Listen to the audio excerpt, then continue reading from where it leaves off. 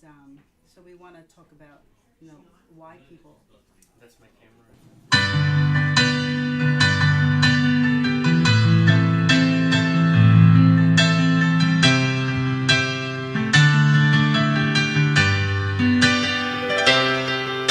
And I can just sit around making music all day long.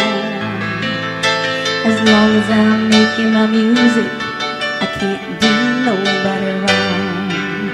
And who knows, maybe someday I'll come up with a song that makes people want to stop the fussing and fighting just long enough to sing along. Let's go, join in.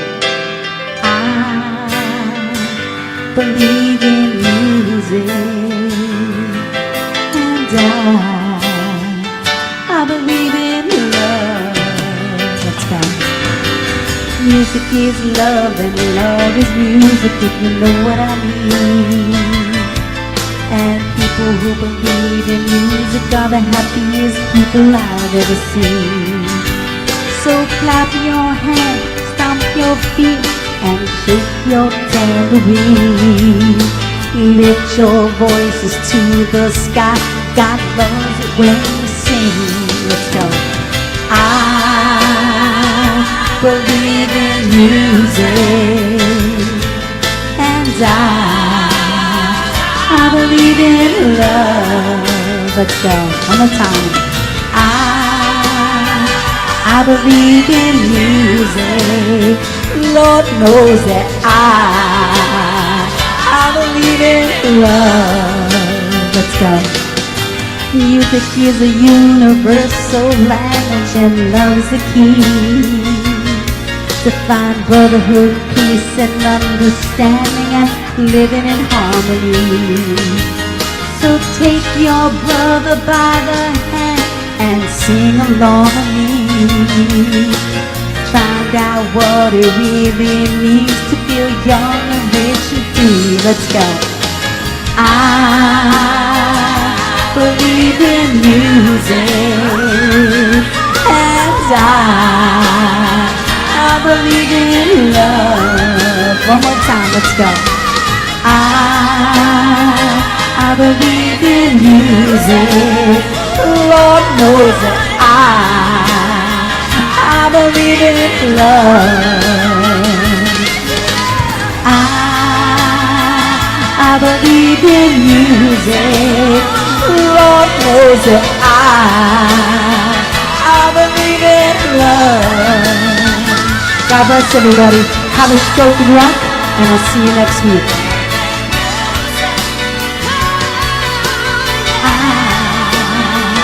I believe in love. I believe in music. Lord knows that I believe in love. Hello, everyone. This is Fulvio Cesare. I'd like to welcome you to the 5th annual Language of Love Telethon, started by my friend here, Renee Marie. And what we'd like to do, the first thing we always do is start with a prayer from our faith-based board member, Father Sam Monaco.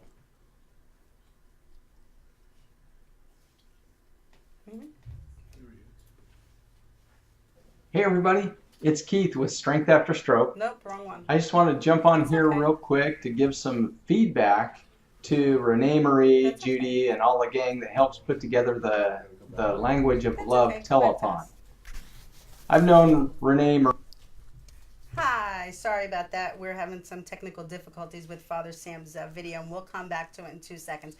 But we're really happy, and I am so honored to have Fulvio live in the studio today. Fulvio has been the board member since the beginning, so 5 years. We've been friends for 50 years. Practically. So he lives a stone throw away from me. I think we really just became better friends maybe We 10 years went ago? to high school together. Yes. Yeah, about that. So you're in the acting industry. In the Tell movie him a little industry. bit. Tell him, because you never had this platform. So tell him a little bit about your what you do. They know all about me. I'm on the show every week. I am an actor. Been an actor for next month will be 36 years. Been in a lot of TV. I've recently gotten into the directing behind the cameras and a lot of projects I'm trying to get off the ground, but primarily actor. Been doing that for a very, very long time. Good. So, and I want to thank you personally, and I always do, but for believing in my vision of this whole grand scheme of the telethon and the foundation and the show. And it's important to, I mean, what we do here is bring awareness, however we can, to strokes and aphasia.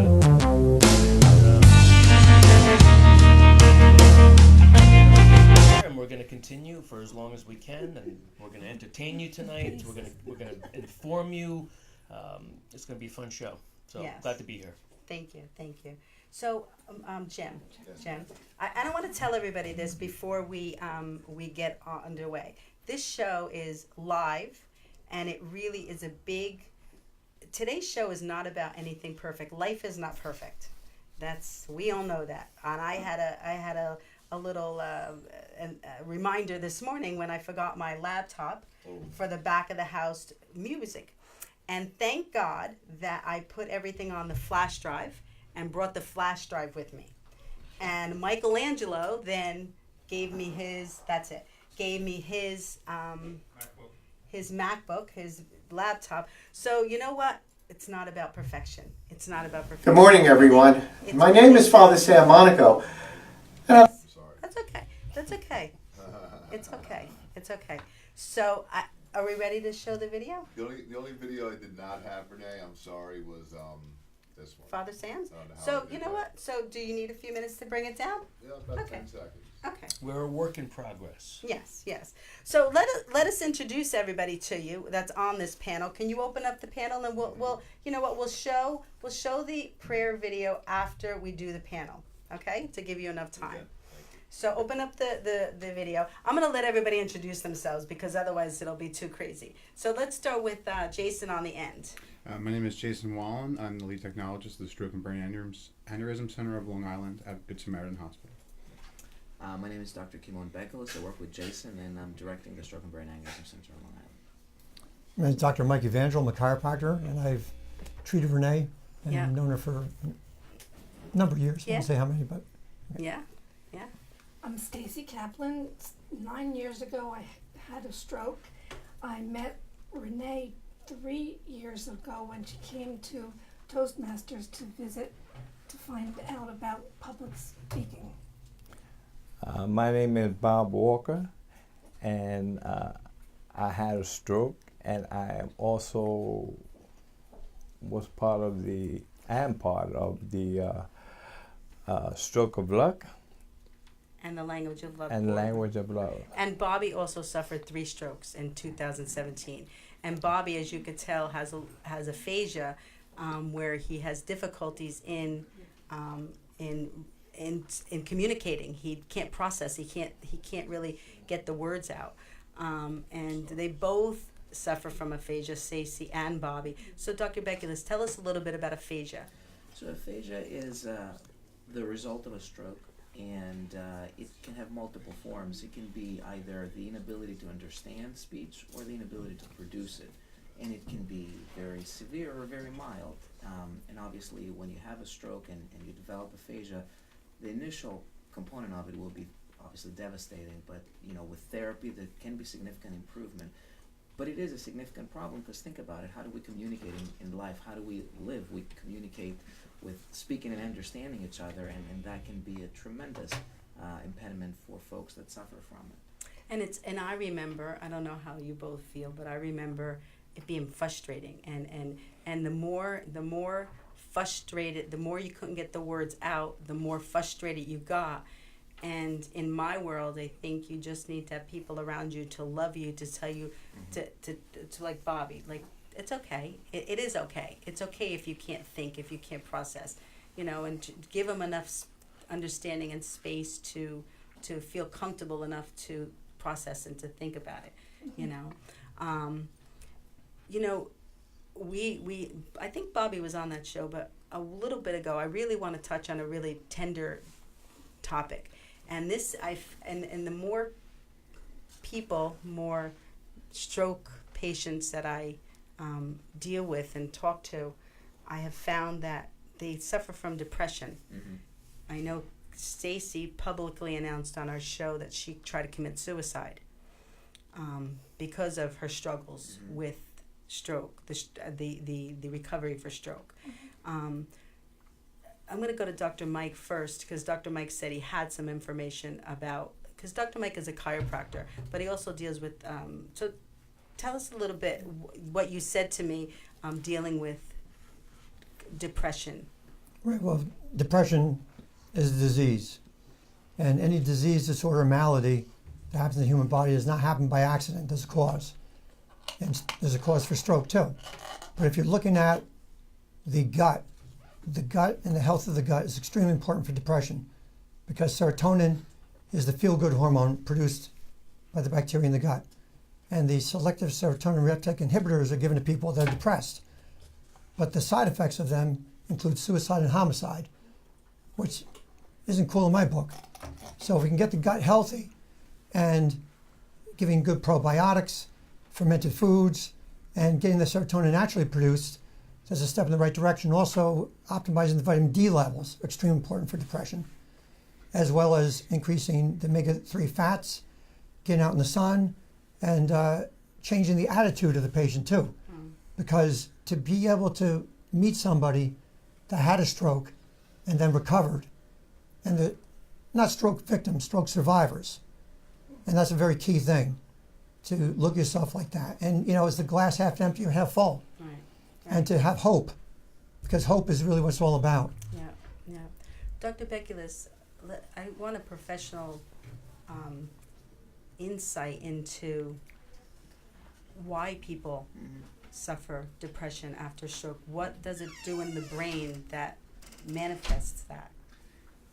Thanks, Renee. So depression and stroke is extremely common and extremely also unrecognized. And I think before talking about why that's happening, we have to realize how prevalent it is. And in the past, physicians, we were focusing on treating the stroke symptoms or treating the patients with a stroke and then transitioning them to rehabilitation to try to fix the physical impediments of a stroke. But we were not paying a lot of attention to the less loud but probably a lot worse symptoms of depression. And I think that's been recognized by the medical community most recently, and a lot of the certifications by the Joint Commission and other organizations for centers that provide stroke care are looking into the ability of those centers to recognize stroke related depression.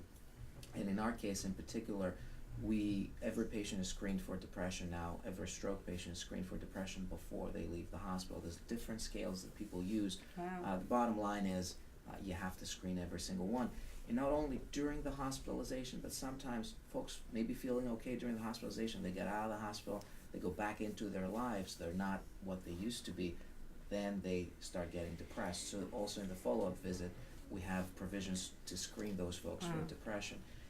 Now, why is it happening? I think, it's fairly obvious. We're used to a lifestyle that we don't even consider in our everyday life. We don't really think of all the things that we can do and we're able to do. But then after a stroke, even if we have minor deficits, those can become significant in our everyday life. We have to change our lives. We've been living one way for a very long time, and now all of a sudden we have to change. And that can be obviously detrimental for our emotional health. And most importantly, even for folks who, say, get TPA or get a procedure through the groin, what we call mechanical thrombectomy, their blood vessels open, they have pretty much no detectable physical deficit. A lot of these folks also have survivor guilt, because they made it and other people did not. And that can result in depression too. And so, having no physical deficits from a stroke does not necessarily mean that folks are emotionally okay. Yes. And I think that's, in addition to obviously screening for depression and treating depression appropriately, that's where support groups come into play, and they have a significant impact on what we do. And this is a lot tagging into what Jason does by running the support group at the Stroke and Brain Aneurysm Center, where folks can come in and really get hear other people's stories and kind of as part of a community, try to heal both physically and emotionally. Wow. Jason, tell us a little bit about your center. I know we heard about it, but tell our audience today, because it really is important, the support after a stroke. Yeah, the Stroke and Brain Aneurysm Center, we really focus on the patient and family support after a neurological event, whether it be a brain aneurysm, either that did not rupture, or a brain aneurysm that ruptured, a stroke. It was treated with TPA or mechanical thrombectomy, which is a procedure where we can pull the clot out. There's, as Dr. Beckler said, a lot of lingering problems that kind of surface sometimes weeks after, months after, and it's, especially when we see younger patients. I just had a phone call from the wife of one of our patients who was 30 that had a stroke, and he's dealing now with having good days, bad days. He has young children. We see this all the time. We see older people that are afraid now to be alone. Because it's not, neurological problems, a stroke especially, it's very hard it comes on suddenly. There's not a lot of, precursors to it. It's not like chest pain, like in a heart attack or anything like that. Right. And it leaves people feeling very vulnerable. Right. And that's something that we want to address. We deal with patient education every month. We kind of let the patients guide the support group. This month, it's kind of funny. We have a psychologist coming and speaking about depression, post-stroke, post-neurological problem, and I asked them to also focus on how it affects the family. Oh my gosh, yes. It affects a stroke doesn't only affect the patient, it affects the family. Absolutely. And in my situation, I just had this inner feeling I was going to be okay, even though I had to go through everything. But my heart went out to my family because they were this outsiders looking in, and they loved me so much, and they didn't know what was going to happen. The unknown is really fearful. Yes. Bobby, how does it feel? How do you feel? You got a mic on, right, Bobby? Yeah. So how do you feel? Like, do you feel depressed, or how does it feel to you? Do you have the symptoms that they were talking about? No. Okay, good. No, I feel normal. Okay, good. And I only feel the stroke when I go to talk. Okay, so you're suffering from the aphasia part of it. Yeah. Do you get frustrated? Yeah. You get frustrated over not being able to. I do get frustrated. Yeah. But just know that you just need to, we always tell you, it's okay. It's okay. And the funny thing is that I go to talk and I have to search for the words. Right. But when I go to sing, you just do it. It's a different part of the brain, right, doctor? Yeah. Right, Exactly. right. So it's very interesting because Dr. Mike was saying something for your health. You could, what were you talking about? You were talking about the gut bacteria? Yeah. Right. So that's something that we should all do, whether we had a stroke or not had a stroke. Everybody should. Everybody should do. Everybody should do it to maintain or help their lives. Stacy, I know this is a touchy subject for you, but you were you were so open to share it with everybody so that everybody knew what could happen. First of all, for aphasia, it not only affects your speaking and it affects all types of communication. So you might have trouble understanding. I couldn't read when I woke up from my stroke. So, it's some people have trouble writing any kind of communication. With me, when I had the stroke, it also left my left side of my body paralyzed. I used to run, and I wasn't able to do that, which was a big part of my depression. I also couldn't read, which was a big hobby of mine. So I was left with nothing, or thought so at the time. That's a big part of it is patients trying to come with terms with their new life. Mm-hmm. Their new limits, new road. and trying to live within that. And then you're young. It's is this ever gonna get better? Is this gonna happen again? So we see that very frequently. Wow. Well, we just had this platform for a few minutes. We do have a back of the house video where I would like you to continue this conversation, because we really want to keep letting everyone know the importance of stroke and aphasia awareness. And you all are doing such an incredible job. Dr. Beckless, I see you guys, and Jason, I see you guys on Facebook and on LinkedIn and the whole, I follow you. You're doing a great job, and Dr. Mike is doing a great job as well. And these two work with me. They're awesome. Right. I want to add one more thing, because another important factor is I have notes here. So exercise is extremely important too for building endorphins, reducing stress, and building strength and confidence. Yes. And it's something that cannot be overlooked. And baby steps. You're here, you just got to get to there. Then gradient. Yeah, but this is what I always say to people. It's easier to say that because I'm of a clear mind now. But when you have a stroke and you're confused and combobulated, you say those small steps, but there's no boundaries, there's no guidelines in your brain. It's all scrambled. So you could say slow, and I'd be going fast thinking I'm going slow. So we need people like yourself and Dr. Beckless and Jason to kind of support us through the process. But that's what Jason was saying before is so important, because you need a coach, you need guidelines, you need somebody to help you, because it's scary, I'm sure. I mean, I've never had it happen myself, but I've had a number of patients have it happen to, and just is like a sucker punch. Yeah, and we need friends, like Fulvio. We need friends that support us in our craziness, to get through it. So. And you mentioned about having the right attitude, and throughout my recovery, I had a small word that made a big difference. Yet. I can't do it yet. And it left hope, and it made me progress. Yeah. And we can't forget about prayer and God, too. That's in my world. My world, I always give thanks to God, because I had a second chance at life. I was, you're looking at me here today, sitting here, but I was really bad. And I was depressed.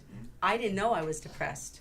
My sister is actually the one that put me in touch with a prayer faith counsel, Light the Way counseling, and that's the only reason I went. I only went because they were going to pray with me, but they were actually helping me to release to try to figure out my life, and and it was really important. It was so it doesn't matter whether it's friends or professional counseling, or you go to a recovery center, or you go to a doctor, or your family, or no matter what it is, but take advantage of those things. And on the flip side, those around us have to know how to compassionately deal with it, right, Dr. Beckless?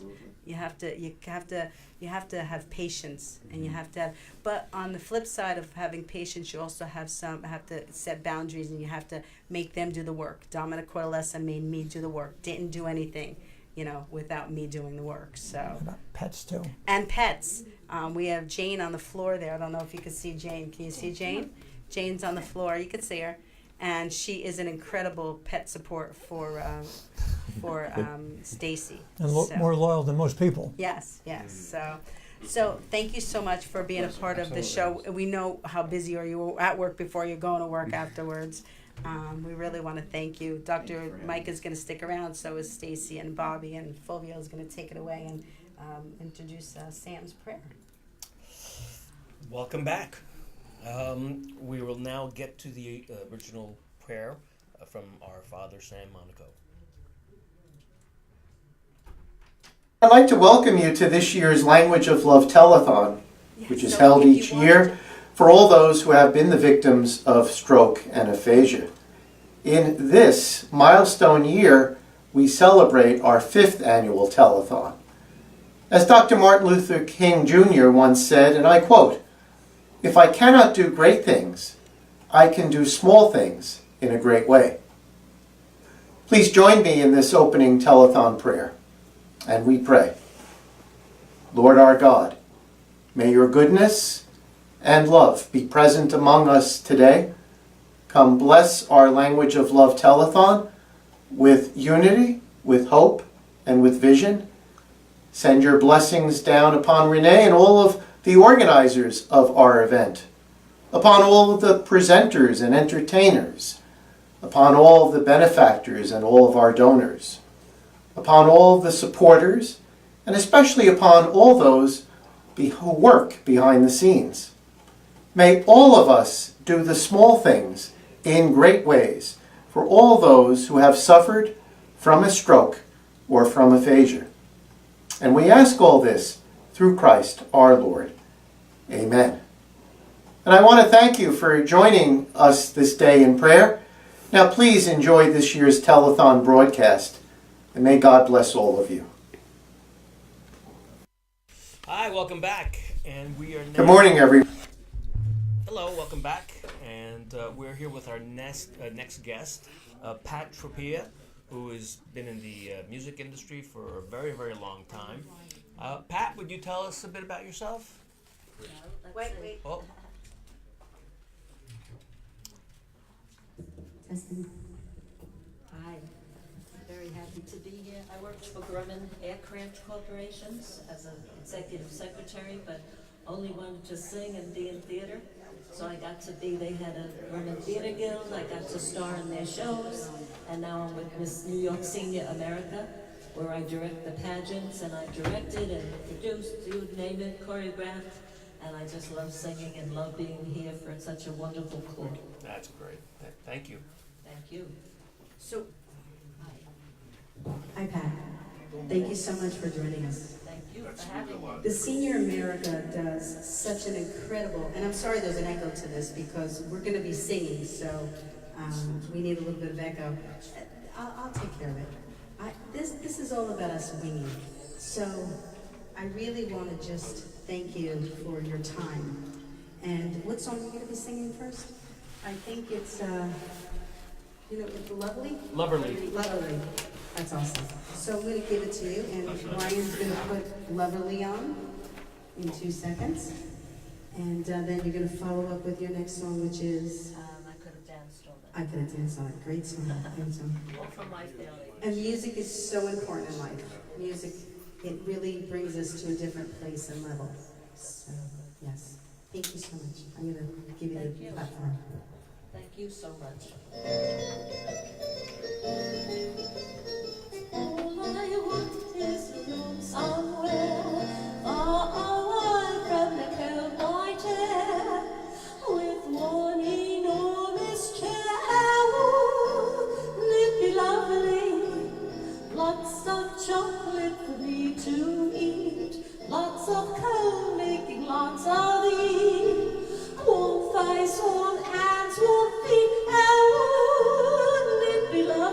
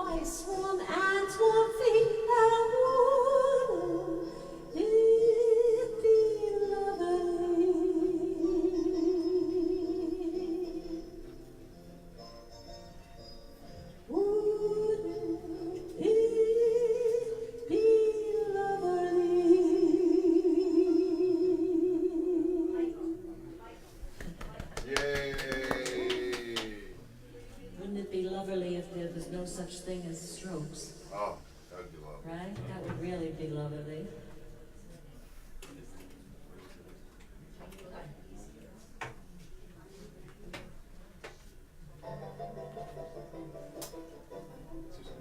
I could have danced all night, I could have danced all night, and still I begged for more.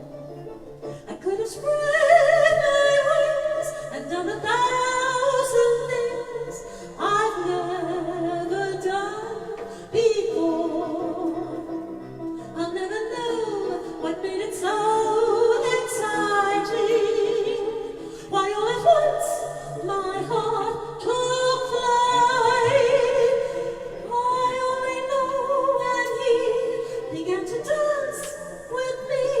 I could have danced all night. You never know what made it so exciting. Why all at once my heart took flight. I only know when he began to dance with me. I could have danced all night.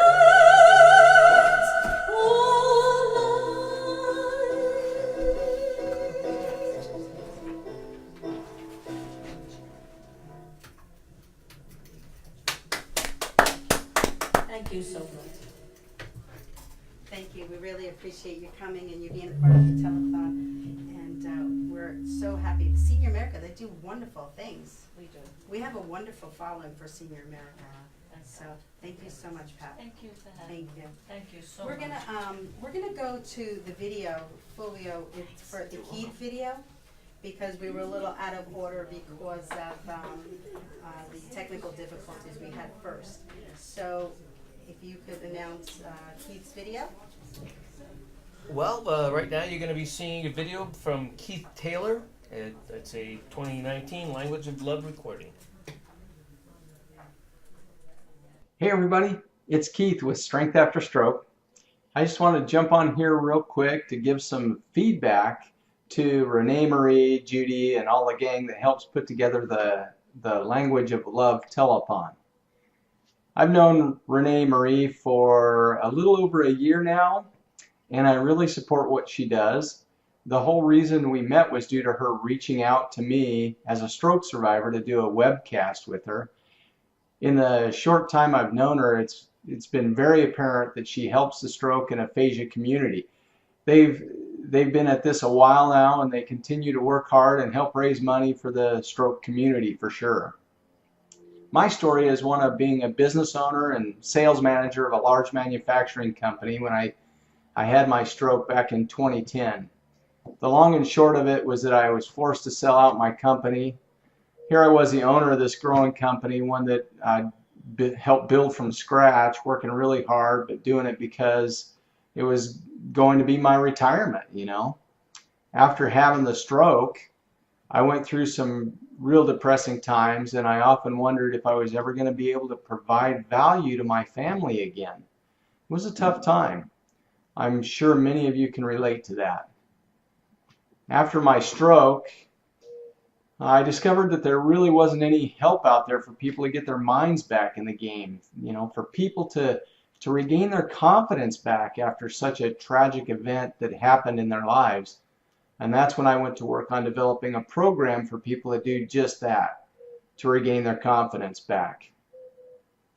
My program is called the BASE program. It deals with rebuilding your confidence through the 4 pillars of BASE, which are belief, attitude, strength, and energy. If anybody's interested in more information, you can contact me on my email. It's just keith@strengthafterstroke.com. But again, I just wanted to reach out during Renee Marie's telethon and encourage everybody to help support it. The work that goes into this is a big deal, and it's worthy of anything you can help with.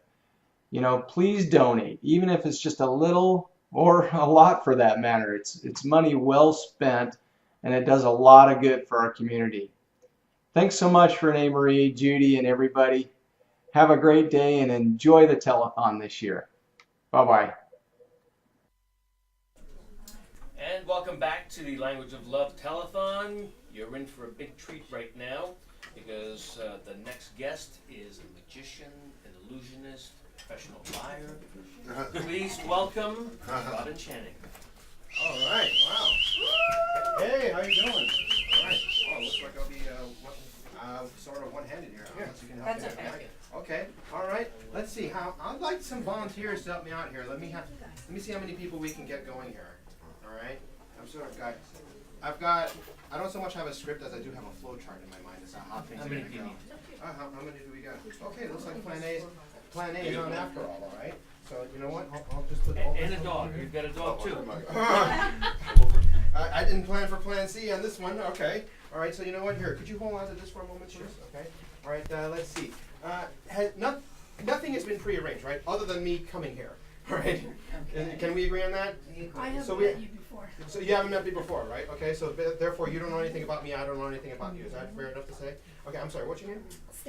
Stacy. Stacy, we just met. Okay, look at me. If you were to think of a simple word that comes to mind right now, what would it be? Aphasia. I'm sorry? Aphasia. Oh, aphasia. Okay, I was hoping for a simpler word than that. All right. Okay. Dog. Okay. Dog. Really? Okay. Sure. Sure. Okay, so there was no way I could have redirected that to. No. Okay. All right. So dog. Well, what month were you born? July. July. That would be the 7th month. Okay. And what part of July would that be? 28th. The 20th. Okay. So 28th. Okay. Okay, very good. 28th. All right. The 28th. 28th. Wow, such a subtle phonetic difference. Okay, so there was no way that any of that could have been anticipated. Is that fair enough to say? All right. I'm sorry. What was your name again? Stacy. Good. Nothing's changed. Stacy. All right. Now, Stacy, I have a couple of apologies that I need to make. All right. One of my apologies is I write notes to myself when I drive, and that predates texting while driving, so apologies for that. The other apology I have to make is my handwriting. It's atrocious. Because I drive while I write, so therefore it's even worse. And that's why quite a few of my shows involve police officers. But anyway, could you check that out, make sure, open that up, okay? All right, so yeah, nothing was prearranged, all right? So check that out, Okay, what is it? Dog and my birthday. 7/28. You show the camera. All right, show that, okay. We got our first bang for the buck, all right, okay. All right. Okay, so 7/28. Wow, I'm like, okay, that works. Okay, all right. Okay, so let's see where we can take things going. Okay, now first of all, I'll just have to take all these cards out of the box. All right, so go like this, go like this, go like this. Okay. All right, so okay, 7/28. All right, yeah, and don't put that away as yet. Just let's make sure that everybody can, everybody can see that. Okay. Okay. All right. Very good. Okay. Make sure that everybody can see that. Okay. So we're gonna try. You're taking. I see you're taking advantage of the fact that it's a Post-it. Okay, that's it. That is so very good. That's so very good. Okay. So we're gonna try a little bit of an experiment here. All right. Now, first of all, I'm sorry. What's your name?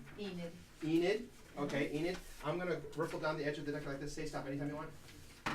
Okay, here. Do you want to go any more, any less? No, that's fine. Okay, so you know what? Do me a favor. Commit that to memory, all right? Okay. Commit that to memory, okay? All right, Virginia, we've met, okay?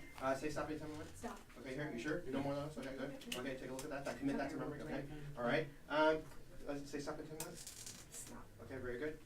Commit that to memory. And since we've got a 4th person here, say stop anytime you want. Stop. Okay, very good. Take that, commit that to memory. Okay. Okay, so very good. And you know what? We're gonna try one more experiment. Hold on to this. All right, sir, raise one finger. Thanks for being polite. We use that finger to touch the back of any card you like, any card. All right, you sure, this one? Yeah. Okay, you can let go of the finger. Now, I just want you to know something, that you could have chosen any one of these, all right? You could have chosen any one of these, all right? But I need you to keep that a secret. Don't look at it. Just put it in your pocket without looking at it, okay? Can you do that for me? Yes. Okay, that's very good. Okay, so we got 4 people in play here, right? No spoilers. All right. Hashtag don't spoil the end game. Now, we got 4 different people here. Could you do me a favor and point to any one of these 4 people that you like? Virginia? Yep. Hi, how you doing, Virginia? Okay. All right, you have a card committed to your memory, right? I do. Is it a colorful card? Yes. Lots of colors going on? Yep. Jack of diamonds? Yes. Okay, good. One down. All right. Okay, we got 3 more people. Select any of the other 3 people. Enid, hi, how you doing? Okay, colorful card as well, yes? Colorful card. Okay, not quite as colorful as that one, so to speak. Trick question. Colorful. Okay, but it's colorful. King of spades? Yes. Very good. All right, so far so good. Okay, all right. Now, do not answer yet. Stay silent for the moment. One of you is thinking of the 10 spades. One of you is thinking of the 8 of clubs. Now you can answer yes or no. Is that correct? Yes. Not quite. Okay.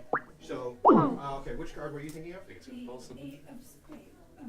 Eight of clubs. 8 of clubs. Okay. So you were thinking of the 8 of clubs. You are keeping yours a secret. Mm-hmm.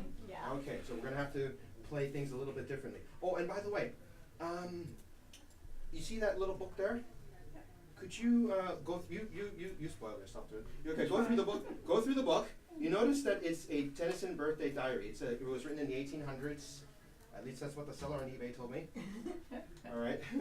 And you notice that for every different entry, there is the name of a playing card. You see how that works? Yeah.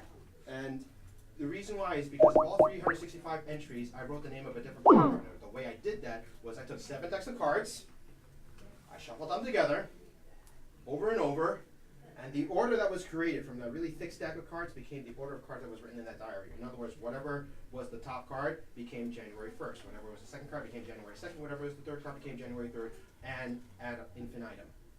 Oh, I have a life. It's just not a social one. All right.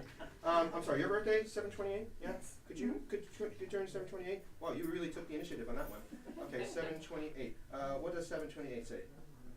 5 of hearts. 5 of hearts. And remember, I asked this gentleman over here to take a card at random. You see how all this is building? If the card that this gentleman picked at random just so happens to be the card listed on your birthday, out of all, because you know, you saw the pages, they're all different, yes? Mm-hmm. Yes. Go nuts, go blessed day. Is it? Yep. Oh my goodness. Oh my goodness. It can happen. It can happen. All right. You know what? We're going to try something a little bit more different. As a matter of fact, okay, let's see. Sir, could you open your hand, please? Okay, very good, very good. I'm going to try something a little different. Right? I need a sense of balance going on. A sense of balance, okay? Okay, so let's see. All right, so your card was kept secret this whole time, okay? This is, we're going to try a little something here. Now look, the cards are completely out of my hands. I'm sorry, what's your name? Yeah. Yeah, for the first time, name the card you were thinking of. Name a card. The card you were thinking of before. Should I tell you already? Yeah, tell me. 10. Of? The flower? Clubs. Clubs, okay. 10 of clubs. 10 of clubs. Could you reach over and lift up like half the deck, if you don't mind? Like half the deck. That's not exactly half. Okay. Take it down. Half the deck. Let's see. Yeah, that's good. Okay, that's half the deck. Okay, now let's see. You are the dealer. There are 3 ladies in play. Okay, hold that deck face up. Okay, there are 3 ladies in play. If you were to deal a card over, you know what? Actually, face down. Deal from the bottom. If you were to deal 1 card to this lady over here, it won't mean a whole lot. Deal a card from the bottom to this lady over here, it won't mean a whole lot. Deal a card from the bottom to this lady over here. That's going to mean something. Ooh. All right. Should I turn it over? Yeah, don't turn it over. Oh my goodness. Oh my goodness, how was that? Whoa, it can happen, all right, and it just did. All right, how are we doing on time? Do another one. Do another one? Okay, I'm still on the clock on this one. Yeah, all right. go for it, Rob. Okay, so you know what? I'm still on the clock. Let me try something a little different. I'm sorry. Yen, was it? Yeah. Yes. Yeah. Could you stand over here, please? I'm going to try something over here. Okay. All right. Okay. So this is being broadcast. This is being streamed. We're going to do something a little bit on the telekinetic side. And you know what? Don't stand way back there because I'm going to have to move around you. Okay. Now, bear in mind this is being broadcast. This is being streamed live. All right. So everything I do has to fall within the realm of common decency. Fair enough? That said, I'm about to touch you in various places of your person. Okay. You see the implicit boundaries that I've set for myself. Okay. Yeah, here's what's going to happen. I'm going to touch you any place I touch you at all. Okay. On the right side, any place at all, you simply raise the right arm. Okay. Agreed? Any place I touch you on the left side, any place at all, you raise the left arm. Okay. Agreed? But in a moment, you're going to close your eyes, all right? Not in a moment. Not now. I said in a moment. Okay. Now I'm nervous. You're okay. You're showing some initiative. That's a good thing. Okay. Look at me. Okay. Okay. That's good. Okay. Here we go. Here. Close your eyes. Keep them close. Here we go. Okay.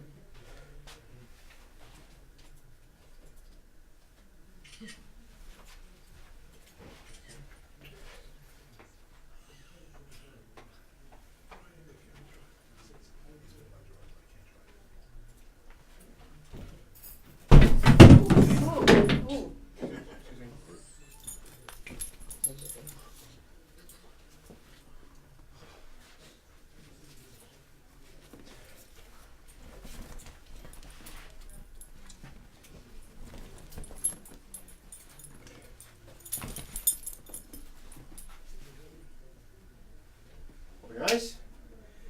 Notice that everybody's positively freaked out. And that's another reason why the fact that this is being broadcast, because if you were to look over the footage that what just took place, you will know what happened to you. And then you will understand why this rousing round of applause just took place just now. I know, right? Exactly. What just happened? Exactly. We just got mental over here. So how are we doing on time? Are we still good? Do one more. Do one more. Okay, one more. You know what? One I got more. just a piece. All right. So we got here, this here. I decided to go a little bit technical here. Okay, very good. Oh, and yes, I am an app hoarder. This is my iPad Pro. I am an app hoarder, guilty as charged, all right? But the app that we're going to be using is the Sketchpad app. Having said that, at this point, Yen, I've used you to great effect. Bridget, you could come over here, please. All right? Now, Virginia, you stay over here. Yen, could you actually come over here? Okay. All right? Yes, stand over here. Okay. Left hand on the bottom of the iPad, right hand off to the side. That's good. That is so good that you placed it over there, because if you had placed it up here, that would have blocked the camera.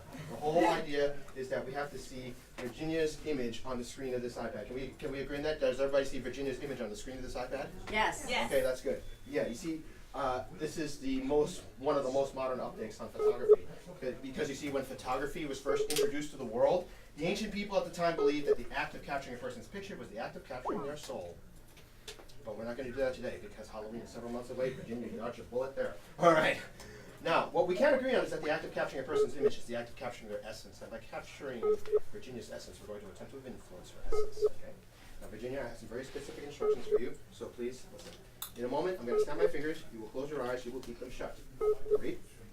And while your eyes are shut, you will be in what's called a state of relaxation. And in that state of relaxation, you will be silent and you will be still. Silent meaning you won't say a word whatsoever. Still meaning you won't move a muscle whatsoever. So unless instructed otherwise. Silent and still. Oh, and by the way, if you happen to feel anything, like any weird sensations, don't react. Just make a mental note. Agreed? Okay, here we go. Right. Okay. A tiny bit of a quarter turn to your left. That's good. Okay.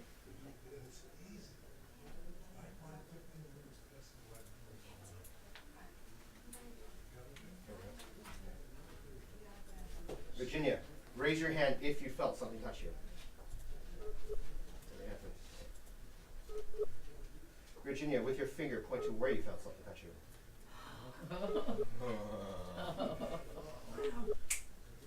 You can open your eyes. Virginia, just, everybody here is freaking out. Once again, that's because, true to my word, I didn't touch you. Because the place where you were touched, I'll bring you up to speed, the place where you were touched was on your face. Screen of this iPad itself. Right. The footage here will prove the point. Okay. I think that was a good set. What do you guys think? Yeah, you see how that worked? All right. All right. Thank you very much for having me. And let's see. Thank you to donate now through PayPal. Please visit. Is that what I'm Make supposed the to do? announcement. Okay. Hey, all right. you're Language part of of the love. Peace show. and love. Okay. May God bless you through your life. Life is a gift. Well, where can they make a donation? Okay. All right. So let's see. Thank you to donate now through PayPal. Please visit languageoflovetelethon.org and Renee Marie languageoflove.org. Call or text Kathy Walker, telephone, phone book 973-803-2172. Should I do the P.O. Box? Yeah, okay. do it. P.O. Box 451, Hawthorne, New Jersey 07506 with Heartfelt Gratitude, Renee Marie, and the Language of Love. All right? Woo! Did that work? Okay. The public service announcement has been done for today. Okay. Thank you. Thank you. Okay. Thank you, Robin. All right. And thanks, everybody, for coming up here and volunteering. Jane, you How do you keep the music playing?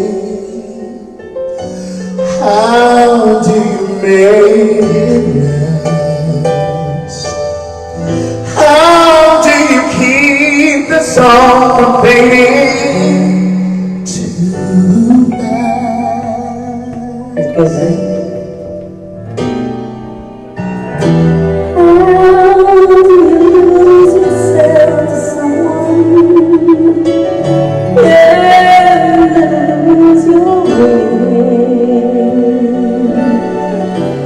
How do you love another in me?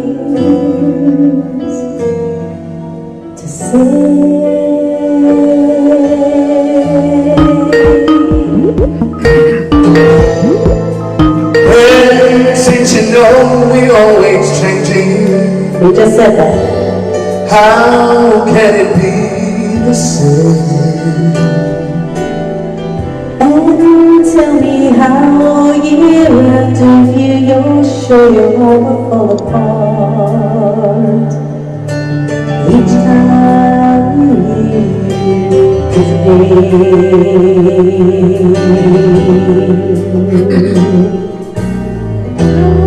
I know the way I feel for you is now or never. The more I love, the more I'm afraid. Light in your eyes, I may not see forever.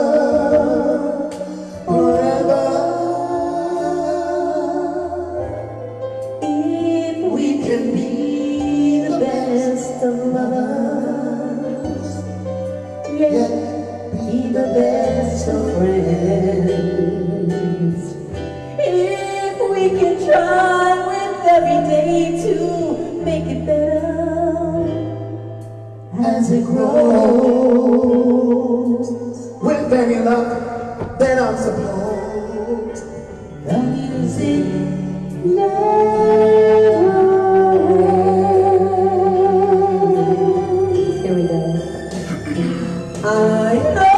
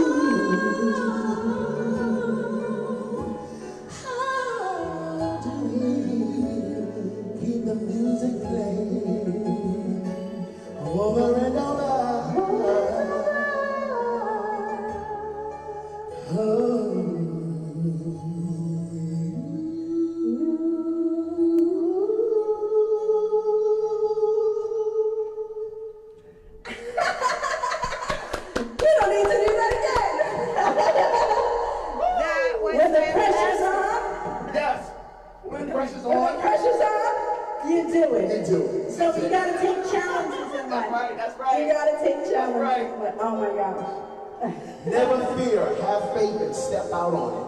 Oh my God, that is incredible.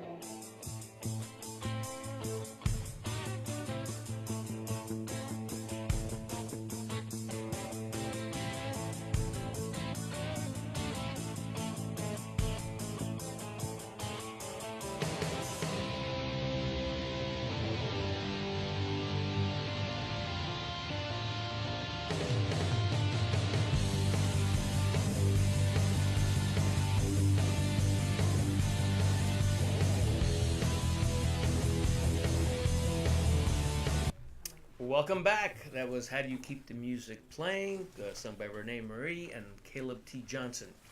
We have a new guest coming up via Skype, so please welcome Tracy Lawrence.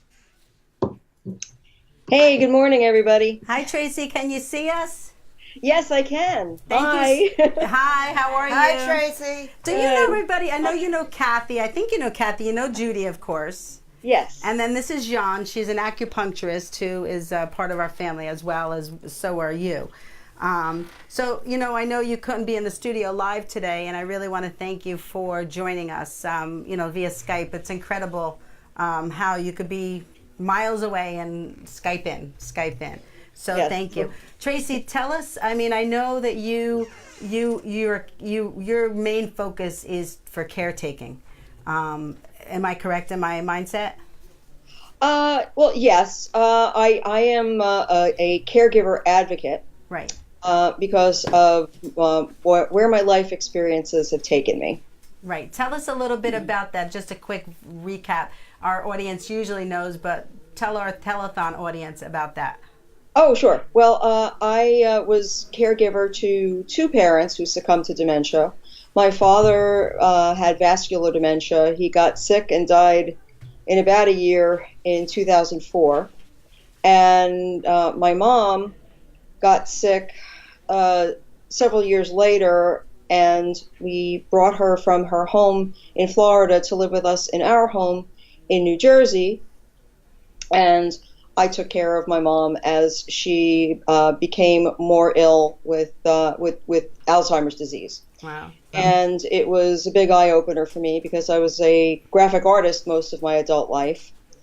And having to be an advocate for aging parents brings out a lot of different challenges, and I had to learn how to deal with geriatric illnesses, doctors, Medicare, long-term care insurance, finances, and a whole range of other things that come up as you're trying to provide some kind of quality of life for your loved one and for yourself. So I learned that it's extremely important to plan for those kinds of things to happen, and most people don't because they're unpleasant. And that if you do plan and you're more ready for it, your situation is still going to be difficult, but it will be much less difficult if you have the resources in place and if you have your legal documentation done so that you can legally and effectively advocate for your loved ones. And that's where we met, Tracy, right? We happened to meet at my softball marathon that Yes. you were singing at, as a matter of Yes. fact. Yes. And I think God brought us together because I Yes. started talking to you, and out of the blue, you just started talking to me about financial preparation. Or I think maybe I was talking to you about it, and we kind of connected. And Yes. that was the beginning of our journey. It was to really set me up, because you're my financial advisor, Yes. to really prepare. And I didn't know that back many years ago, that I needed to prepare for my life. Sure. And you have a unique perspective on it because you know what happens. I mean, you've been through it. You are a brilliant example of how someone can, arrive more healthfully on the other side of things. Yeah. But you also know that It's there 10 o'clock. Sorry about that. That's my computer. That's okay. We got technical things going on here all the time. We're live. So you have a wonderful perspective because you know that things happen, and thank God you're healthy, and thank God you have a beautiful family, and everyone's healthy, and you want for that to always be true. But none of us has a crystal ball. We don't know what's going to happen. So what I try to do is help families to plan for a bunch of different things, and of course, we want to hope for all the best things to happen, right? And we want to, set things in motion so that all the things you want and love and desire can happen. But Right. you also want to be prepared for those things that can derail your dreams. Yeah. So that's what I do, and I try to help people to navigate through those situations so that they don't get caught off guard. And when life takes a turn, it's always challenging, but if the better prepared you are, the more tools that you have, and the more people you have on your side, the easier it is to get through it and to arrive at a better place. And Judy was a caregiver, and Kathy was a caregiver to Bobby, and Judy was to her dad. Sure. And Jan, she's acupuncturist. And actually, Jan used to be a doctor when she was in China. Is it China that you come from? Yeah. She used to be a doctor in China. And I just mentioned that because strokes doesn't matter. It's not discriminative. Could happen to anyone right, at any time. Right, right. course. So what do you do when someone suffers a stroke? We spoke about this, but what do you do? I can do acupuncture on patients. And actually, recently, one of my colleagues, he just got a stroke, multiple strokes. Let me put this on you because I don't Sure. know if you have one. Oh, thanks. You're welcome. Go ahead. Actually, recently, one of my colleagues, he just had multiple strokes. And he was a wonderful professor. And once a sudden, he lost the control of his life. And he lost his memory. Sometimes he couldn't memorize things. And like, where did he park the car? Did he carry the phone with him? And he had a difficulty to keep balance. So all the time, he was always lean toward one side. So I convinced her to have acupuncture, even though himself is an acupuncturist and herbalist. Right. So finally, he said, okay, I had to try acupuncture once a week. Wow. So the session was not too long, only half an hour. I did scalp needle on him. So after 4 or 5 times later, he felt much better. Wow. And not long ago, he went back to China to visit family. And after he came back after 2 weeks, he told me, I didn't really feel anything. So the treatment really helped me. Wow, that's incredible. And right? I mean, Kathy saved Bobby's life, and she saved. You tell them. He no, thank you. Bobby was home. It was his birthday. I was working, and I called him, and I said to him, "Why are you mumbling?" And he was like, "I'm not." And I'm like, "You are." And you know, I got home from work, and I was speaking to him, and he was still mumbling. And I said, "There's something wrong with you." And he's like, No, I'm fine. He got up to walk, and he was like shuffling. I said, "That's it, sit down," you know. Yeah. He sat down. I asked him to smile, and I noticed he was weak on the right side of his mouth. So I had to convince him to go to the hospital. He didn't want to go. But we went to the hospital, and they told us he had a stroke. Wow. She was texting me on the way. I just want to add that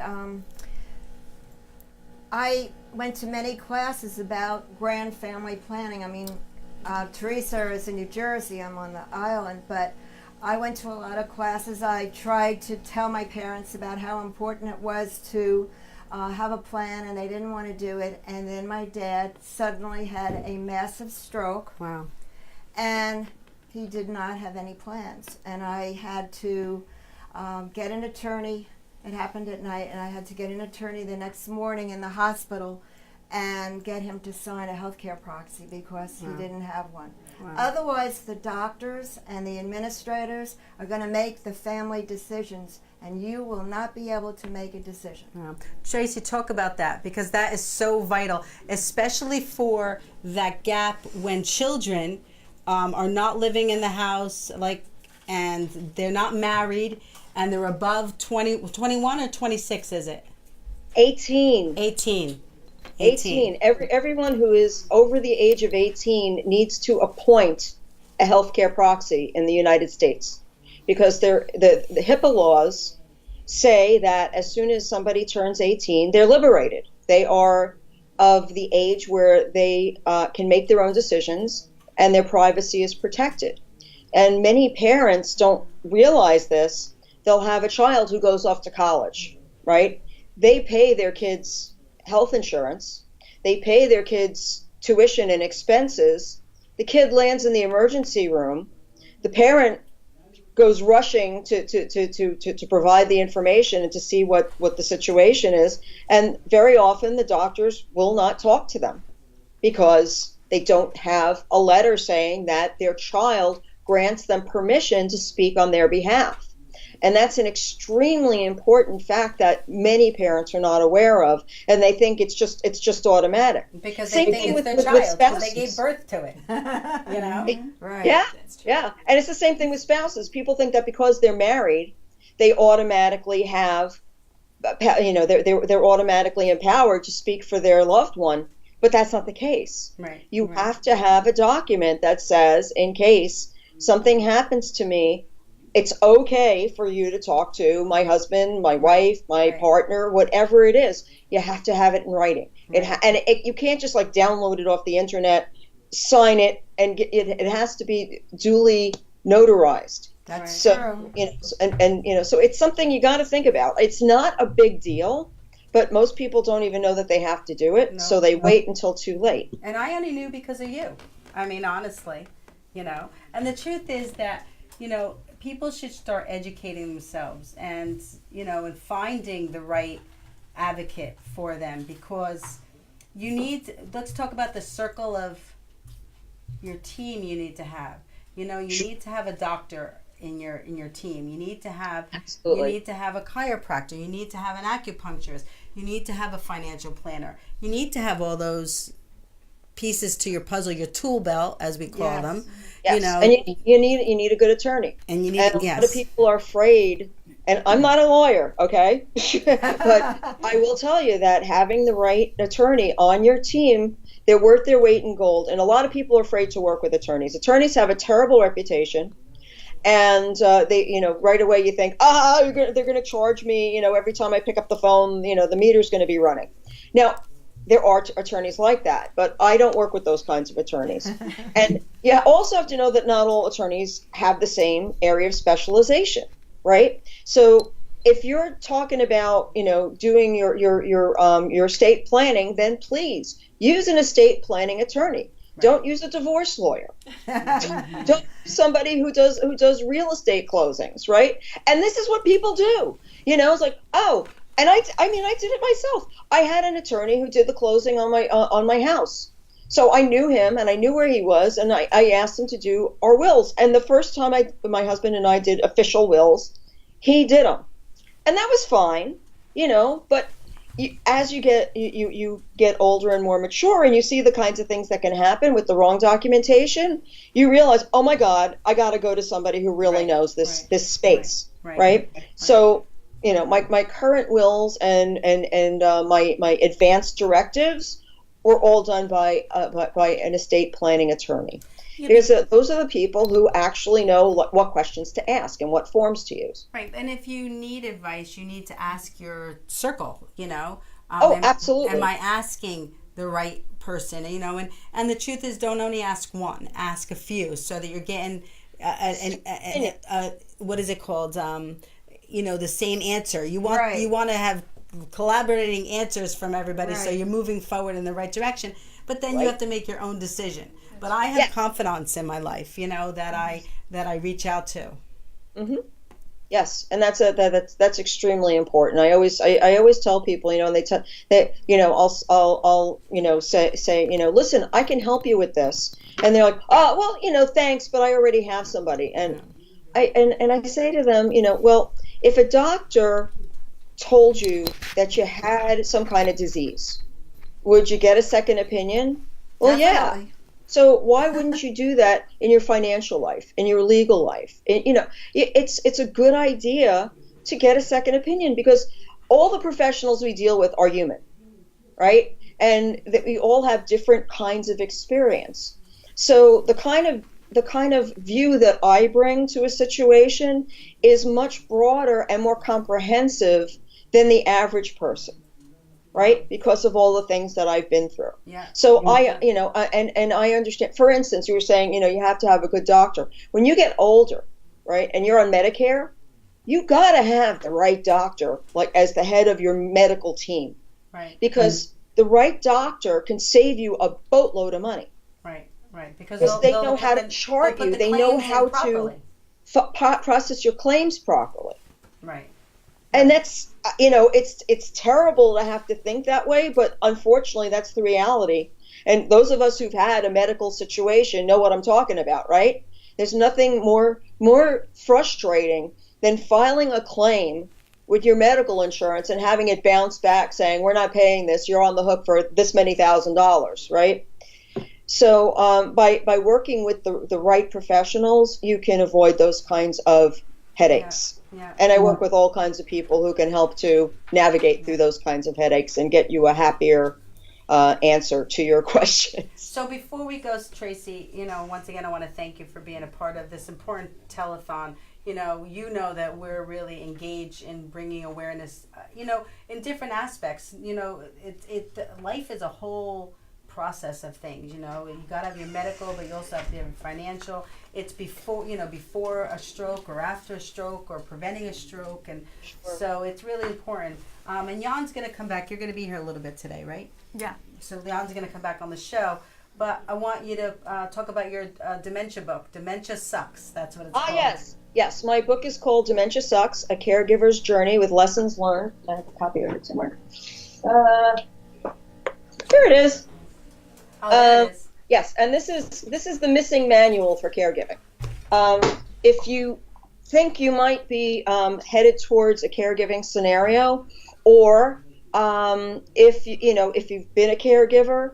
And Judy can tell you. I know she's read it. Yes, it was great. It's a great resource because it's an entertaining read, because my mother was a very funny demented lady, but at the same time, like, I fill you in with some information about things that you can do to make your journey safer and to be able to get through it more healthfully. Wow. There's a chapter in the book called "Don't Get Old."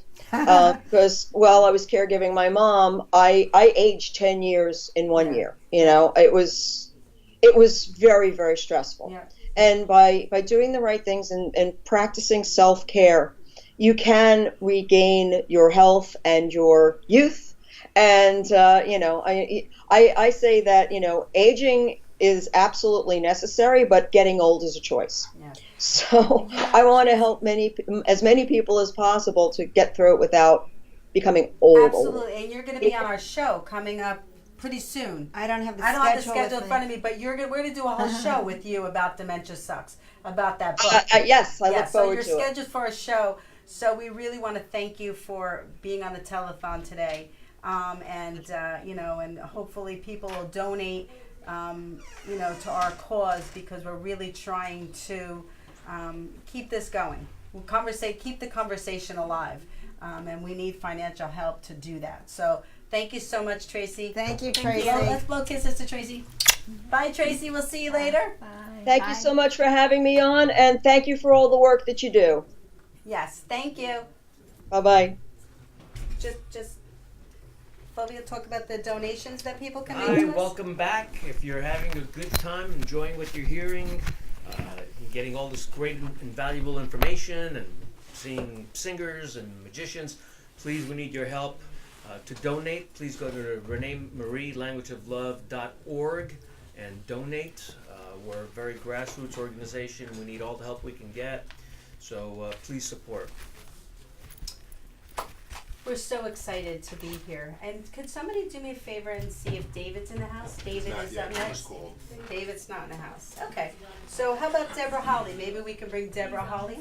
He's on his way. Maybe Deborah Holly could sing next verse. We always have, because we're having such wonderful weather outside, right, Phil? Yes. Bring Deborah Holly, and we're gonna do Deborah Holly. She's gonna be performing next. Judy, why don't you come on over? Sit in my chair, talk a little bit to Fu about what we do. Hi, Fu. You know what? Wait. First of all, can you see me? First of all, they never met. This is the first time. We've met. We've talked. We've totally by met. Skype. We've met. Yes. But this is the first introduction. So Judy meet Fu, Fu meet Judy. I feel I know you for 5 years, even though we just talked on the phone right. and emailed each other. So talk about our foundation and the Strokes and what we're doing and what we do on the show. Talk about the show a little bit. What we do on the show is we bring neurosurgeons, we bring nurses, doctors, people who have suffered either a stroke, head injury, brain injury, concussion, and we hear their stories. We had Stephen, who came came a few months ago, and he had 2 strokes in one morning at work and did everything wrong. However, he survived it, and he was very fortunate. and he was able to come and talk to us, and he's able to resume what he was doing in the past, and he's very healthy again, and he's getting the word out about strokes. I know that I don't know that much about the stroke world, learning a little bit at a time, but I know that there's this acronym called FAST. Yes. Can you tell us about FAST? FAST is the signs of a stroke. So it's the speech, it's it's the face. If the face is F for face, if the face is drooping, if the speech is slurred, if you cannot extend your arms all the way. So F for the face, A for the arms, yes. S for speech. Yes, and the most important is time. Time is of the essence. If you don't call right away, you're not going to get the help you need, and it can take a lot longer to recover. Right. Well, it looks like we're almost ready to have. It looks like Deborah is going to sing for us. Deborah Holly. Yes. Are you ready, Deborah? Yes, I And am. welcome to the telethon. Thank you, doll. Thank you, sweetheart. Thank you. I am so thankful to be here. How many years have you been with us? It's got to be Four. 4 years. Yeah. Aren't we blessed? We're so blessed to have this. You know what I loved about this whole process. It really is about the journey. It's not so much about the success and the accomplishments. That is a big part of it. But it's about how we get there and the family and friends that Judy and my team, Ginny and Nancy, who are doing the back end work today. They'll be out in a little bit. We have made so many dear friends and family members. Absolutely. Tell us a little bit about because you suffered a stroke as well. I did. You know what? Use this mic before you sing. Okay. Maybe I'll use it to sing also. No. Okay. Well, my husband and I, we were in Florida visiting his son, and he was sleeping over, and I'm getting up, of course, for breakfast, and all of a sudden, I slid off the bed, and I couldn't communicate with my husband anything, and I was getting frustrated because he couldn't hear, he couldn't understand. And Were you talking with aphasia? that's probably what, yes, it was. And I just went, I was in another world. It's like, what the heck is happening? So, but I had to eat. I ate, and then they wanted to call the they wanted to call the ambulance. And I said, you know what, don't call, I have to call this doctor first. They said, stop it, you gotta get there immediately. So we got the emergency people to come and get us, who was so phenomenal. And that's what we were just saying, because Judy and Fu were just talking about the fast, which is important. And the most critical part of fast is time. Time is of the essence. The face. Oh, go ahead. Face, the arms, the smile or the speech, and time. Time is of the essence when you have a stroke. So, but you've made such a wonderful recovery. I am so blessed. We're all Thankful, blessed. Yes. blessed. Yes. And the truth is that every day should be a birthday. Every day is a gift. It's so true. Yeah. It certainly is. So we're gonna let you spread our love with music. Thank you. Because we love to sing. So you're doing What a Wonderful World first? Yes. Okay. And then you're doing, what's the other song she's doing? Young at Heart. Young at Heart. So they're two beautiful songs. Take the singing mic. Thank you. Bye. Back to the singing mic, everybody.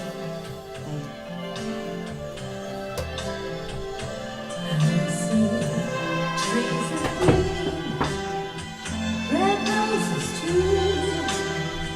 I see the moon for me and you, and I think to myself, what a wonderful world. I see skies of blue, clouds of white,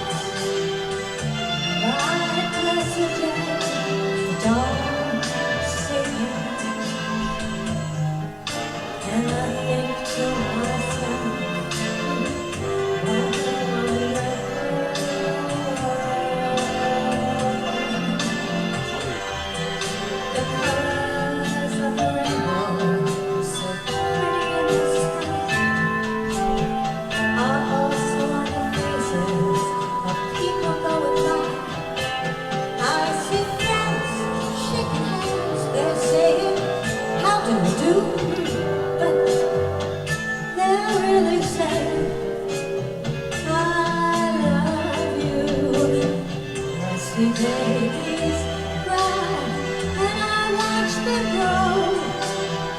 They'll learn much more than I ever know. And I think to myself, what a wonderful world. Yes, I think to myself, yes, what a wonderful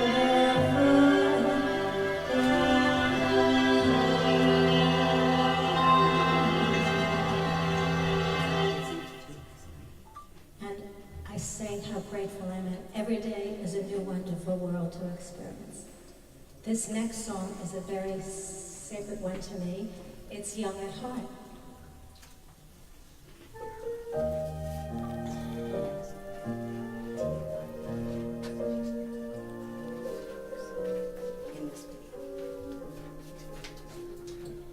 Fairy tales can come true.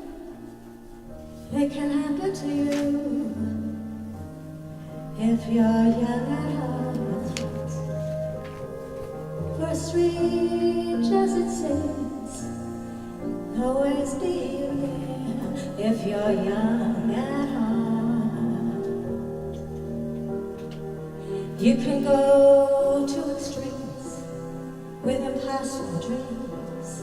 You can laugh when your dreams fall apart at the seams, but life is so exciting with each passing day, and love is either in your heart or on its way. Don't you know that it's worth every treasure on earth to be young at heart? For as sweet as you are, it's much better by far to be young at heart. If you should survive to 105, look at all you'll derive out of being alive. This is the best part. You had a head start.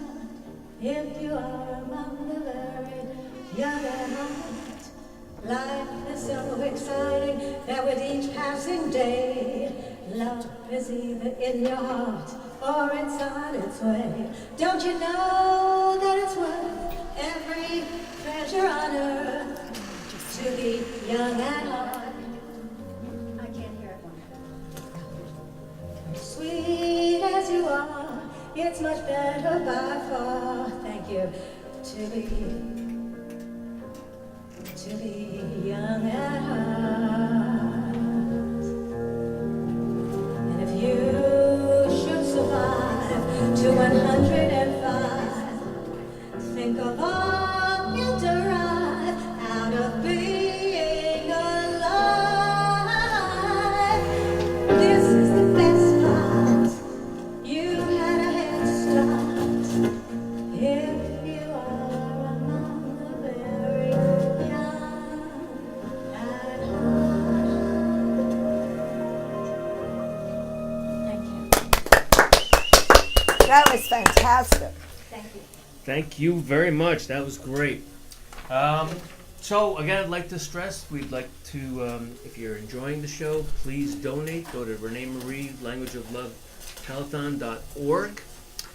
We've got a new video coming up, and it's Jasmine Lay, and she's an acupuncturist, and she's going to be talking about TIA strokes. Are we ready for Jasmine? Yes, we are.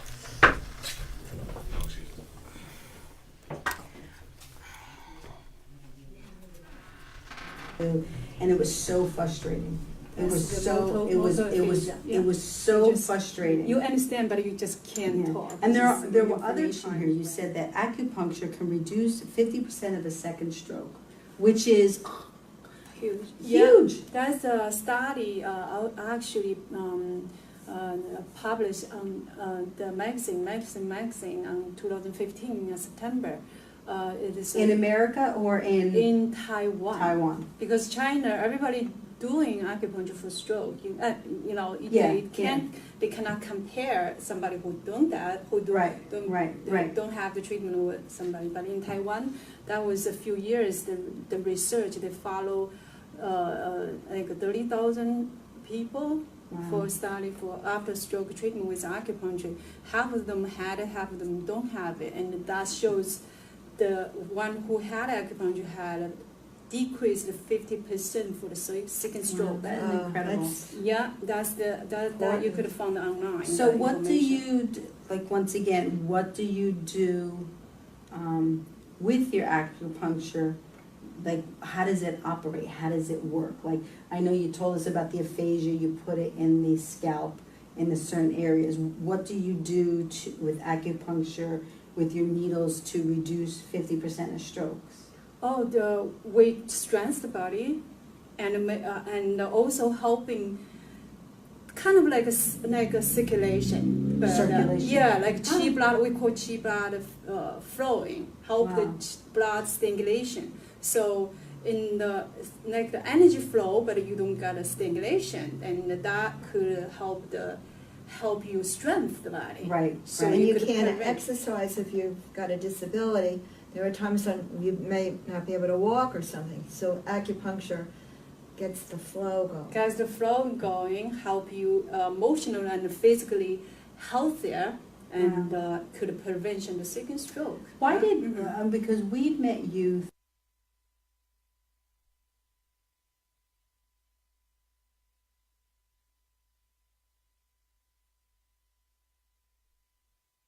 Got another treat for you. We have a singer from Long Island here. Ann Fisher has joined us, and she's going to take it away and sing for us. Thank you very much. I'm going to do that last. You do it last?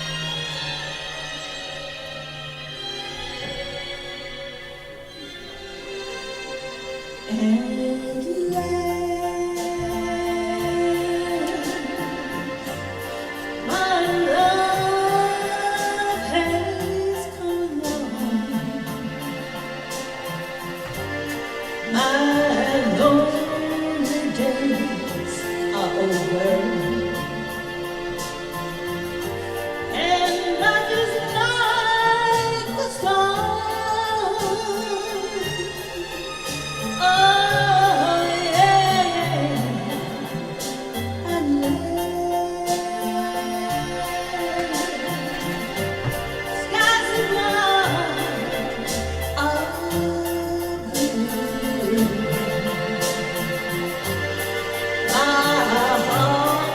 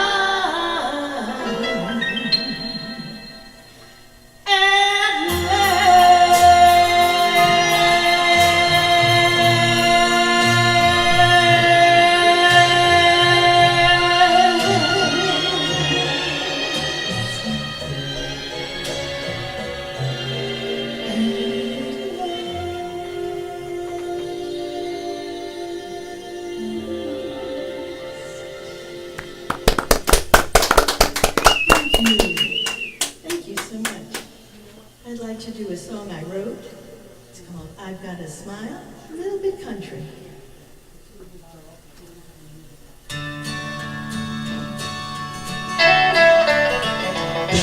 Well, you can take my money, honey, house and fancy cars.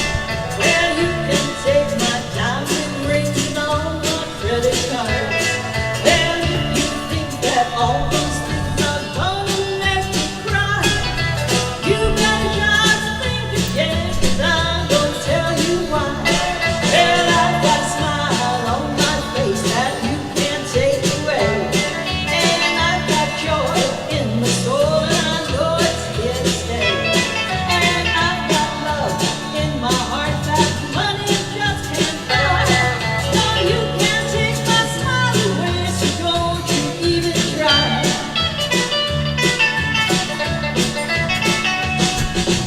Once I thought that fancy things could make a happy heart, but once I got those fancy things, they never were enough.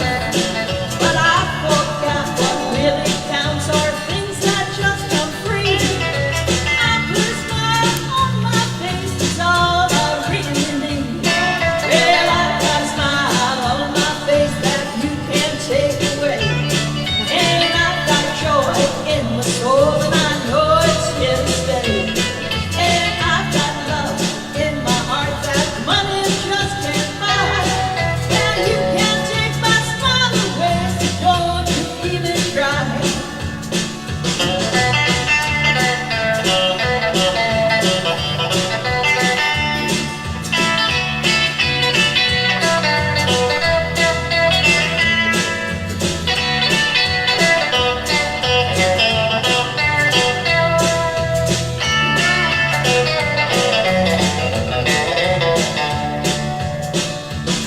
Well, I've got a smile on my face that you can't take away, and I've got joy in my soul, and I know it's here to stay. And I've got love in my heart that money just can't buy. Well, you can't take my smile away, so don't you even try. Well, I've got a smile on my face that you can't take away, and I've got joy in my soul, and I know it's here to stay. And I've got love in my heart that money just can't buy. You can't take my smile away, so don't you even try. Yes, I've got a smile on my face that you can't take away.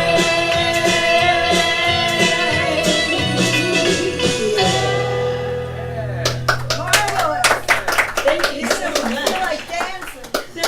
Thank you so much. Thank you. That was Ann Fisher. We really appreciate that. Once again, please donate. Please go to the Renee Marie languageoflove.org or check us out, the languageoflove.telethon.org. Our next guest is Sean Christopher O'Brien, whose movie Shadow Serenade. Well, I'll let him tell you a bit about it. Welcome to the show. Over here, Sean. Come here. So I'm going to give you this mic, and you're going to do a monologue about the movie. Yep. Tell us about it.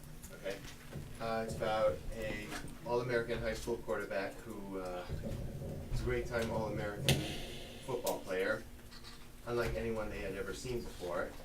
And I made like 3 national championships at our school, and one practice. You did, or in the movie you did? You did 3 national championships in the movie you're talking Yeah. about? Okay. Yeah. I just wanted to clarify if you're telling about yourself live or you're telling us about the movie a little bit. So then, one practice session before we had to get ready for the school year, I break my best friend's back. Oh my gosh. Yeah. And now he can't play football no more, and I quit the team, and now the whole town hates me. So you're going to do a monologue. Am I understood that correctly? Yes. Okay. So you want to take it away and do a little monologue? Sure. Okay. Here you go.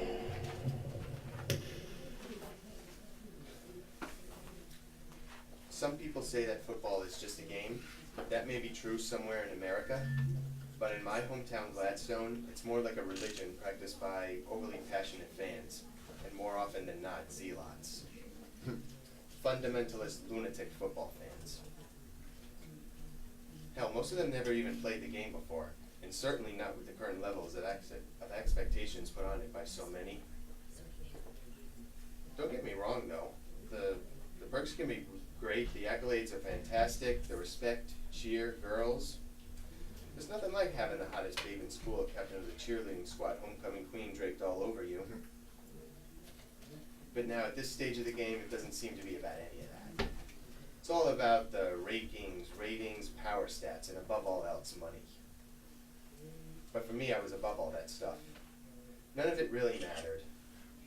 Like I said, it was always about the love of the game that some people say that I played like no one they had ever seen before. Me and my best friend Johnny were like two peas in a pot. I always thought he was every bit as good as me, maybe even better. He could do it all. He was fast, smart, tough, and savvy. He can run like the wind, cut on a dime and leave change, block like a brick wall and tackles anything that moved. He was really smart on the field too. I knew I wouldn't be where I was had it not been for him. That is until that day, that hellacious afternoon, the last practice session we had to get ready before the school year. Wide right, 49 sweep, left on go. Johnny was running the Blues defense, just like he had 1,000 times before during that scrimmage. And I was running the O for the Reds. I cut around to the left, faked the pitch and kept the ball. Faked the pitch and kept the ball. I cut around on the inside after clearing the end, and then there he was. What in the name of God was he doing there? This was supposed to be a non-contact practice. He was going to tackle me. And so I just ran into my shoulder to meet his hit, and instinctively thrust my stiff right arm to meet his hat. And that's when it happened. I heard this most awful crunch sound, unlike anything I ever heard on the field before. I just turned back to him and saw him lying there, motionless. So I rushed over to help him up, but he didn't. He couldn't. His neck was broken. That was the last day either of us would set foot on that or any other football field as a player. Needless to say, our lives would never be the same again. I swear, if it hadn't been for that new girl Ronnie, and her dog Shadow, I probably would have killed myself by now. All right, you done? That's it. Woo! Great job. So when does the movie come out? David, you want to come on over and talk to us about the movie? Behind or what? I don't know. I'll bring it. We're live. We're good. We're good. So tell us a little bit about the movie. What the name is? Shadow Serenade. Shadow Serenade. And actually the hero is a dog, although he's the high school hero, and you know, like he said, he's a high school All-American. It's really a story about it's kind of a cross between Friday Night Lights and The Outsiders and Benji. Right. If you can kind of squish that all together in one. We have to shoot there's a bunch of scenes with his parents and with some name actors, which Ed Asner. I saw him. Ed Asner's going to be is going to play the judge, Judge Keppelman. Wow. And he's got a really great part. It's perfect. I wrote it for him. I did Bronx Zoo with him years ago. Wow. So, but we're talking to a couple of different people about coming on board to get a bigger name involved. And we should be finished with the shooting by the end of the summer. Wow. And we're looking for a release before Christmas. And what is the website? Can they visit it? Is their website you can go shadowserenade.com. You can go to Willy-Gilly/Shadow Serenade. There's a lot of ways you can find it. They can go to Vimeo and look at some of the stuff that we've got up there. But there's actually a short piece up there too, Wow, about 20 minutes short. And Jim, if you could find, because I know I sent it to you this morning, if you could find the video, not the video, the photo, let me know, because maybe you could post it on the on the screen so that everybody could see it. But it's incredible. David was the master of ceremony last year. Yeah, that's right. With your wife, Nan. Yeah, I'm sorry we couldn't do that this year, but I got a film festival to get to down in New Jersey. And what are you going to the film festival for? Well, actually, I did a mini pilot for a TV series. It's called 3 for the Road. It's about 3 middle-aged women who are looking for new ways to live their lives. Wow. So, and it's a comedy. It's very funny. Wow. You spoke to Fulvio. Why don't you come on over for 1 second? Because The name of the festival is Hang On to Your Shorts, by the way. Oh, really? Which is kind of what you got to do for this one. We're live, and of course I'm doing introductions here because we have people coming in and out. Fulvio and Hey man, it's good to see you. Yeah. Fulvio and David Skyped last year. I don't know if you remember, but you Skyped last year because Fulvio was in Vancouver last year or Toronto. That would have been Vancouver. Vancouver. So welcome both of you personally. I'm introducing you the way I personally introduced Judy and. Want that? Take that ice cream cone. So. You know, I'm really happy and honored to have you guys as family members and a past master of ceremonies. I'm just happy we found you. Well, you know, it's funny. I didn't get the email. I sent it twice. I know you did. Sent it twice. I sent it twice. I think 2 o'clock in the morning, I'm a little bit hazy. Yeah, but I sent it before that. And so anybody that's reading the Facebook, we did our thing. We sent it out. Yeah, that's true. So. We're gonna, Ann, come on over. Ann actually has a check for us, and then David, you're gonna be singing, right? You're gonna sing your 2 songs. Well, yeah, sure. Yeah, and right after Ann makes a donation, because we actually pushed her out before she had a chance to give us a donation. Oh, that's great. Yes. So Sean's my high school hero, man. He's gonna be my guy. This is Tyler Miles, Tyler Air Miles. So. Wow. Tyler Air Miles, that's the guy on the movie. Yep. So when it comes out, you're more than welcome to come back on the show, and you know, and we'll do a musical jam, David. We love to sing. We love to sing. Shadow, you have it on there? Show it on the screen. Show it on the screen. He's showing your clip on the your poster on the screen, the updated one that you sent. Oh, very good. So, is it there? Good. So we're having a photo shoot by Michelangelo. There you have it, productions in the back of the house. We're really happy, and you know, we love to entertain and we love to have everybody, and we're so honored that you've taken the time out of your life to join us on this telethon. But if you don't mind donating to us, we're doing some wonderful work. We are, you know, we're pushing for the foundation. We're doing stroke and aphasia awareness around the clock. We're doing our annual telethon, which is this. We are doing our Stroke of Luck internet TV show right here on Village Connection Radio with Hi Jim. That's here for Jim. Yeah, there you go. Jim is doing an engineering in the back. We do it every week. So in our third really big mission now is to push for when insurance runs out. Because as we spoke with Tracy before, sometimes we're not prepared, or sometimes we're prepared and insurance doesn't cover us, which is a whole baby thing that I don't know if you saw it online. Whoopi Goldberg, when she had double pneumonia and sepsis, and her insurance company won't cover her medical needs. Well, you know, after we left here last year, we had a car accident. Yes. And you know, Nan, that's one of the reasons Nan wasn't here this year. And she, you know, it's the same thing. You know, that we just got notification that there's. I mean, it was no fault. So you have to really be careful and know what your insurance is. I know. And when it runs out, it runs out. Yeah, and you don't know about insurance until it it's too late. It's too late. So. We're playing. We're joking. And I have both of them. I love this. So thank you so much, Sean. It was a pleasure. And David's going to come back up in 2 seconds. And Ann, thank you, Ann. So Ann, thank you so much. This is such a wonderful telethon, and that's a wonderful reason to get together for people who have the strokes, because what do they say? The first sign of a stroke, there is the stroke. Yes, yes. I mean, there are TIAs, which did we run Jasmine's video?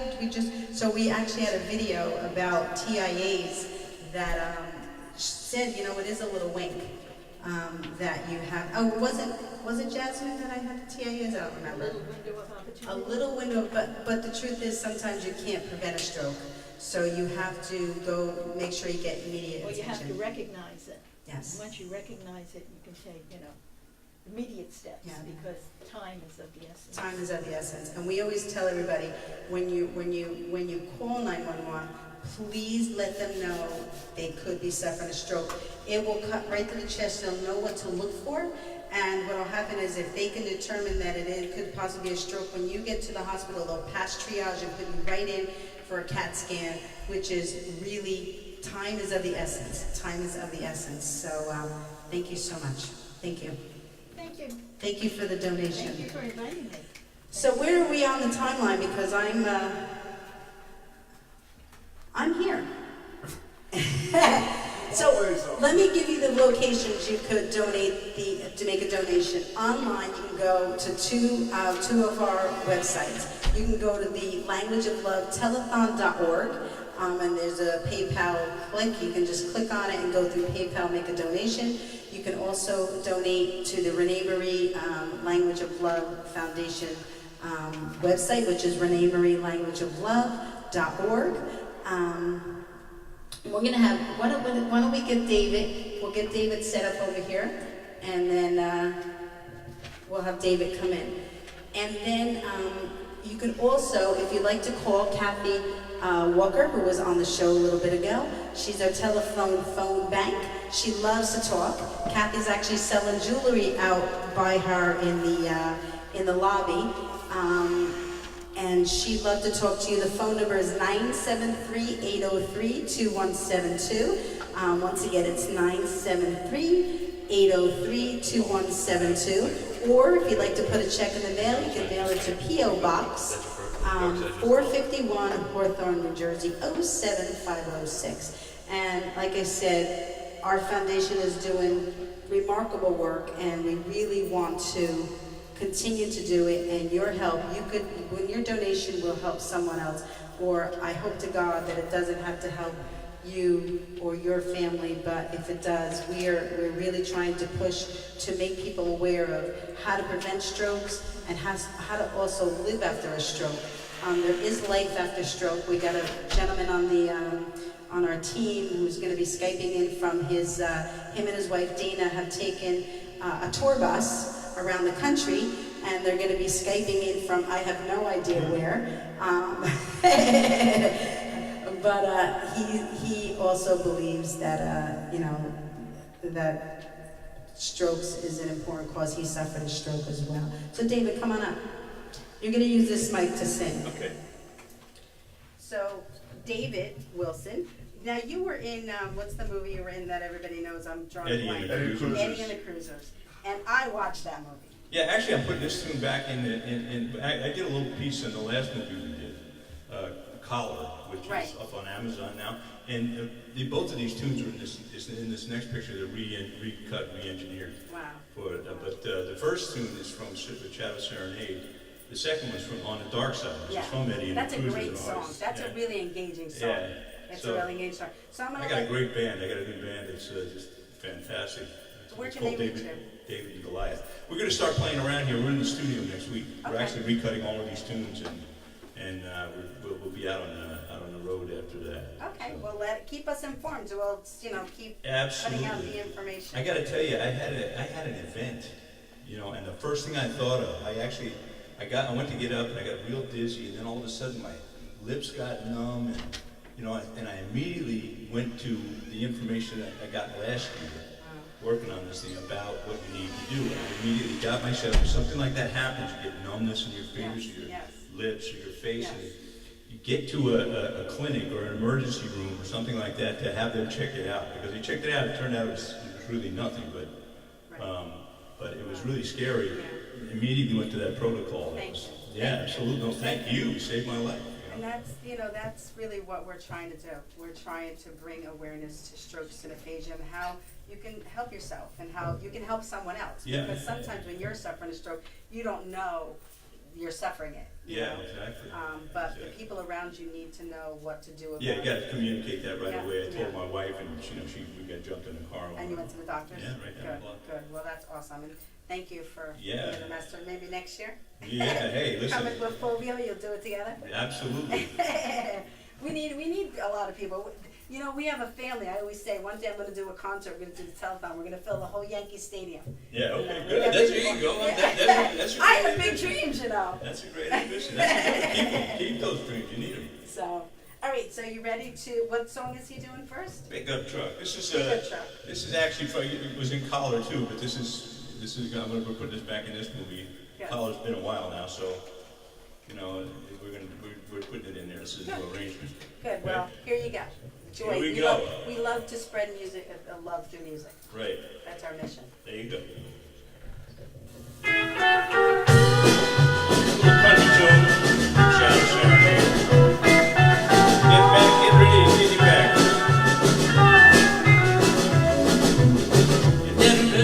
Pickup truck, riding down to my favorite club.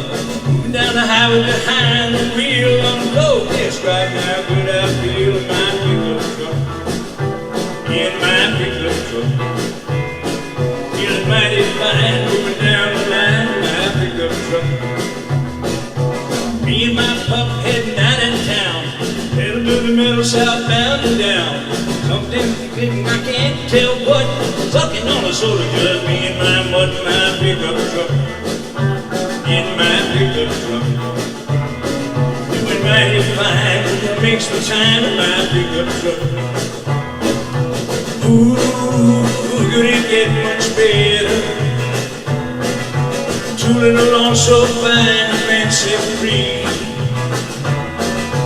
What's up in that road ahead, I wonder? Hey, it's a real fine village and waving right at me. Yeah, there you go, gotta kick it now. Got your pickup truck out there, you wanna get on the phone and donate. Get your contributions in. Cover Strokes and Aphasia. That's what this is all about. We're looking forward to that.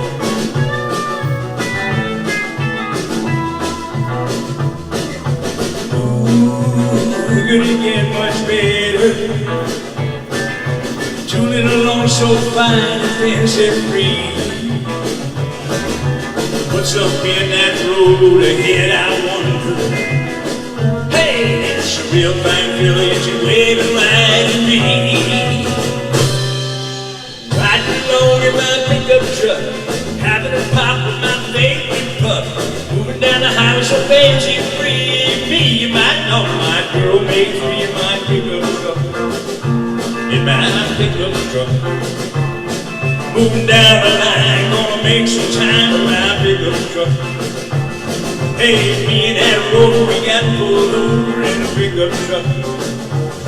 You ought to give it a whirl, you might find a girl in a pickup truck. Hey, boys and girls, what do you think that's all about, man? I'm gonna be hitting on down the highway. Why do you think they call it a pickup truck? Get real, all you Monty, Toyota, Ram, Ford 5-150s. Like me, I got myself a Chevy Avalanche, a little older, but you know, it's still running good. I'm telling you. Come on! Get with it, boys!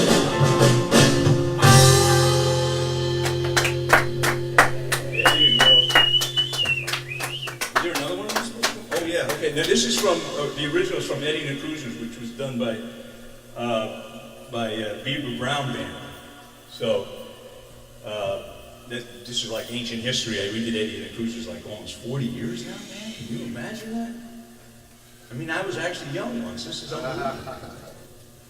It's back in the news. It's, I think, is it a 40th anniversary? Really? Yeah.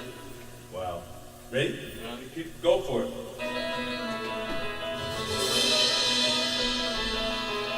Dark side's coming out, looking is real. You'll never know just how I feel. From out of the shadows she walks like a dream. Make me so crazy, make me feel so mean. Ain't nothing gonna save you from a love that's blind. Slip to the dark side, cross that line. On the dark side. Oh yeah. On the dark side. Oh yeah. Oh, look out. Come on, put your hands together now. Hey, yeah. That's it. Dark side's coming down, nothing to read. Wow! You'll never know just how I feel. From out of those shadows, she grows like a dream. Baby, so crazy, make me feel so mean. Ain't nothing gonna save you from love that's blind. Slip to that dark side, across that line. Oh, on the dark side. Oh yeah. On the dark side. Oh yeah. Look out! Hey. Okay, while you're listening to this show, everybody get out your pen, start writing that check. You want to send it in. Thank you, love. Right here. Get those contributions in. Yeah. Ain't nothing gonna save you from love that's blind. Slip to that dark side and cross that line. Wow! On the dark side. Oh yeah. On the dark side. Oh yeah. The night's coming down, nothing is real. You'll never know just how I feel. From out of the shadows, she walks like a tree. Make me feel crazy, make me feel so free. Oh, ain't nothing gonna save me from the love that's blind. Slip to that dark side, across that line. Oh, on the dark side. Oh yeah. On the dark side. Oh yeah. On the dark side. Oh yeah. On the dark side. Oh yeah. Look out! Hey. Thank you. You are incredible. Thanks, sweetheart. So You're pretty incredible too. You know, this one's here. This is the one that started all this. Yeah, well, I could, but I always tell everybody you can't do it without. That's right. You gotta have players. You gotta have players. You gotta have players, and you have to do your work. You know, you Yep. have a second chance at life. That accident was pretty serious. Oh yeah, it was really bad. It was really bad. It took the better part of a year to recover. Wow.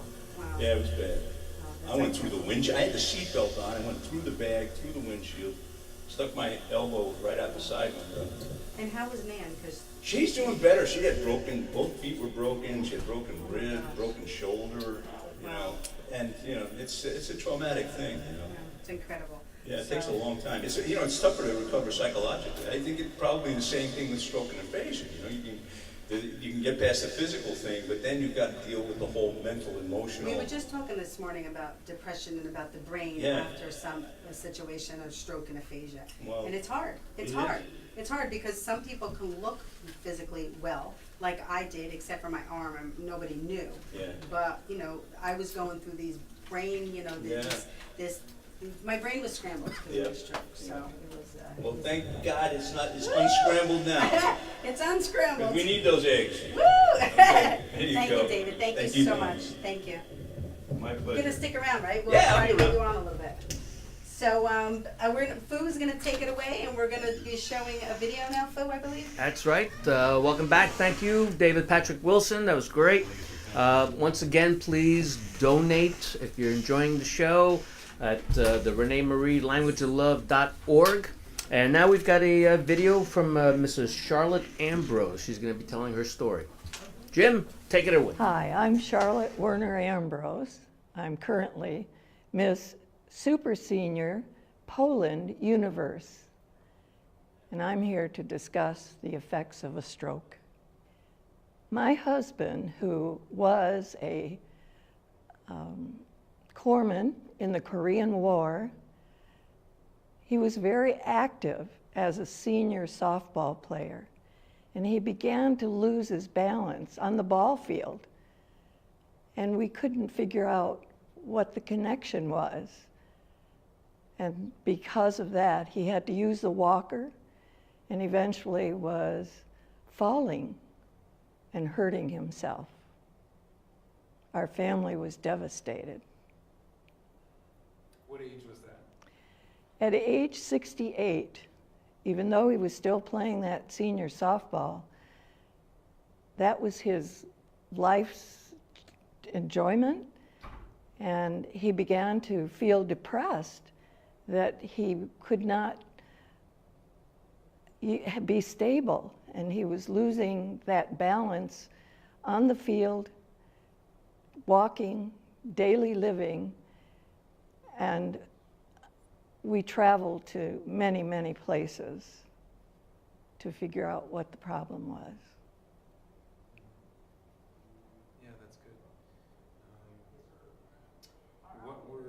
What were the warning signs that alerted you to a stroke, this condition? Eventually what happened after trying to seek some answers, Tom came home and he was a radio announcer whose diction was perfect. He could not utter a complete sentence. I was looking down when I heard a sentence come out of his mouth, and I asked him, "Please repeat that. What'd you say?" And I recognized that he needed help, and it was a symptom of a stroke. So we quickly went to the emergency room of the hospitals, and even then they couldn't figure out the reason, which was extremely upsetting. And 6 months later, he had another stroke, which I had to call the ambulance at that point, since he collapsed on the floor and was in a fetal position. And finally, the advanced radiologist discovered it was the basilar artery up the back of the neck that caused the imbalance. The cerebellum was not getting a blood supply, and no one connected that. Tom kept saying, "I'm fine if I'm sitting. As soon as I move, I know there's a problem." They kept telling him he was old, which he was, but his ball player friends didn't have that problem. And eventually, we figured out that it was a stroke. So if your loved ones are telling you that they're having trouble with balance and with movement, please ask them to check that basilar artery up the back of the neck, because that's where the problem is. Anything else you'd like to talk about the overall experience that most people wouldn't know about? I think the overall experience of it was frustration, totally, because even though he was given advice of pills, take this pill, and if it gets worse, come back, it ruined, for a year, Tom was devastated. He went into a depression. I tried to find another soldier to talk to him, to allow him to express his feelings to somebody.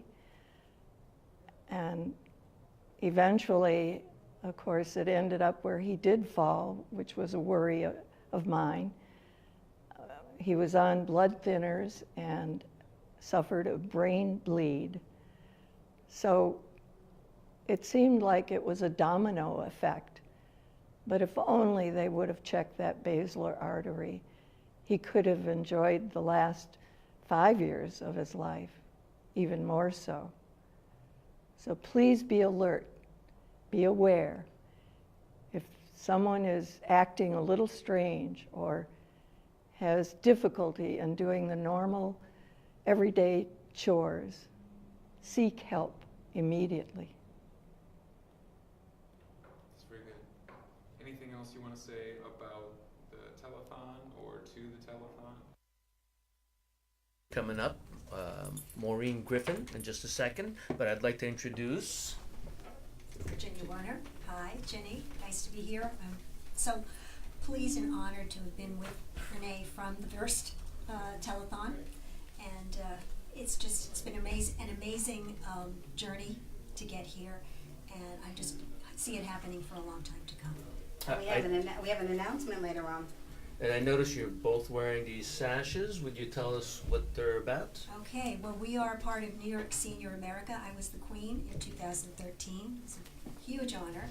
And now, all these years later, for 2018, we have Maureen Griffin-Dumont, who is our reigning queen, our biker queen. And she is going to sing a couple of absolutely, I guess I should tell you about Senior America. We don't really want to call it a pageant because people think beauty pageant. And no, we do not have a bathing suit competition. It is for women 60 and over. Our upcoming pageant will be July 14th at Malloy College. You can find our website, newyorksenior.america.org, and you can look us up.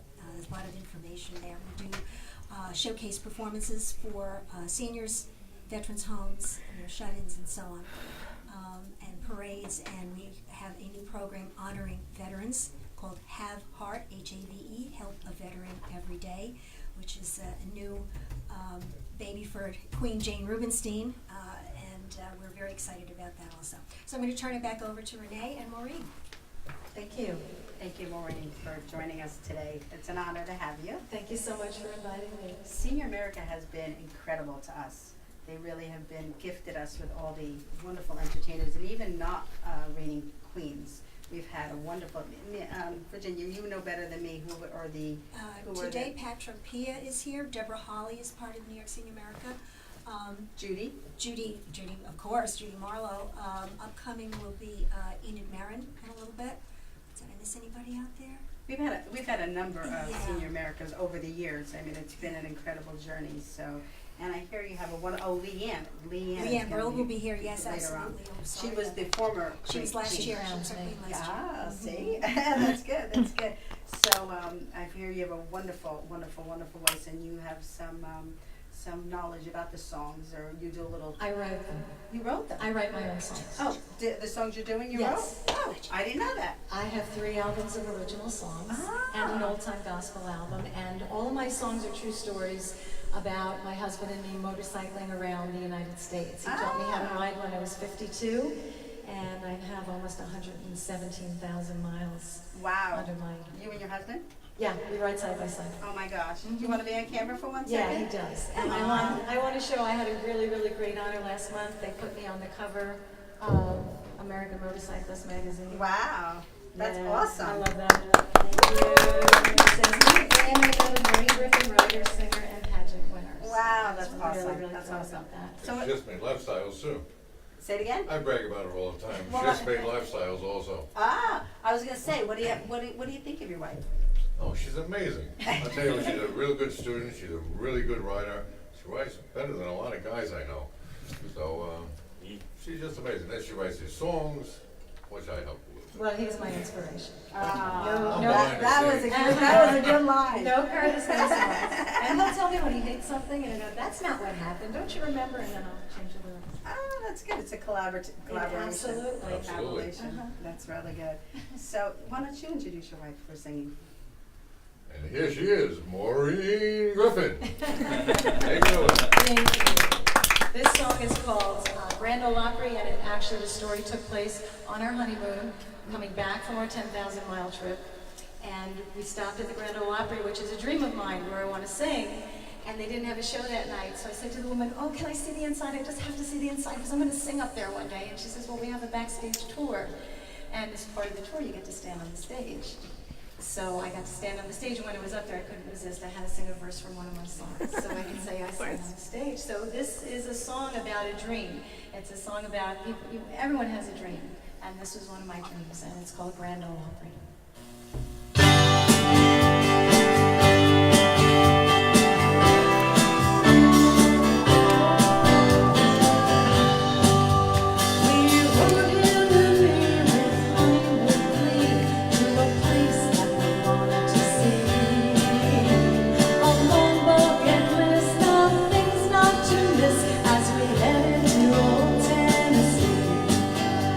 Just follow, he said, as he steered straight ahead. Had a special surprise for me. With no care in the least, we headed due east and arrived at the Grand Ole Opry. I was thrilled at the sight, but with no show that night. The lady that saw my dismay, can I see the inside? I asked rather wide-eyed, because I'll be singing up there one day. There was a dream, such a dream, just to stare at me, the stage on which I will be, singing my songs. Yes, I know before long I'll be there at the Grand Ole Opry. The woman said, sure, take a backstage tour. You can even stand on the stage.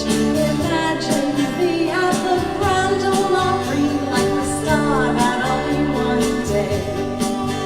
Took as long as I could on that stage where I stood in the circle of wood in that space.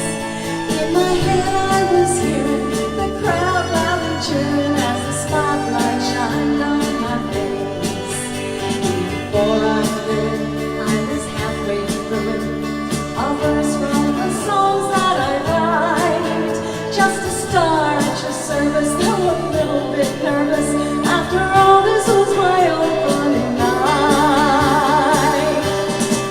There was a dream, such a dream, just to stare at me, the stage on which I'll be, singing my songs.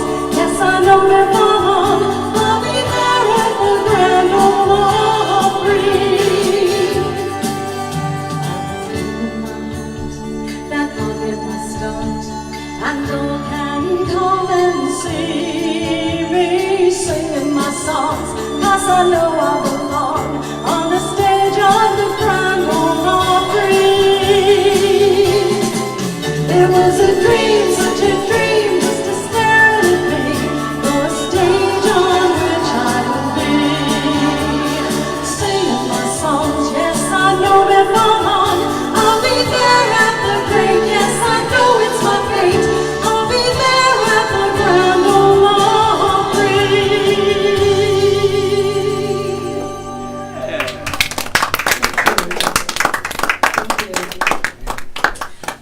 I wrote this next song, and I actually auditioned with it for the pageant. I thought it was very appropriate.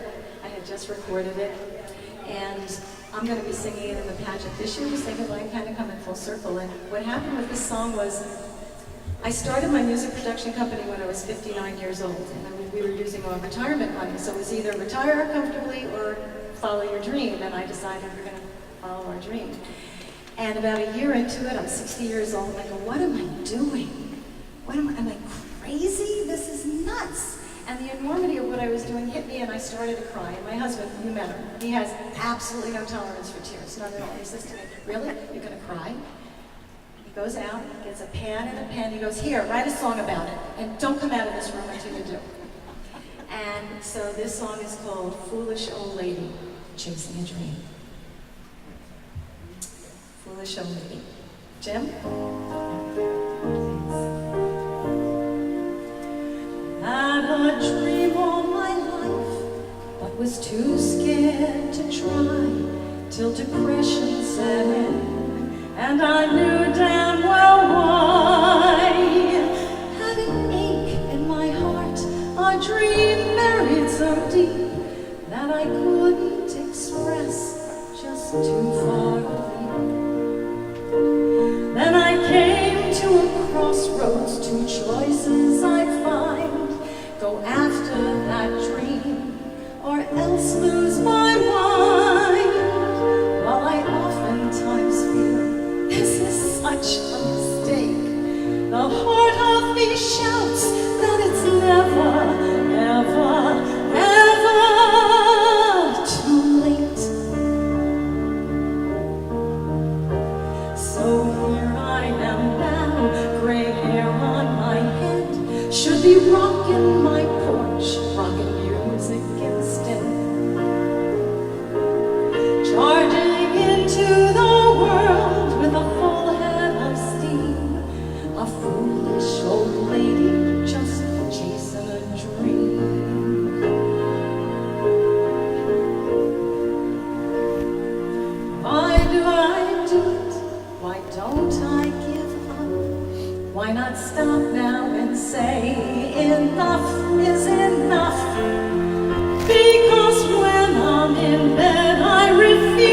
used to be shaken by haunting regrets of roads not taken.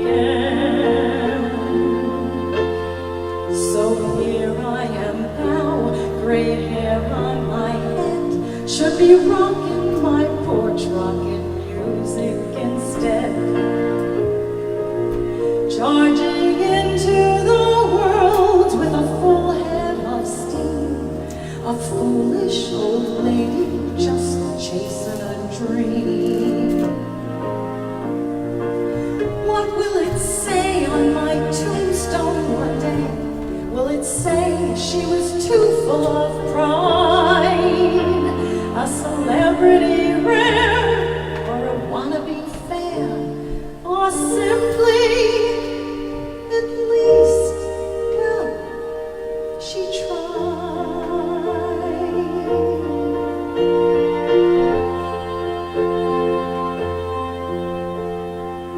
Here I am now, gray hair on my head, should be rocking my porch, rocking music instead. Charging into the world with a full head of steam, a foolish old lady just chasing a dream. A foolish old lady chasing a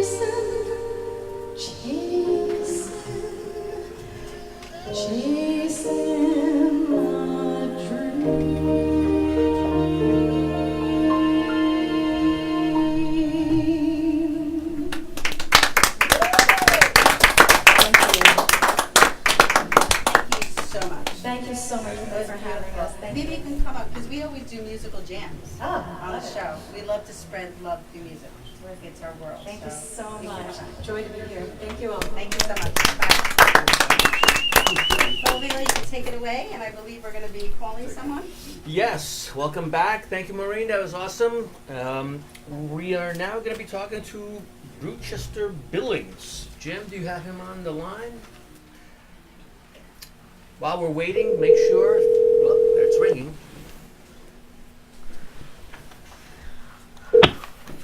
Hello? Hi, Bruce. How are you? It's Renee. Can you hear me? Hello? Bruce, can you hear me? No, very, very little. You can't hear me? Let me get another mic, see if you can hear me better with another mic. I can't hear you over there. Can you hear me now? Yeah, I have a speaker. Okay. So, so Bruce, first of all, thank you so much for always praying for us and showing us your support. Jim, if you could put the photo up about Bruce. Bruce, let me share a little bit about how we met. I actually performed at your you live in an assisted living facility, and we connected because you always brought me little prayer gifts to show me you were praying for me. Right? Right, exactly. So because of that, we always added you to our functions and our videos and our opening video, closing video, show videos and stuff like that. But recently you had an experience with a family member that suffered a stroke. Tell us a little bit about it, Bruce. Okay, well, I found out that my one cousin died of a stroke back on March 17th. He was attacked in the Connecticut City. He's pretty bad. And he passed away suddenly because of a stroke. And it was very upsetting because, they tried to help him with recovery and stuff, but like that didn't work out, unfortunately. And I just found out that my one cousin had a slight stroke. She came on Friday with her sister, and she told me that she had a slight stroke and she's recovering from it, and she says it's very challenging. She had things she's never done before. He just sit down and everything, and he started trying to also recovery. That was just a very slight stroke that she had. But she was very good. It was very special speech. And just amazing that she was able to come on Friday. Yes, Bruce, we're having a little bit of trouble hearing you only because of the communication. That's okay. But I really, I wanted you to have this opportunity to be a part of our telethon because you have been a part of every single telethon we've had, and I just love the prayers. Thank you. And we got to get Michael to get me to sing at your facility again so that I could visit with you and spread a little love in your area. When after the show during the week, you and I will work together on doing a little press video about your uncle. It's your uncle, right? You're not your cousin. It's your uncle? Cousin. It's your cousin. Okay. Cousin. Well, because I know you sent me photos and everything, so I'll clip this a little bit and I'll add the photos so that we can honor your uncle, your cousin. We can honor him. Okay? Can I share something with you about me for a little bit? Absolutely. Only for 2 minutes though, because we have to keep going. Go ahead. Do it, Bruce. Okay. I just want to say that I've had survived 7 major operations. And the 2 big ones I had was open heart surgery and scoliosis surgery. And God has been very good to me with the operations. He told me to a lot. And thank God that I'm still here to go on your show to promote the awareness of strokes and how to avoid it and things like that. And I think it's one of the things that I'm supposed to see is that people don't realize is out there. And especially after having some heavy members, side member stroke, it's just amazing that people kind of don't think about it. I know. And if I get back, if I invest myself real quick, when I went to these 2 major operations, I'm like, wow, and I guess I had time for after that. I know. So, and you're a testimony that God works in miracles because you have been very sick. You have been very sick, and I want to ask a personal question, Bruce, and then we're going to cut. But how long have you been in? How long have you been in a wheelchair? How long have you been in a wheelchair? Oh my Lord, maybe about 15, 20 years. 15, 20 years. So we commend you for your God love and the way that you always have a positive attitude on life, even in the struggles that you've had to obtain in your life. Well, it's funny because I read my pastor one time told me that he said that I was fitness by training for this. Yes. So he had it all for your days. Yeah, I know. I know. Fitness by training for you. I always think about that. I know. And how God has used me here. So I just want to share that with you. Yeah. And please, folks, don't be afraid to get ready to this great foundation so they get rid of the troubles and needs. Yes. So we're gonna say goodbye, Bruce, but not goodbye. Okay. I'll talk to you later on, and keep doing your Facebook work, sharing, forwarding, asking for donations. We love it. Okay. I appreciate a friendship too, by the way. All right. I just want to share that with you. All right. Okay, thanks for that. We're gonna blow kisses to you now. Ready, Bruce? Here we go. Bye, Bruce. Say bye, everybody. Bye, Bruce. Woo! Bye. Bye, Bruce. Am I on camera, Jim, or is someone else on camera? Am I on camera? Hello. So, I know on the backside it was hard to hear him, but in the bigger picture, I never want to put anybody that is so forthcoming and really wants to be a part of something, not to allow them the opportunity to. Oh, he's probably calling us back. Bruce is answer it, and I'll tell him we're done. But you have to understand where it's coming from. Hi, Bruce. Hi, good call. I forgot to tell you guys, Friday is my birthday, by the way. Oh, happy! Oh, let's sing happy birthday to him, then we'll leave. Ready? 1, 2, 3. Happy birthday to you. Happy birthday to you. Happy birthday, dear Bruce. Happy birthday to you. Woo! Yay! You just celebrated with the world. Oh. Okay, well, then take care now, okay? Okay, I'll see you later, Bruce. We gotta go. Bye. Okay, bye-bye. Bye. I love it. I love his ambition and his focus, and and he told us it was his birthday. I mean, you got to celebrate my birthday with me. I love it. I love it. So, Jim, can we? Who's up next on the schedule? I don't even have it in front of me. It says Louise. Louise. Okay, so we're gonna be. She is. She's getting dressed. But I want to open it up to a round circle discussion. Can I move over there and then bring it on bring it back to Fulvio and Ginny or everybody if you want, and I'm gonna move, and we're gonna talk. While Ginny is, Ryan, can you see if Cher is ready? Sure. I'll sit next to my friend here, BBW. Let's talk to BBW because BBW. That's Bobby Baby Walker, suffered 3 strokes back in 2017. The first one on my birthday. Do you have a mic? No? No. Okay, we gotta talk. The first one was on my birthday.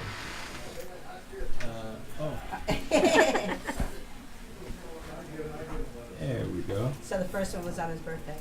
But it really is. Now, I think Ginny also suffered strokes. Nobody knows that. We haven't shared that with. Did you share that with the audience? Not today. I think Yeah. I've spoken about it Yeah. before. It was just over 10 years ago. I had a small aphasia. Wow. And lucky we found the condition when we did, because Right, it could have right. been a lot worse. So I was very lucky. Right, right. And Bobby was lucky as well, even though he had more impact of a stroke.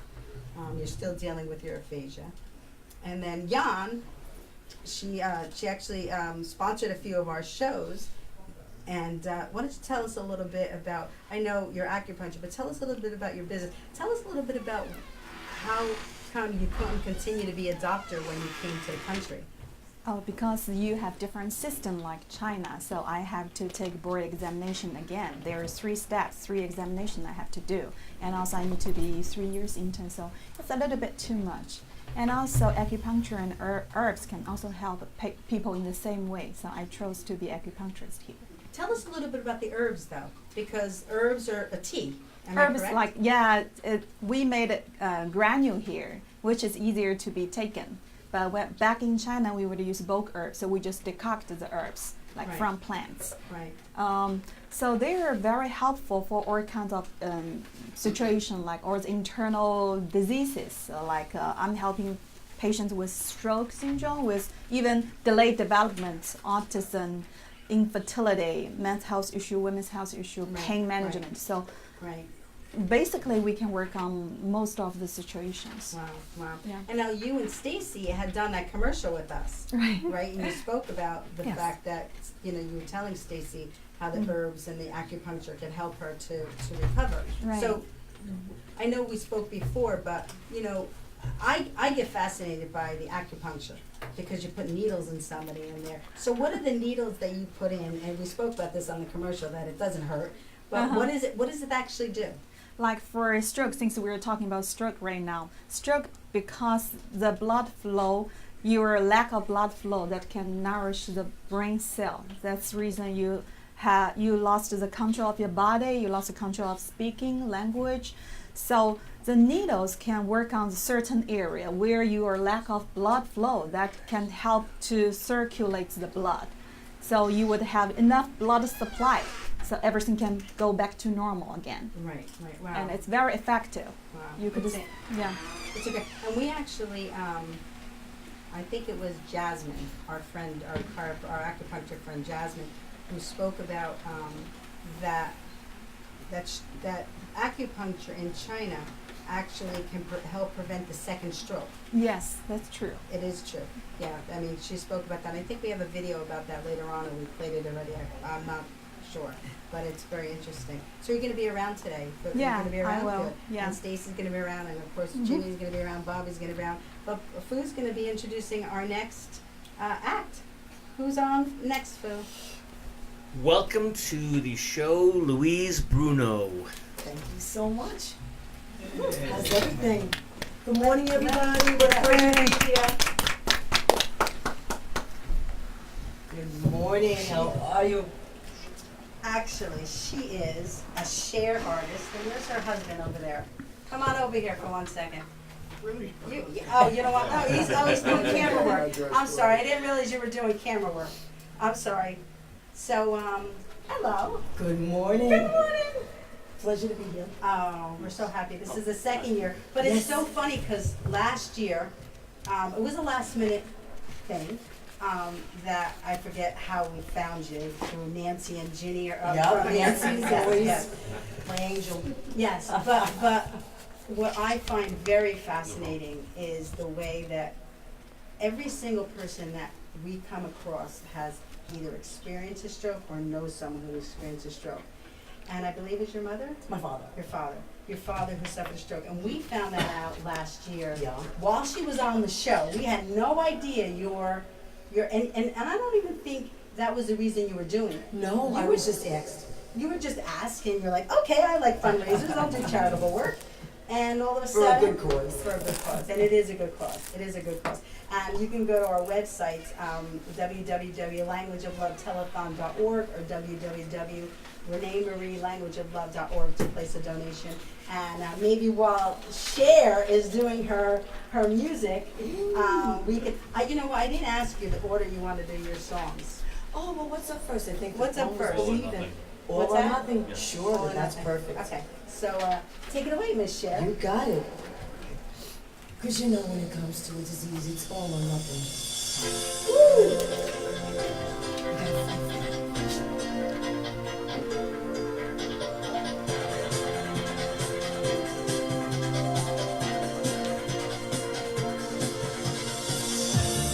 I've been standing out in the rain. I've been calling your name. I got that lonely feeling again. Calling out your name. Do you hear me? Do you want me? Oh baby, it's all or nothing now. I don't wanna run and I can't walk out. You're breaking my heart and you leave me now. I don't wanna wait forever. Who do you think you're fooling? Who do you think you're fooling? Oh baby, it's all or nothing now. Baby, it's all or nothing now.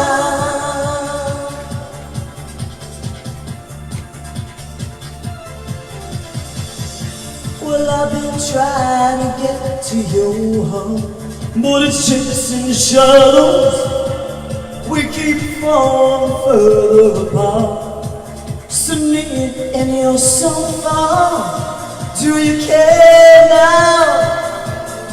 Do you know how? Oh baby, it's all or nothing now. I don't wanna run and I can't walk out. You're breaking my heart and you leave me now. Don't wanna wait forever. Who do you think you're fooling? Who do you think you're fooling? Oh baby, it's all or nothing now. Baby, it's all or nothing now.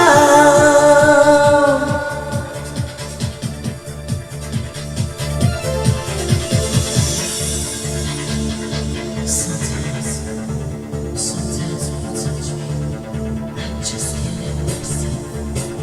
I just can't help myself. Desire makes me weak. Desire makes me weak. Do you care now? Do you know how? Oh baby, it's all or nothing now. Don't wanna run and I can't walk out. You're breaking my heart and you leave me now. Don't wanna wait forever. Baby, it's all or nothing now. Don't wanna run and I can't walk out.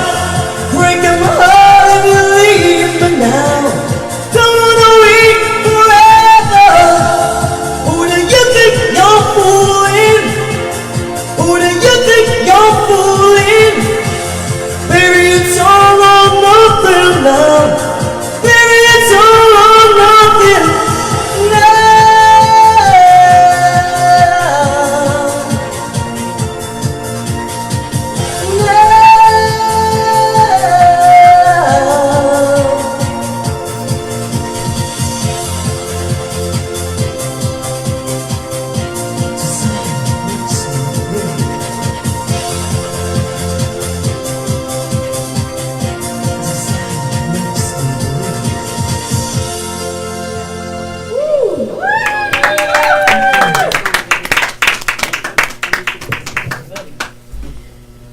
So this next one is, the next one, Believe?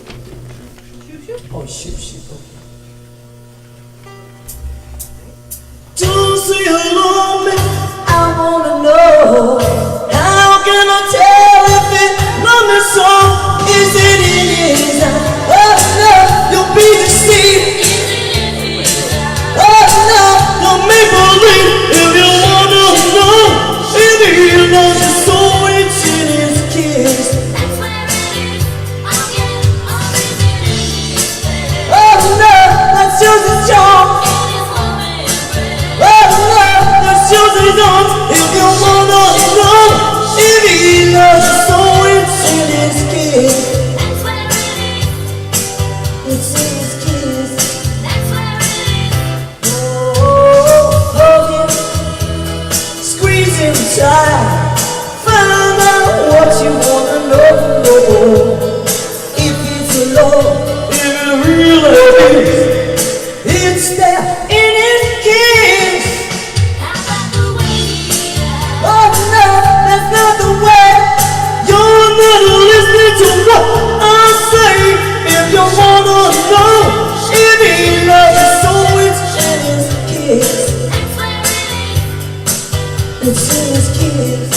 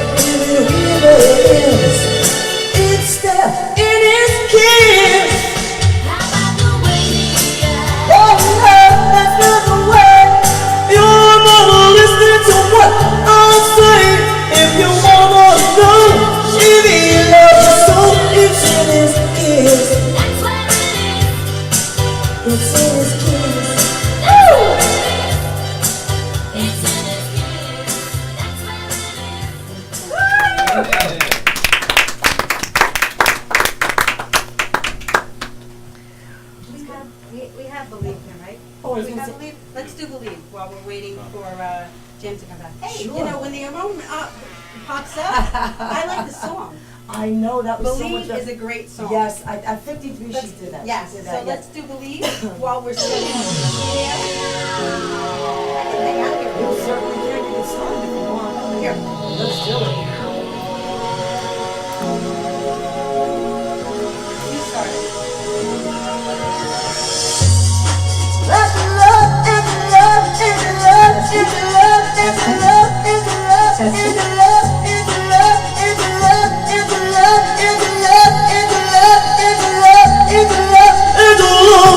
No matter how hard I try, you keep pushing me aside, and I can't break through. There's no talking to you. It's so sad that you're leaving. It takes time to believe it. Goes after all you said and done, you're gonna be the only one. Oh! Do you believe in love and love? I can feel something inside myself. I really don't think it's so enough now. Do you believe in love and love? I can feel something inside myself. I really don't think it's so enough now. What am I supposed to do? Sit around and wait for you? Well, I can't do that.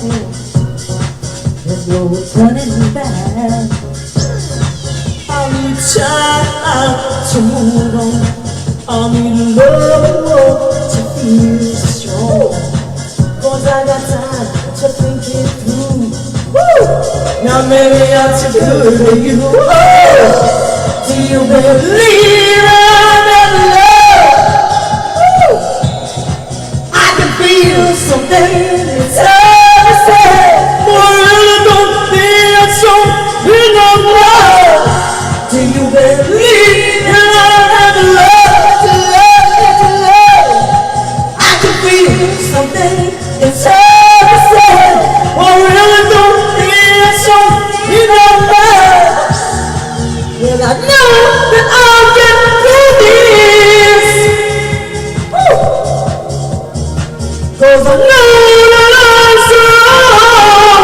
I don't need you anymore. I don't need you anymore. I don't need you anymore. I don't need you anymore. I don't need you anymore. I don't need you anymore. Let's go. Ready? Do you believe in love, not to love? Take it away. I could feel something inside me say, I really don't think it's so enough now. Do you believe in love, never love? Woo! Never love. Woo! Never love. Do you believe in love, never love? Woo! Never love. Right? You gotta believe. I believe. I believe in love, and the love, and the love, and the love. Woo! Woo! We believe. And you can too. That was the spur of the moment. Wonderful. Let's jam. All right. I love to sing with people. Oh my God, you're fabulous. You have a great voice. So it's. Do you play out? No. Yeah, sing all the time. Oh, that's awesome. Wonderful. I hope I get to join you next time. Yes. Thank you so much. Actually, you're gonna be here for in a little bit because I do a jam about 12 o'clock. It's supposed to be, but it's probably gonna be a little bit. I might not be able to. I've got another thing, but just in case. Okay. Thank you so much for having me. Lots of love to everybody. Thank you so much. Thank you, Louise. Thank you. So we're gonna go to a video. We're changing systems. Lou, can you announce the video for me? Hi, welcome back. That was great. Thank you, ladies. The next video will be Michelle Gribko. What is the TIH? Well, it's an abbreviation for transient ischemic attack, which is in layman's terms Andrew and I when there is an abrupt if you can stay if you want to just pull another blood chair. flow to a certain part of the brain, so but why don't you then just all go of a off this sudden set and then opens up again. So you have that momentary change in Can I have Andrew, Lorraine? aphasia, weakness, and everything, but it's transient. It appears, it lasts for, could be a couple of minutes to a couple of hours, and then it goes away. And when you have imaging done to your brain, you might not see any kind of injury at all. And I have two thoughts on that. First of all, to me, it's a wink from God that you need to do something. And second of all, sometimes you don't even know that you've experienced a TIA. Am I correct? Correct. And TIA is really a warning sign, just like what you said. And within 24 to 48 hours, a lot of people have a major stroke. Is there any medicine that you have to take after having a TIA?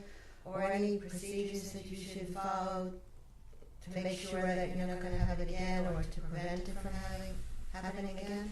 So it's a great question, and it's part of community awareness. If you experience something like this and it goes away, it's a warning sign. You really need to get to the hospital. You need to have that imaging done to make sure that nothing else is going on, and it has to be taken care of. And according to your provider, they might give you aspirin or some other medication, and it also depends on your risk factors that for having a stroke. So yes, there are medications to reduce having a major stroke, but it's important. It's not something that you should take lightly. This is a warning sign, and you were actually lucky if it went away. But it's something that you have to go to your provider and make sure that it's addressed right away. Otherwise, if you wait, you might have a major stroke. Yeah.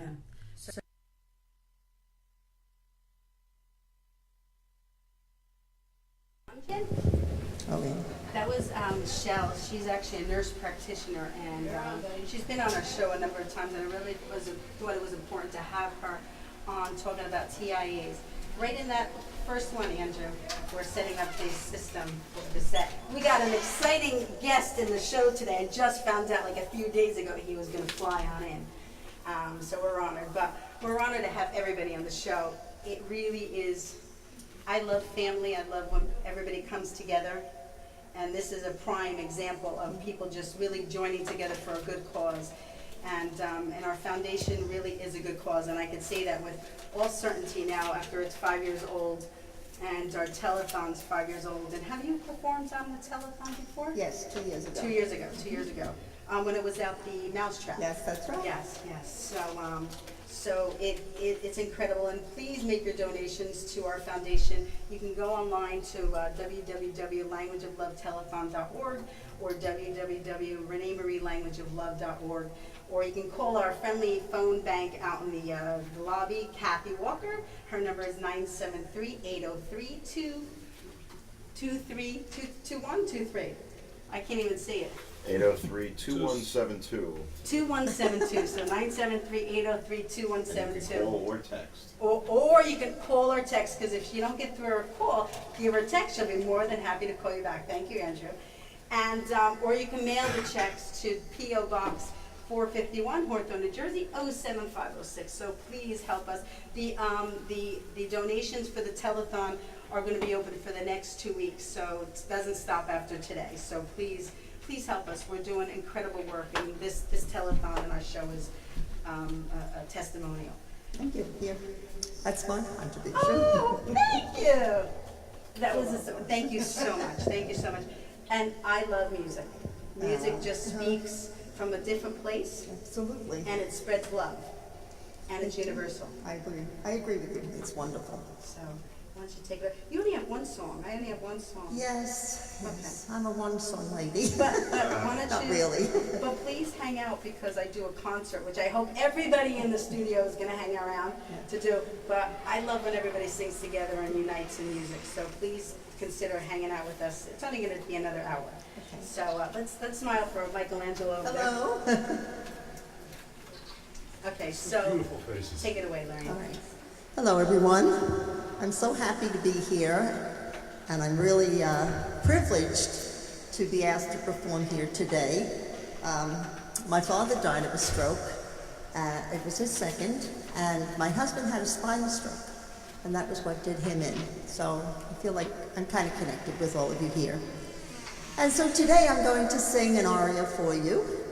I'm going to sing a Puccini aria, and I have to have you use your imaginations and pretend I'm a young girl, and I'm trying to get my father to let me see my boyfriend, and he's not too cooperative. So if he doesn't let me do that, I'm going to throw myself in the River Arno and kill myself. So it's called O Mio Babino Caro, and it is from Gianni Schnicci.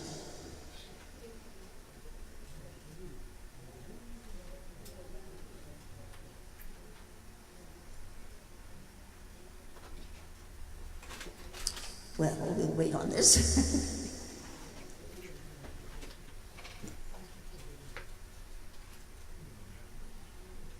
it working, Brian? It's music. The way that it was formatted was not. Can you sing it a cappella? Yes. Sing it a cappella. We love it. Okay, I'll sing it a cappella. It's not working? Yeah, there has to be another format how it was saved, and then now. Take it away, Lorraine. We always have a backup a cappella. Okay, always. It's fun. Oh mio bambino caro, mi piace bello andare in Porto Rosso a camperare all'anello. Sì, ci voglio andare.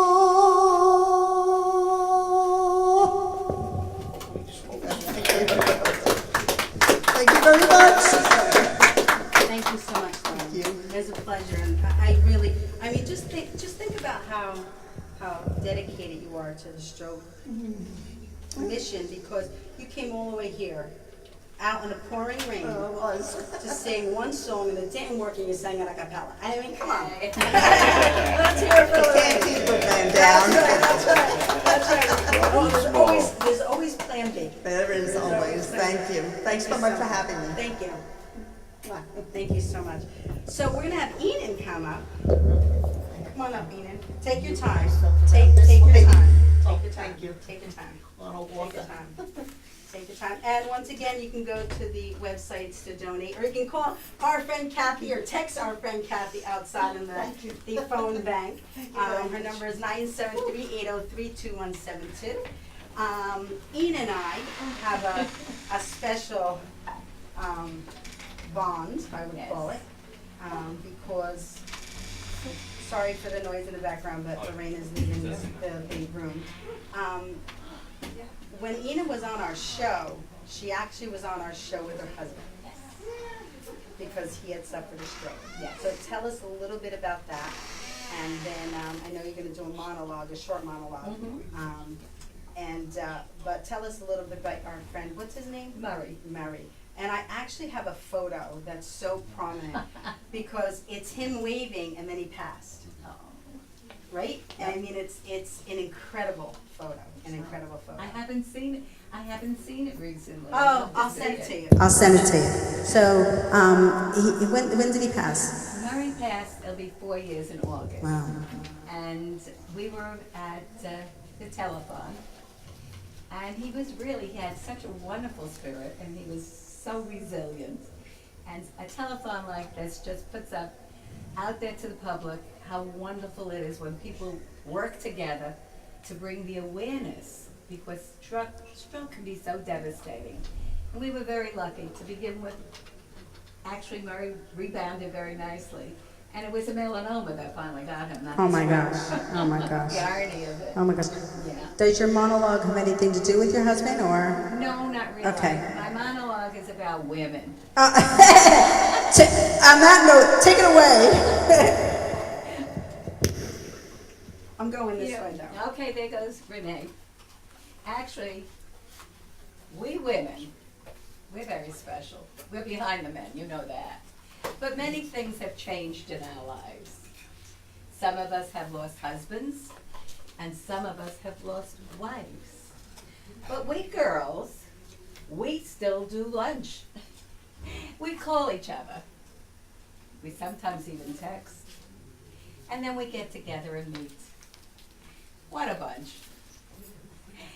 We share about our children. We worry, they live at such a hectic pace. But then out come the pictures, and there's a smile on everyone's face. We talk about health. Oh yeah. Now, some of us have replaced a hip, and others are replacing one or two knees. And if we listen very carefully as we all sit at the table, there's always somebody breathing with a terrible wheeze. We've also had our share of infections. Yep. Many of us have had a UTI. And then there's the girls with the hearing aids. Oh my God. They're still giving them yet another try. A husband is mentioned. He can't remember a thing. Maybe he had a stroke. And then the girl, the widow. 9 years, and she's still wearing her wedding ring. You know what? Voluntarily or not, most of us have given up driving at night. And there's always that gal wearing her clothes a little bit too tight. Yes, we've gone through so much together. We've been there for each other. We've gone through divorces, second marriages, now grandbabies being born. And then there's wakes. And that's why we do whatever it takes. And whenever we can, we go out to eat. We have a glass of wine or two, forget about most things, including our sore feet. There's laughing and crying and letting down guards. And then when the check comes, out come 10 credit cards. So here's to the waiters. They really are darling. They get all our orders straight. And here's to the places. They let our luncheons run 3 hours late. But most of all, here's to the girlfriends. They come from near and from far. Here's to the girlfriends. We know who we are. Yes, that's excellent. Excellent. Bobby's going to go up and... Are you a girlfriend? I hope I don't like think to so. be. He'd like to be. We want to thank you for doing that monologue. You want to hear about my boyfriends? I mean, I did about the girlfriends. I got about 2 minutes of boyfriends. Okay, do it really quick. Okay, we'll tell it very Really quick. Very quick. You How know can we what? say no? Girlfriends, boyfriends. I have I see 6, 7, sometimes 8 men every day. Shall I tell you about them? Yes. Bobby wants to Wake hear. up and get out of bed with willpower. And then along comes sciatica. Now, he doesn't travel alone. He brings along his friend Charlie Horse. And then I see John. I see John many times during the day.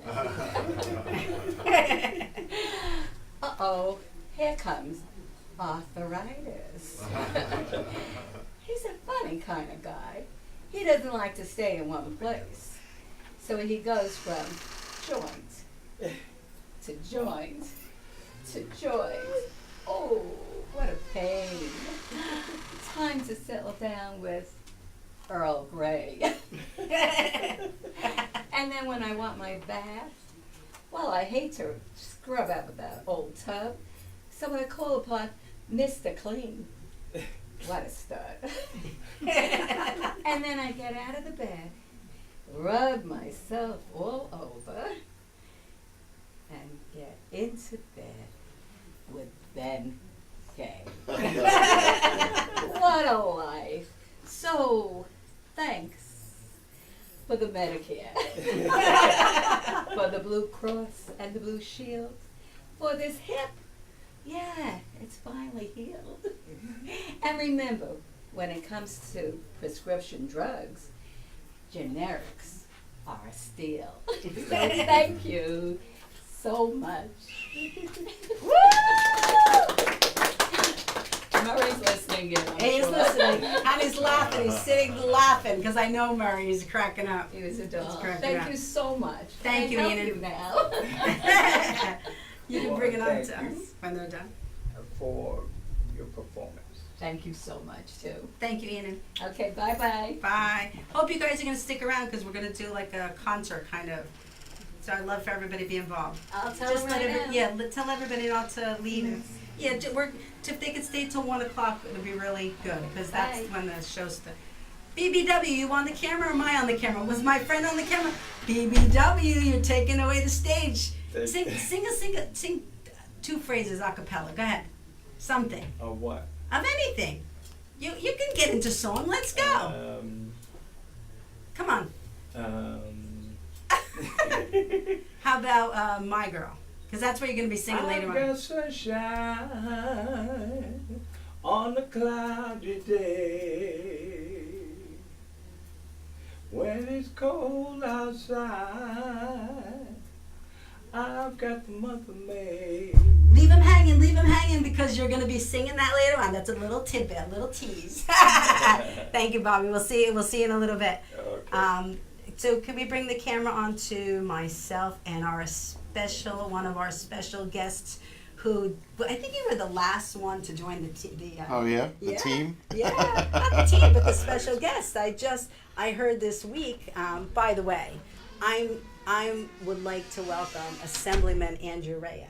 very good to be here, and congratulations on your fifth telephone. Fifth Nice. annual.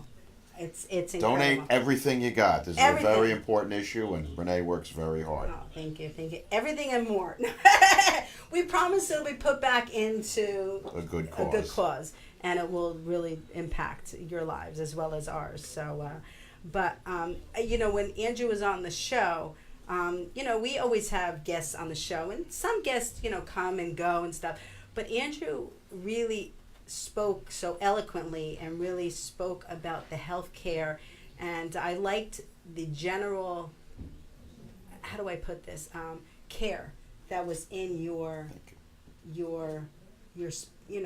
speaking. And tell us a little bit about what positions, because I can't even, I'm not rating it. I mean, you hold like this many positions in the New York Assembly. Just means I've been around a long Yeah. time. I'm the ranking member on the Assembly's Health Committee, so obviously the healthcare of all New Yorkers is of paramount importance to me. And I actually can acknowledge that. yeah, and simple fact is every 40 seconds somebody has a stroke. Every 4 minutes somebody dies from a stroke. And if you don't die, think of all the people that are disabled. And It's the first leading cause of disability in the country. Correct. And so, but it's one of those issues that does not get talked about in Albany nearly enough. And, we talk about everything else right now. It's vaccinations because of the measles outbreak. Right. But, very seldomly do we hear about strokes. Right. And what we need to do to prevent them and treat those individuals. There is one organization, if I can give a shout out to Christina Bolton, who's the Director of Advocacy for the Brain Injury Association. She's been fighting with her not-for-profit to create a continuing a care, basically a one-stop shopping for services. For family members of people that have had strokes, people that have had strokes, the community, and because many of the phone calls I get, people don't know where to go to get services. Right. And so that is a great organization. It's really the only one in New York State that's out there. I think they were beneficiaries of one of our telethons. I would not doubt it, but Yes. From here on out, I bet maybe we can get the director to come on down. And is that Liz? The new person is Oh, it's a new person. is Christina Bolton. Yeah, we had the former one. If you look at our history of shows, and she was dedicated, and it is. I actually visited. They actually let me go and see it, and it's incredible. Well, they're up in Albany fighting for those that can't fight for themselves, and so it's a great organization. So I mean, it's so. People have no idea until it happens to them. Sure. And you just don't know. What is it? The 3 out of 4 people first time. That's they get a stroke. That's the first time. Yeah. And they just had no idea. Because let's share with everybody. Strokes is when they think of strokes, they think of who? Their grandparents Sure. are having strokes. You don't think that a young person or a baby or anyone. I mean, I was 26 when I had my major stroke, and back then it was not the forefront of the news. Now at least it's a little bit coming around, where they're figuring that it happens to anyone. Well, and we're learning.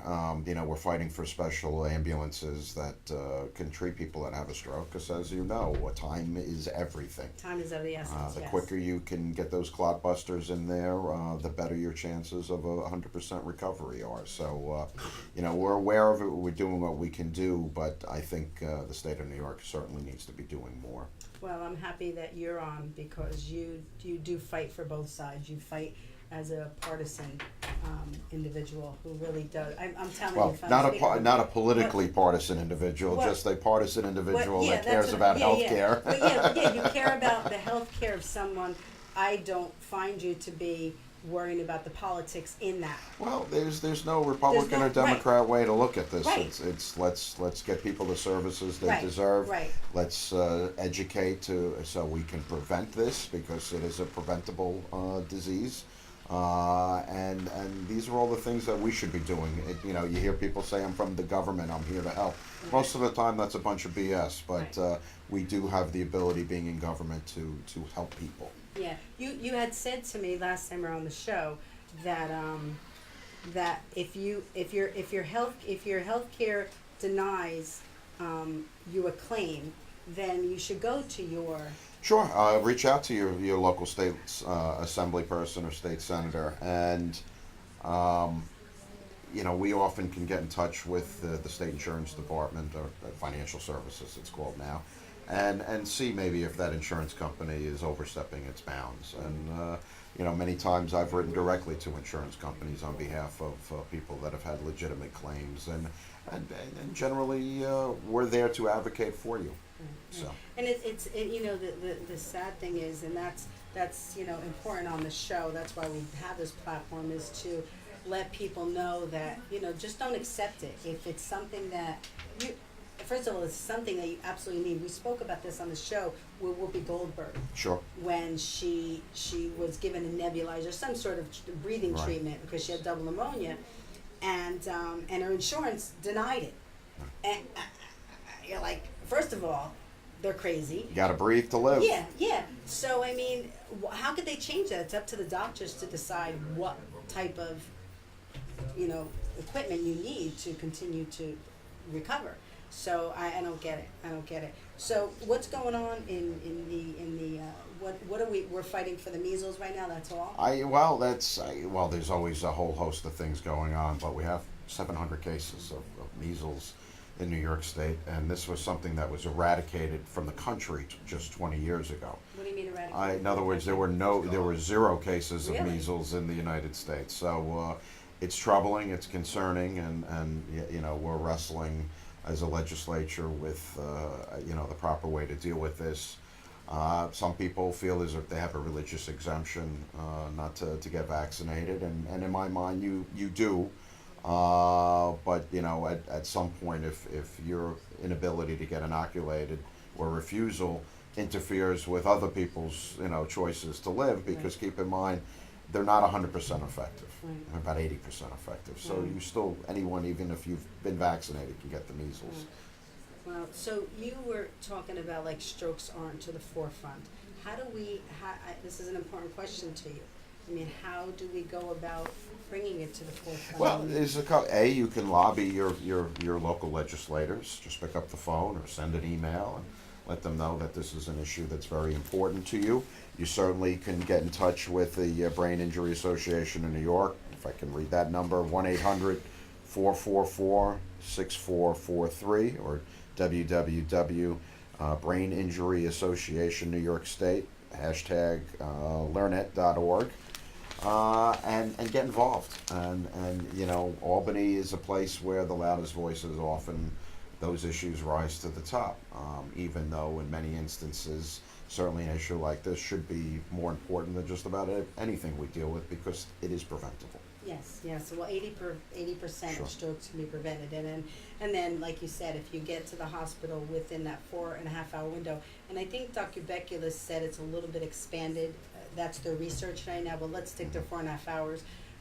Your life can be brought back to where Sure. the point that it was before. It's important. It's important stuff, and so how about aphasia? I mean, I guess that would be. They cover everything from concussions to aphasia to stroke, any type of brain injury that this organization deals with. And it's unfortunate because there's so many other causes that have 50 million groups, 10, 20 different advocacy groups. But really, this is the only game in town for New York State. So the work they do is vitally important. For the brain injury. Yeah. And like, I don't know if anybody knows, but a brain injury could be, an aphasia could be a result of a brain injury or Sure. stroke. So they're actually a wonderful cause for that. So it just floors me the way that strokes have become more prevalent in the. I actually have seen some commercials on TV for stroke awareness. So it's very, very good. So what I mean, when we do a legislation, I mean, like if I call or I email my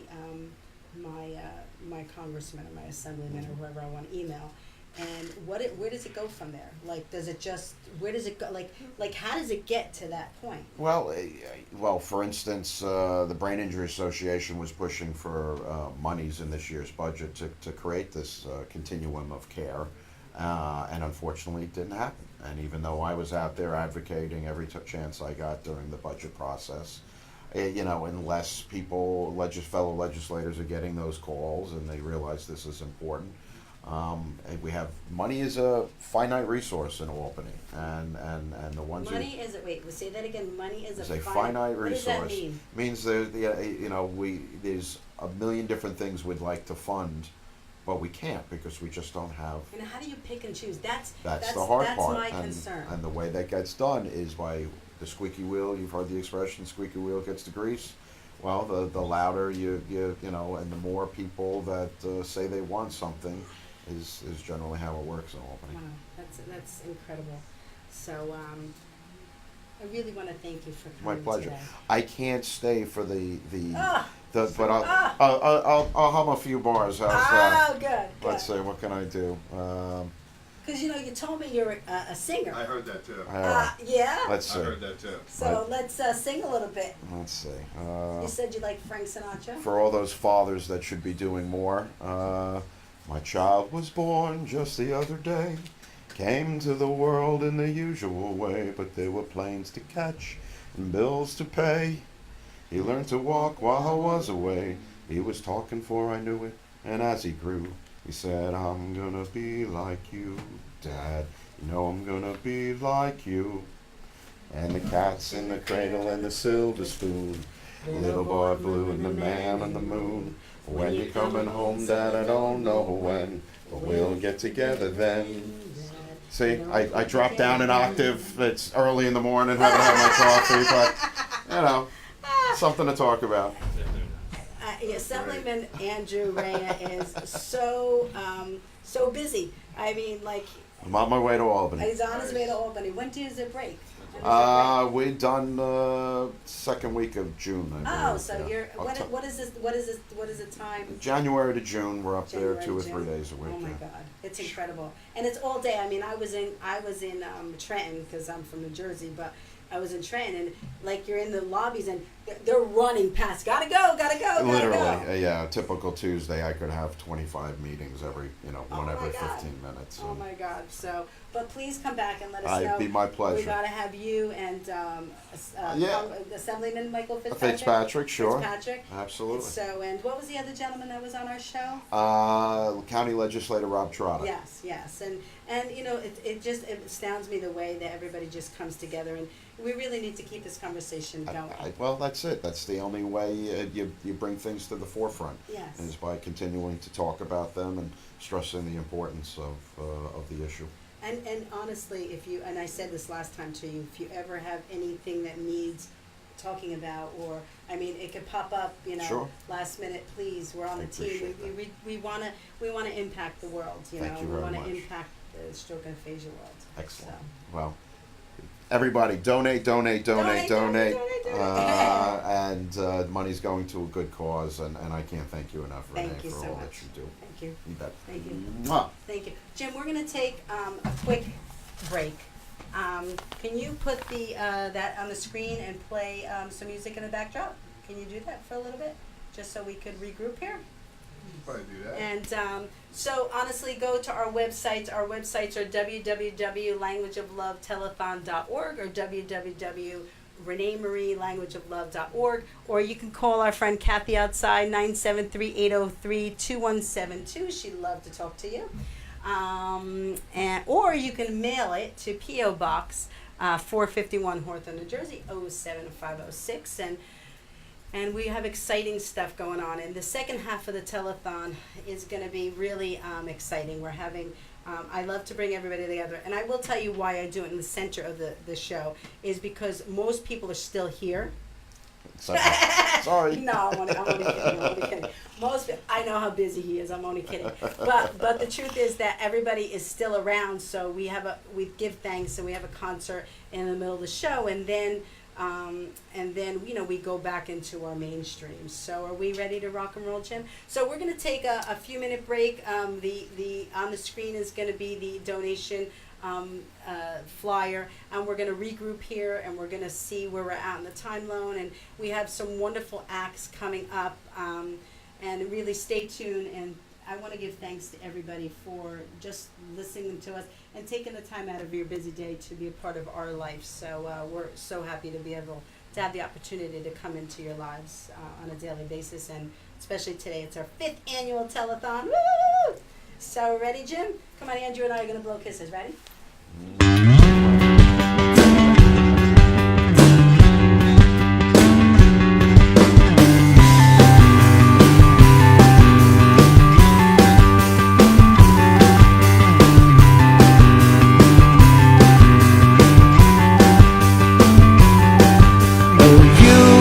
Got me good in a hope that I just can't diffuse, but I know the tricks up your sleeve. 'Cause you and I used to sing just to pass by the time, and I can't let go without a partial thought to where our song may flow. Some ring away, but the echo of yours seem to stay. And lately when I listen close, what I hear may be fake. See, you be real now, and I'll be honest,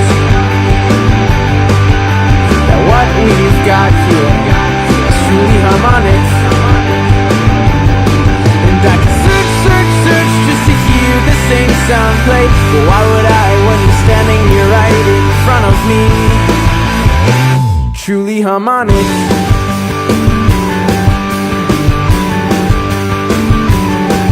Oh, you've got me good. It's a concept I just can't refuse, but you had to see through what seemed without flaw. So you may say that the symptom of ours long away. Maybe it's true. So when this sound leaves my ear, I can't help but to sing it again. Hope that if I sing it out, maybe you'll comprehend. I've been around now, and all is silent. What we've got here is truly harmonic.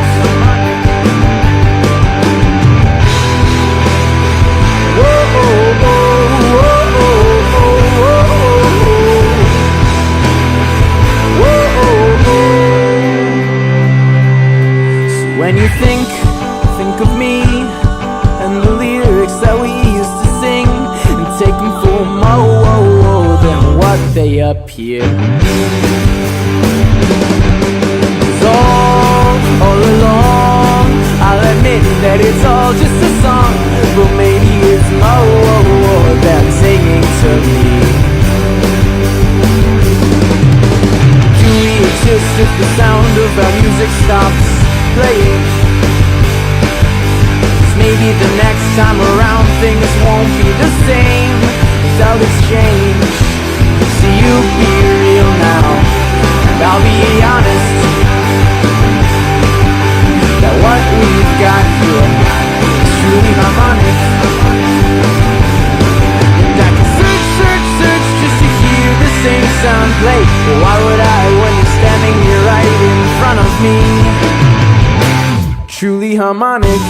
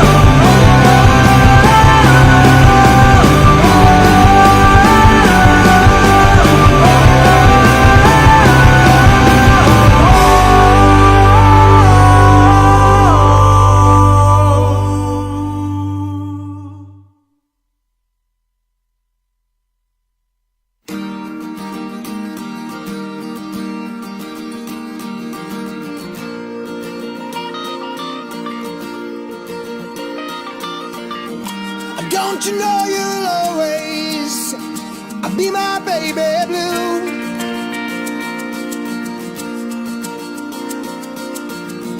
And I'm so sorry, yeah, for what I put you through. It won't be long till I'm lying next to you.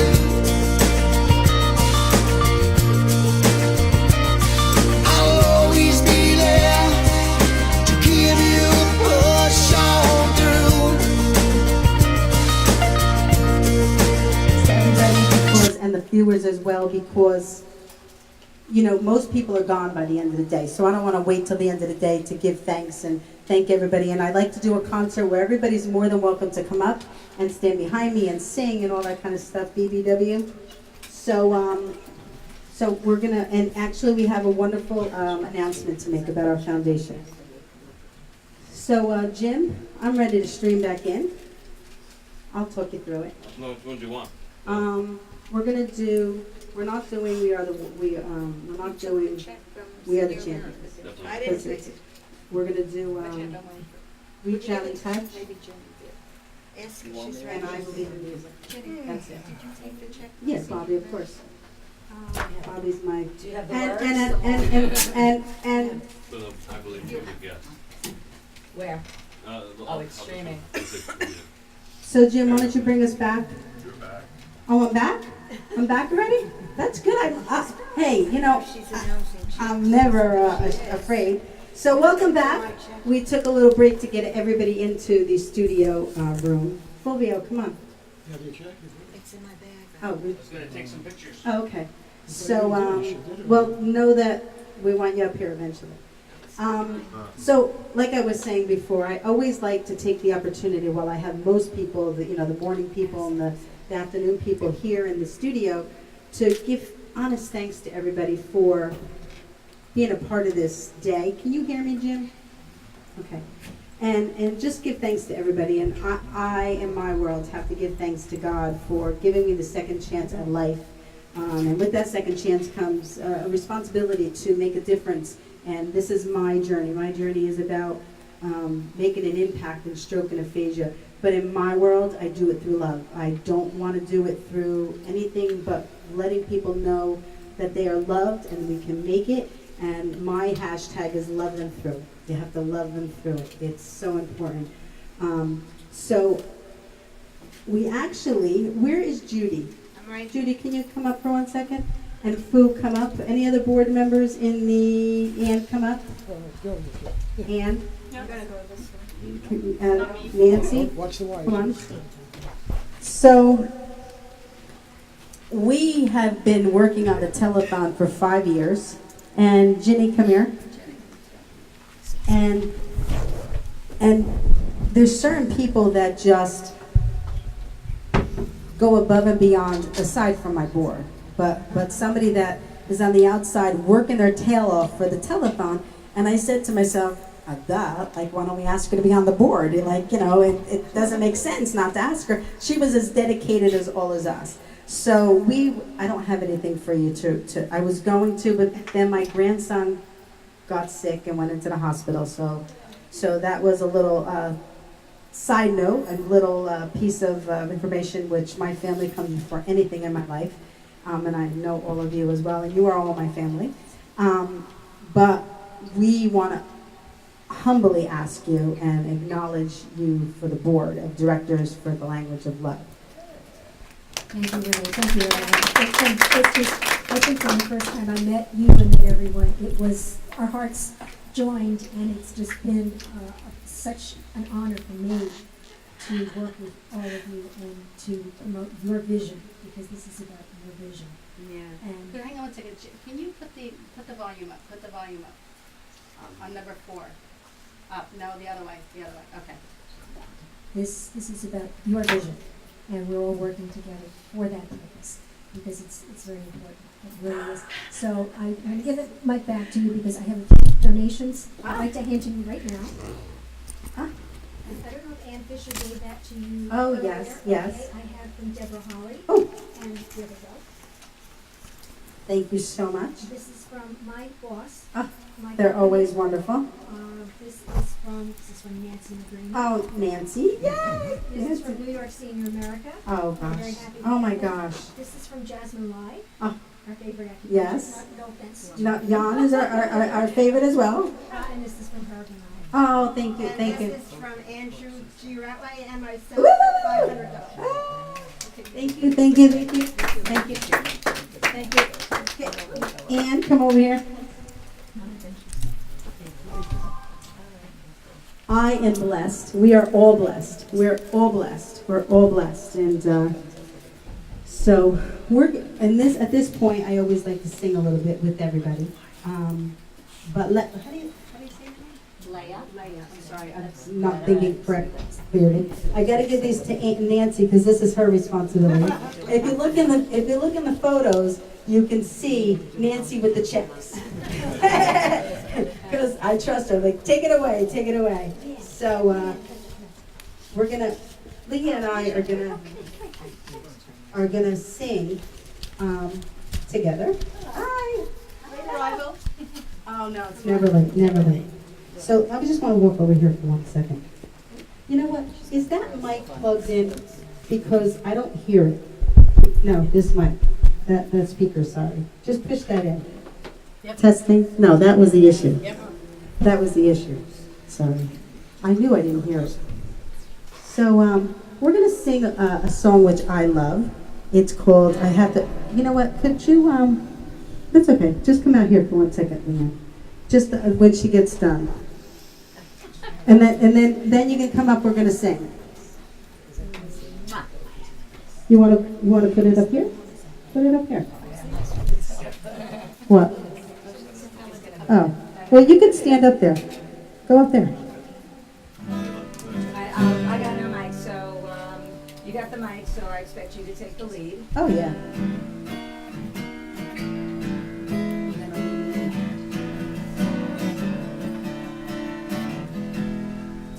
Well, it's kinda late.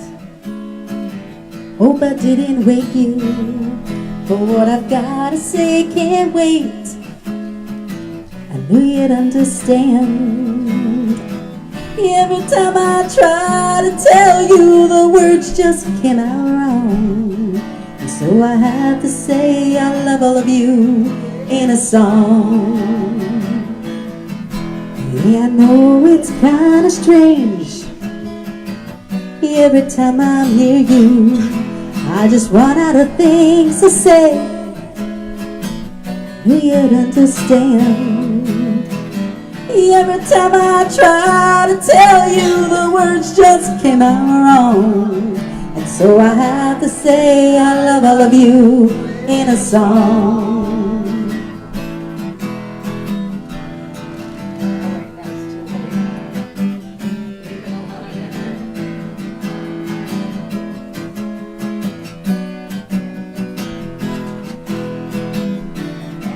My time was right, all the words just came out wrong.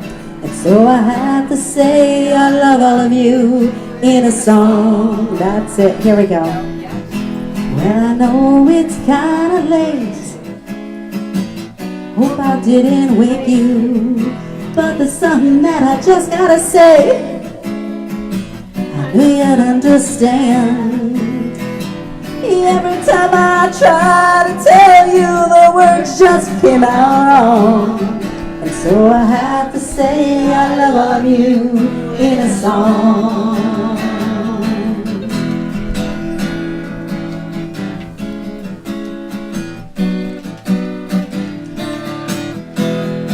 Woo! Let's hear it for Leia. Woo! Excellent. Excellent. Thank you so much. So we're going to sing Reach Out and Touch, and then we're going to do I Believe in Music. So if anybody wants to come up, come on up. Come on up. Come on, Andrew. You got to come up.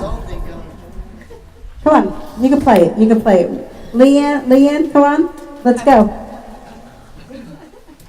We love. Where are you going, Phil? Okay, let's go play it while we're... Oh.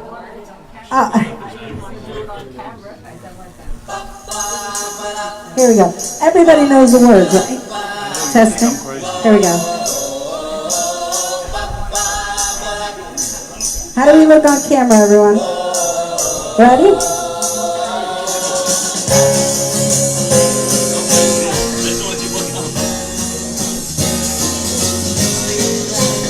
Testing. Here we go. Ready? Reach out and touch somebody's hand. Make this world a better place. If you can, reach out and touch somebody's hand. Make this world a better place. If you can. If you take a life, let a busy day to give encouragement to someone who's lost their way. Oh, would I be talking to a store if I asked you to share a problem that's not your own? We can change things if we start giving. Why don't you reach out and touch somebody's hand? Make this world a better place. If you can, reach out and touch somebody's hand. Make this world a better place. If you can. If you can. Here we go.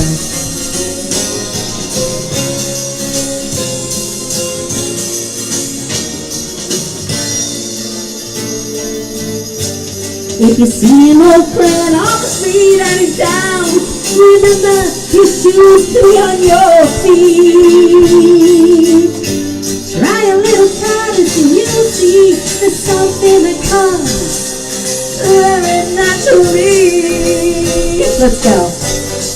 We can change things if we start giving. Why don't you reach out and touch somebody's hand?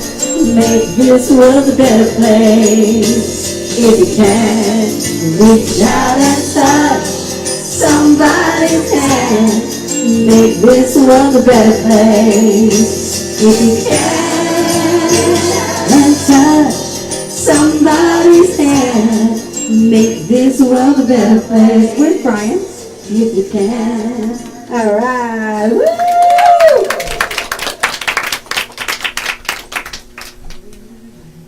Our sound system, he probably had to run to the men's room because we've been so crazy busy. We're going to do a little, this is actually the theme song for our foundation.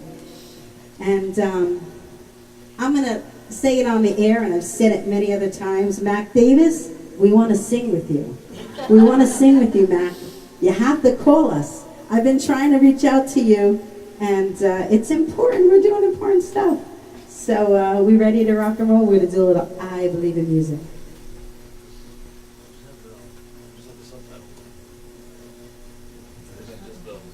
Yeah, I don't need the I Believe in Music. This one. Renee. Yeah. Renee. Say the words, music is the evil line. That's right. And Michael and I are the ones that found this song. We were looking for a song and we couldn't find it. I think it was like the night before the telethon. Yeah, it was. Right? Yeah. But what are the words? Music is a universal. Music is a universal language, and love is a key.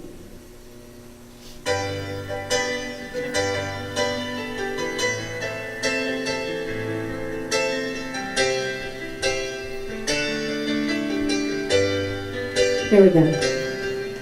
Well, I can just sit around making music all day long. As long as I'm making my music, I can't do nobody wrong. And who knows, maybe someday I'll come up with a song that makes people want to stop, sit fighting just long enough to sing along. Let's go. I believe in music, and I believe in love. That's it. Music can be the universal language, and love is the key to find brotherhood, peace, and understanding, and living in harmony. So take your brother by the hand and sing along with me. Find out what it really means to be young and rich and free. Let's go! I believe in music, and I believe in love. One more time. I believe in music. Lord knows that I believe in love. Music is a universal language, and love is the key to find brotherhood, peace, and understanding, and living in harmony. So take your brother by the hand and sing along with me. Find out what it really means to be young and rich and free. Let's go! I believe in music, and I believe in love. Let's go. I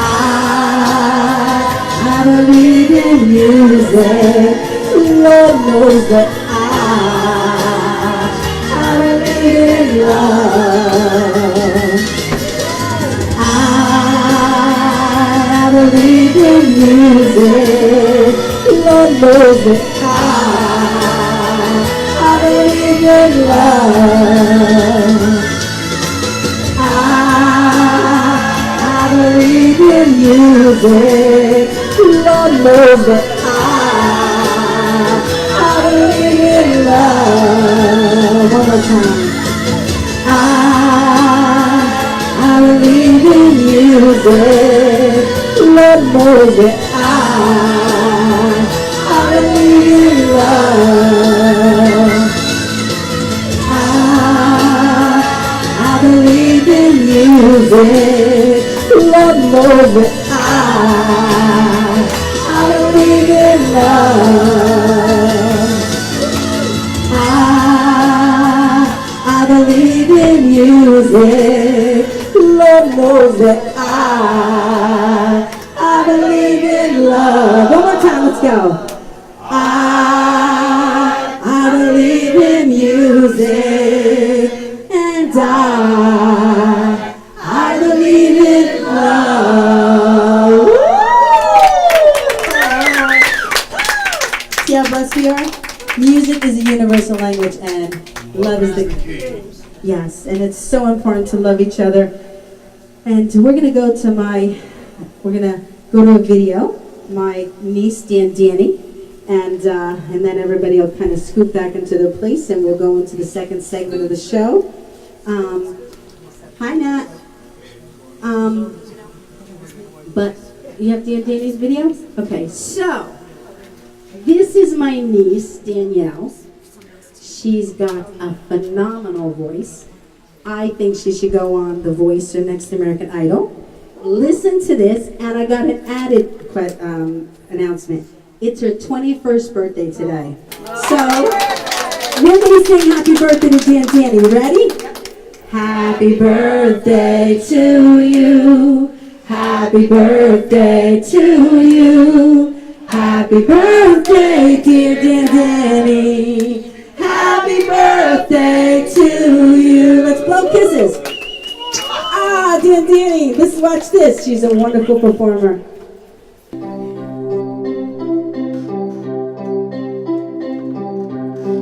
I got a girl crush. Hate to admit it, but I got a heart rush. It ain't coming down. I got it real bad.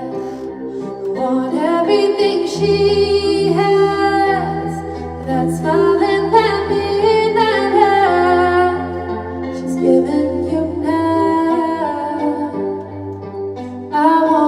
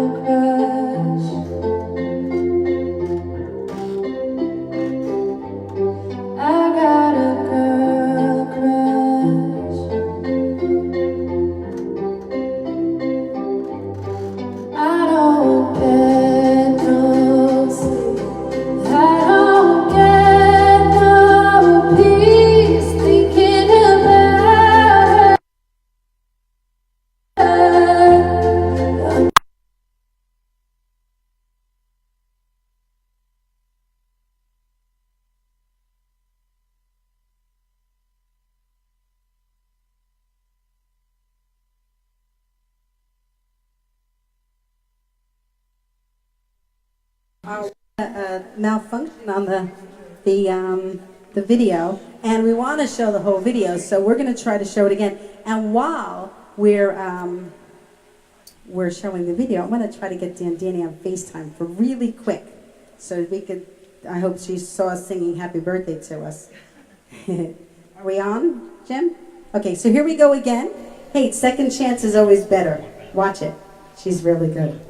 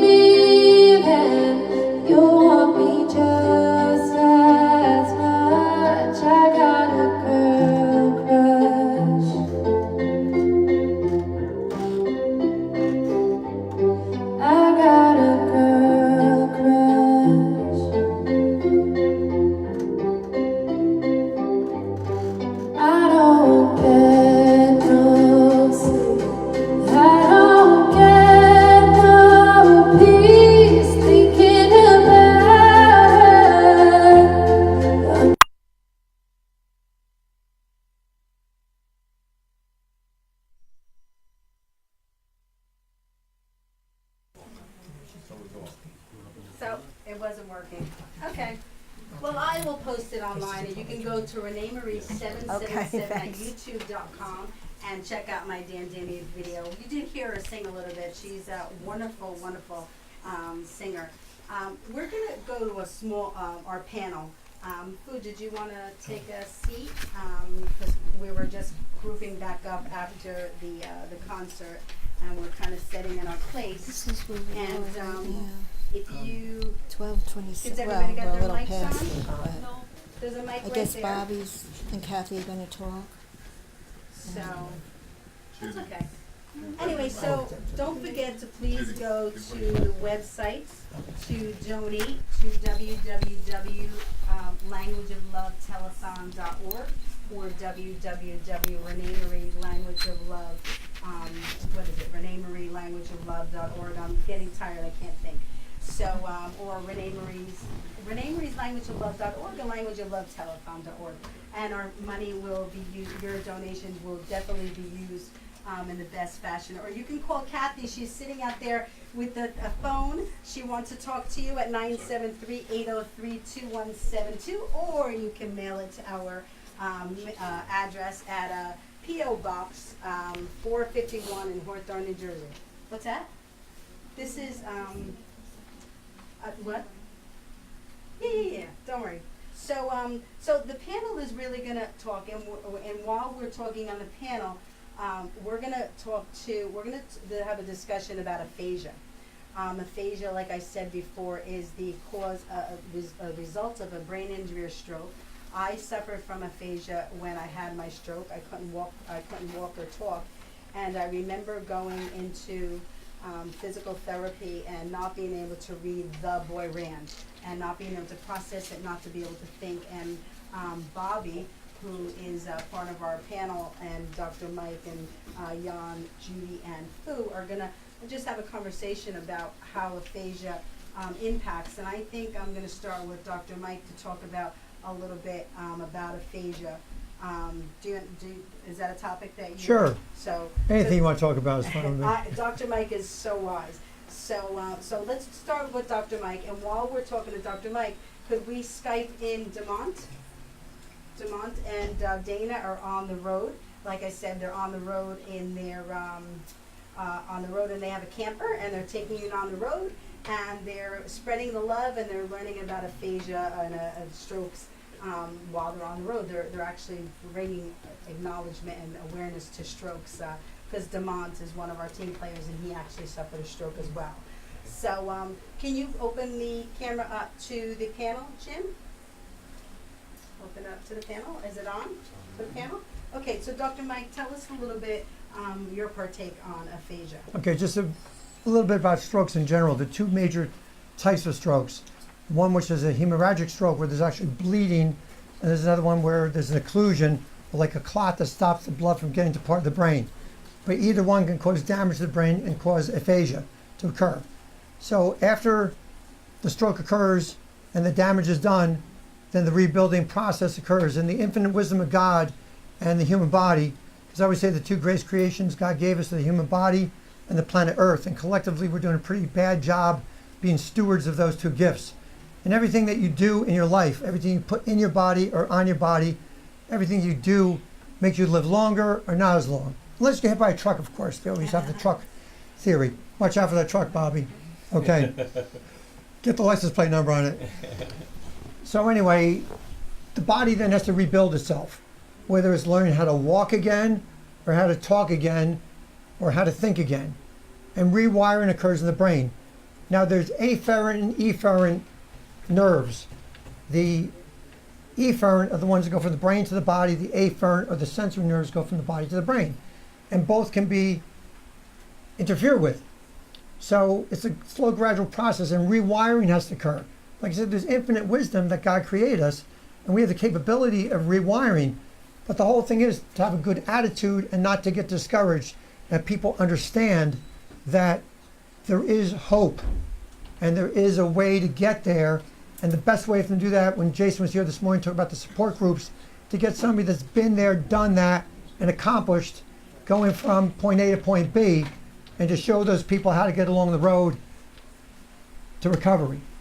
And the other thing I want to mention is that some lab tests, and we talked about this a couple of years ago, but lab tests are very, very important for not only for the people that have had strokes, but for stroke risk.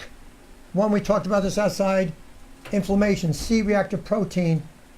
When I was a kid, that wasn't around. Just like vitamin D testing wasn't around when I was a kid. Of course, Fred Flintstone was around back then, and Barney Rubble, but that's besides the point. So those are two very important tests. Vitamin D, because vitamin D affects over 20% of the human genetic makeup, and also C-reactive protein, because inflammation, along with what's called mitochondrial dysfunction. Now, the mitochondria are the powerhouse of the cell that provide energy to the cell, and it burns fuel. And the ketogenic diet is really big now because it burns a lot of fat, and fat burns cleaner than carbs. And it's something that the U.S. Department of Agriculture has to get through the head, that the food pyramid is upside down. The most calories we should get from healthy fats, the least calories from carbohydrates. Wow. They're dirty carbs. Get your mind out of the gutter, Bobby. I was a kid with Bobby a couple of years ago at the telethon.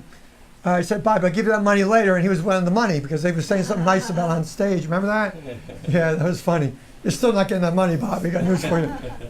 But with the interest, it might be a lot. But I'm talking too much. I got one other blood test I want to say is very important besides the C-reactive protein and the vitamin D is also BNP.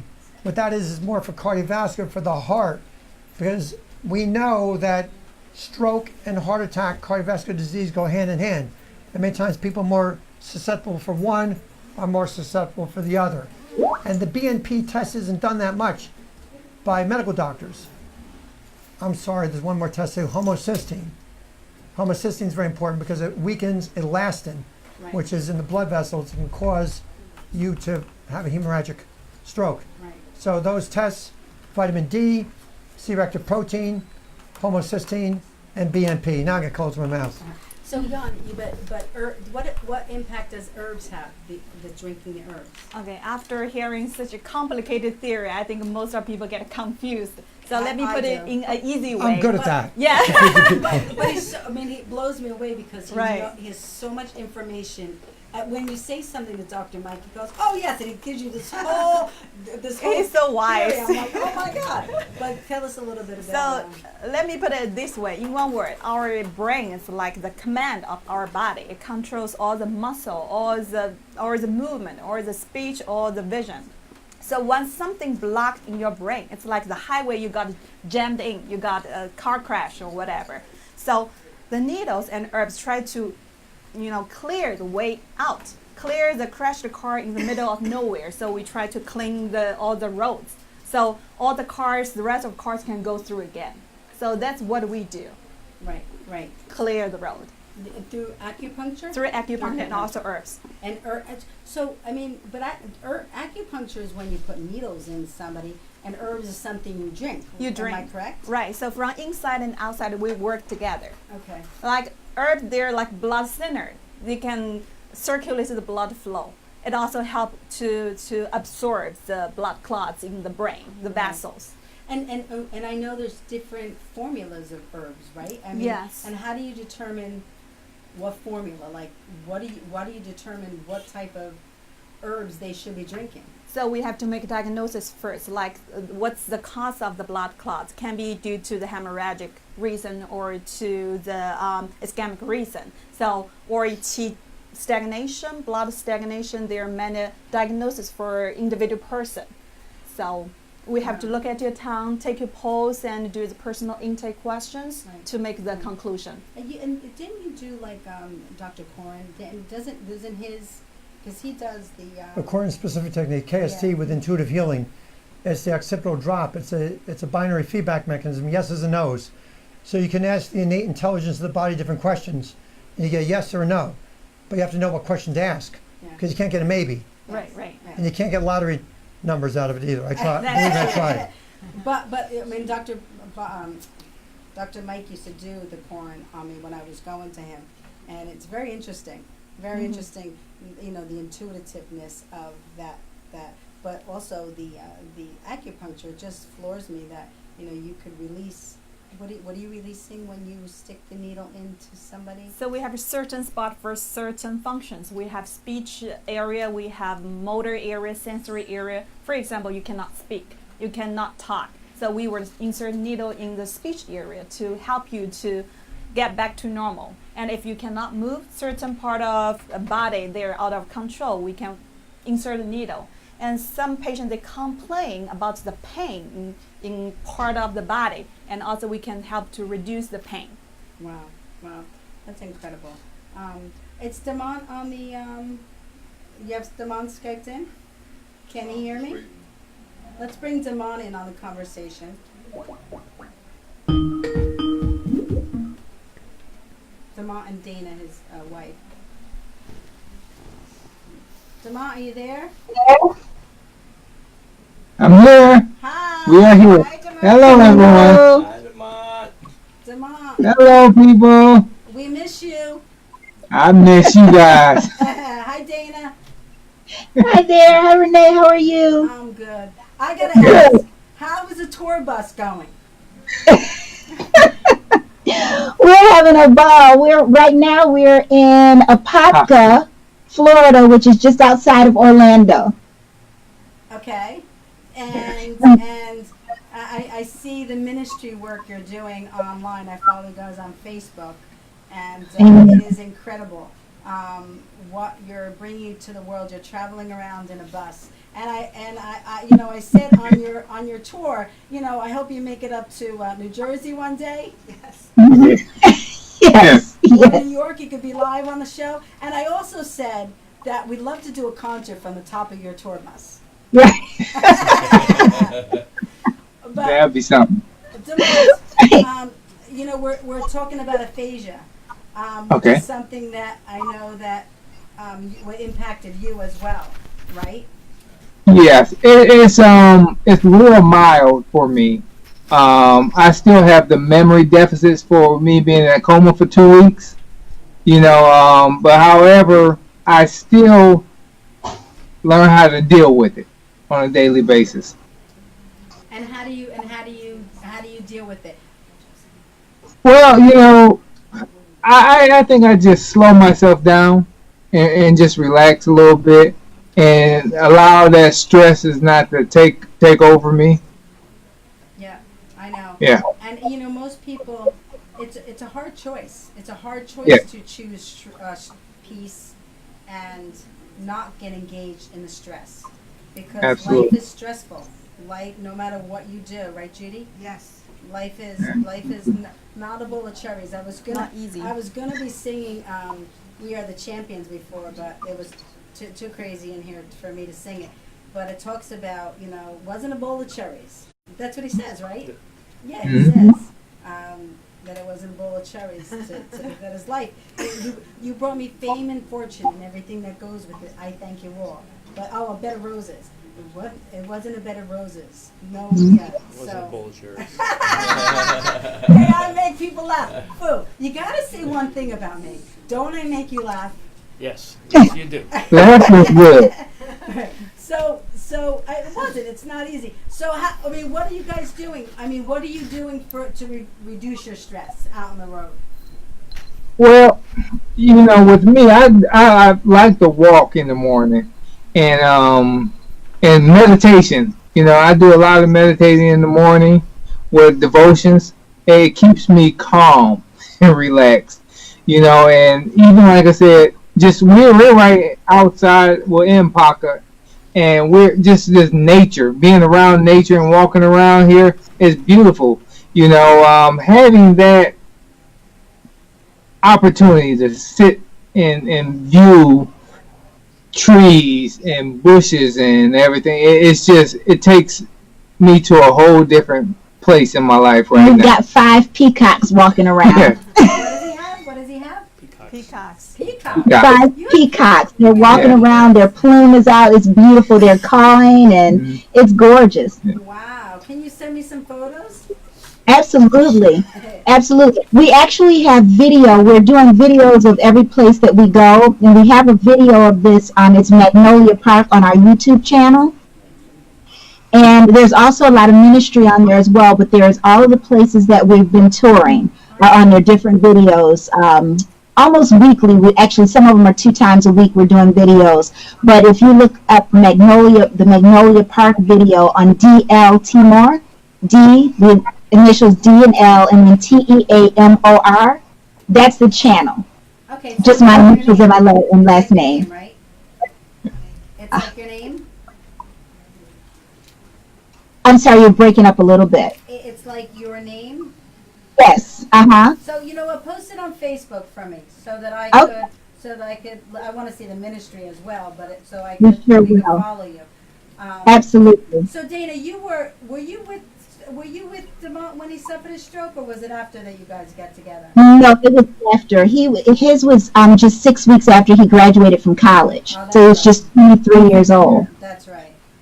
And Demont, Yeah. tell her, because this is a new audience. This is a telethon audience. Tell the audience, like, what, you know, in a short version of what actually happened. Okay. I suffered a massive stroke when I was 23, right after I graduated from Morehouse College. After that, I was having headaches. It was kind of severe headaches and stuff, and I went to the hospital. The doctor stated that I had food poisoning, you know, because they didn't think that an individual who's 23 would suffer a stroke. While I was in the hospital, they did all the tests and gave me a MRI. Yeah, but they sent you home. Yeah, sent me home with the diagnosis of food poisoning. And I was getting weaker and weaker and weaker. And so I went back to another hospital because I was, you know, a friend of mine took me to the hospital then. And basically, you know, they gave me all the tests and stuff, gave me a CAT scan. And when they ran the CAT scan, I was allergic to die in the CAT scan. It exploded in my brain and put me in a coma for 2 weeks.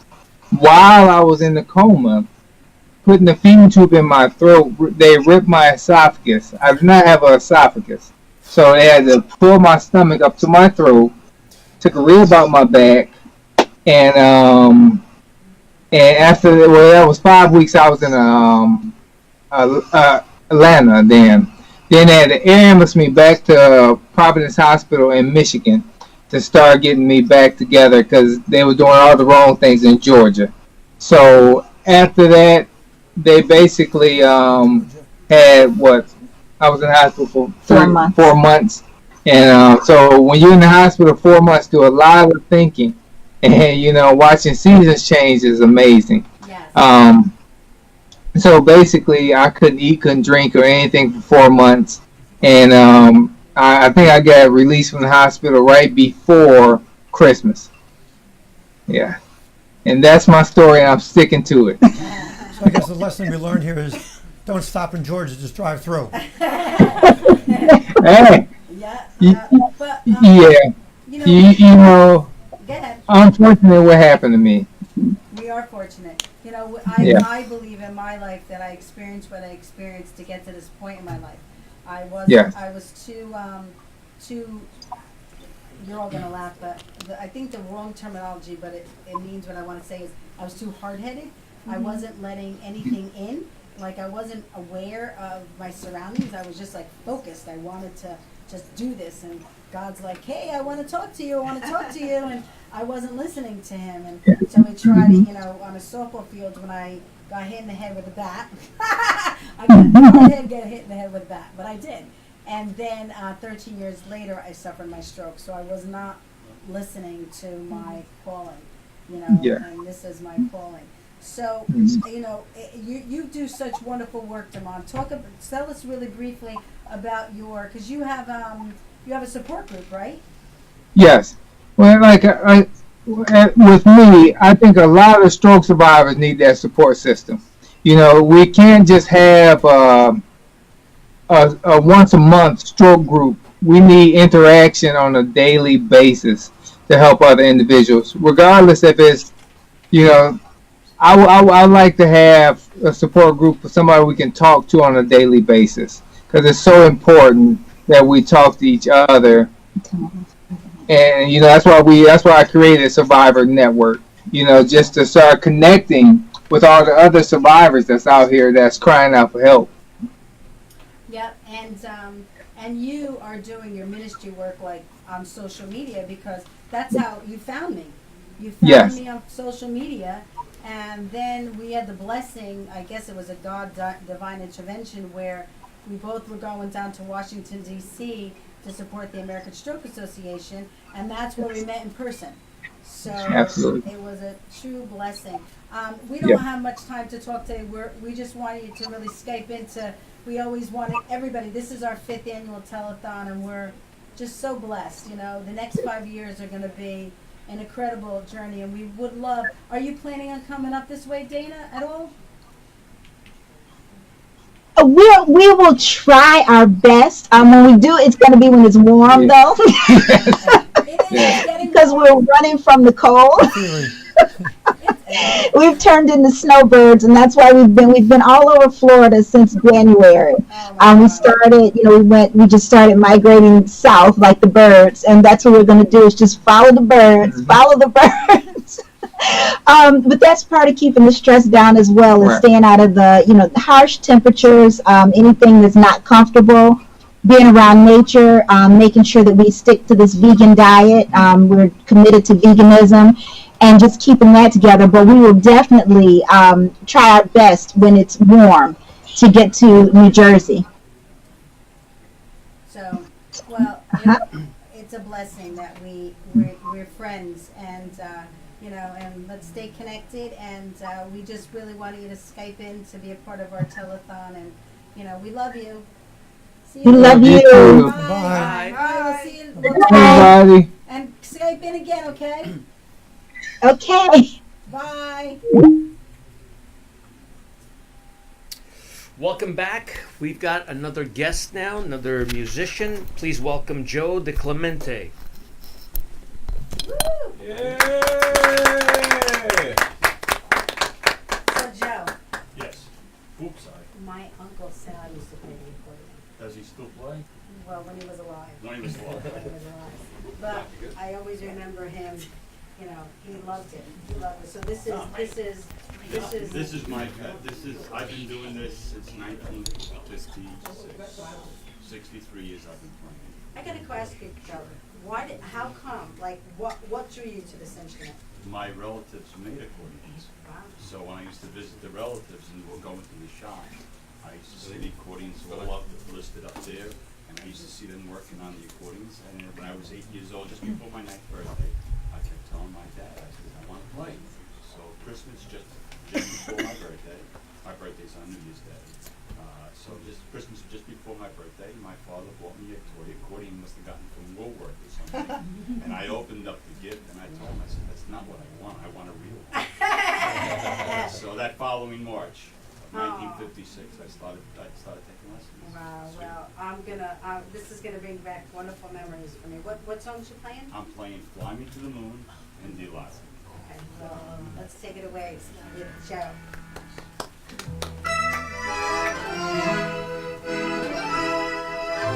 Fly me to the moon. You want to get a microphone? That would be good.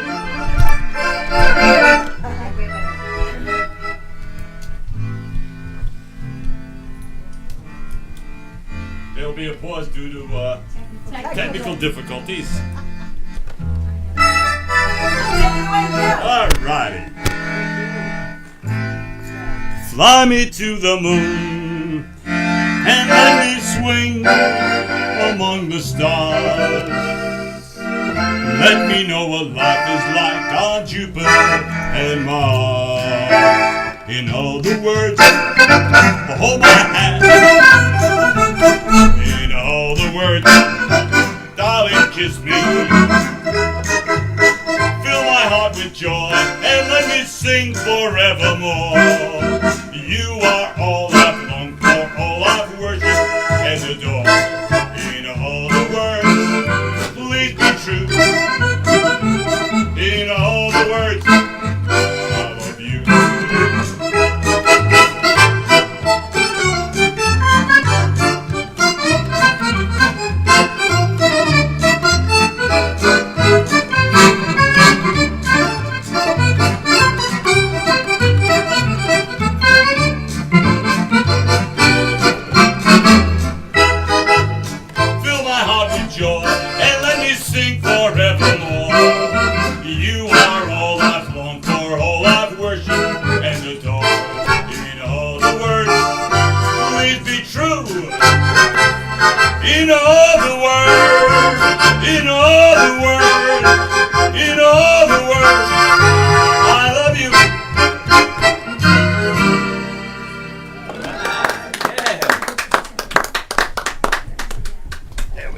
Fix this a little bit. We got it? Are you good? Just a little bit away from the keyboard. Okay. The second song is Delilah. And if anybody knows it out there, by all means sing the chorus with me.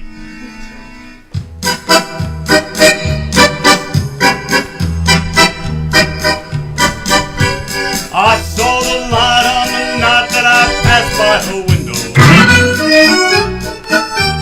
I saw the flickering shadows of love on a blind.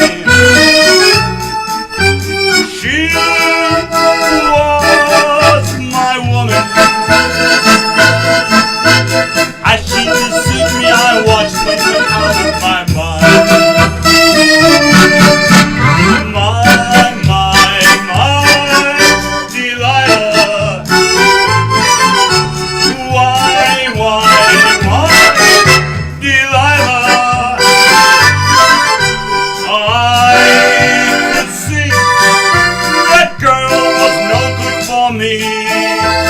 But I was caught like a slave that no man could free. At break of day when that man drove away, I was waiting. I crossed the street to her house and she opened the door. She stood and I felt the knife in my hand. She laughed no more. My Delilah.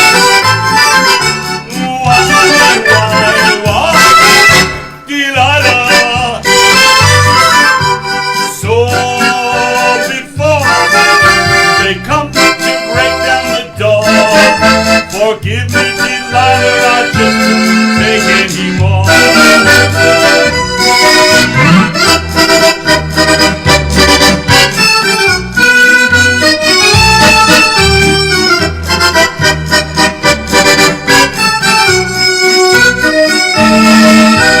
She stood and after I felt enough in my hand. She laughed no more. My Delilah.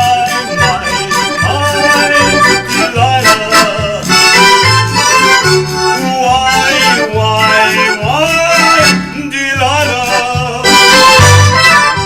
So before they come to break down that door, forgive me, Delilah, I just couldn't take anymore. Forgive me, Delilah, I just couldn't take anymore.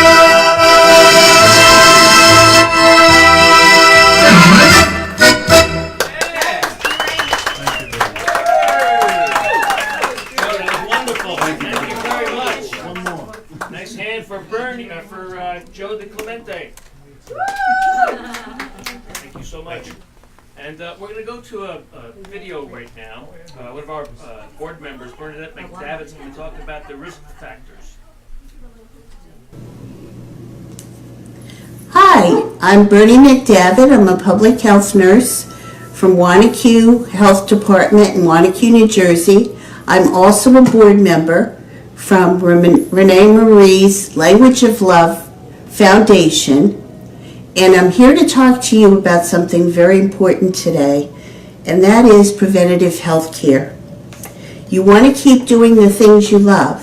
You need to include preventative health care in your plan, and only you can do this. I suggest that you have blood pressure checks periodically, go to your doctor, have your lab work done, have at least an annual physical, and in addition to that, know what your risk factors are. Your risk factors are very important. They can let you know what things you need to concentrate on. Do you have a family history of heart attack, stroke, or any other cardiovascular disease? Do you have diabetes? Do you have high blood pressure? Do you have high cholesterol? Do you smoke or live with a smoker? Are you overweight by 20 pounds or more? Are you age 55 or older? If you've answered yes to some of these questions, that's the place to start. Now, in addition to the doctor's visits, there are local programs available to you, maybe in your own community, that you can look out and have. In addition to blood pressure checking, you can go consider this and also consider helping others by helping out the Renee Marie Language of Love Foundation with your donation. It would really be appreciated, and they're using it so wisely and helping so many people. Remember one vital thing. An ounce of prevention is worth a pound of cure. Thank you very much, and have a wonderful day.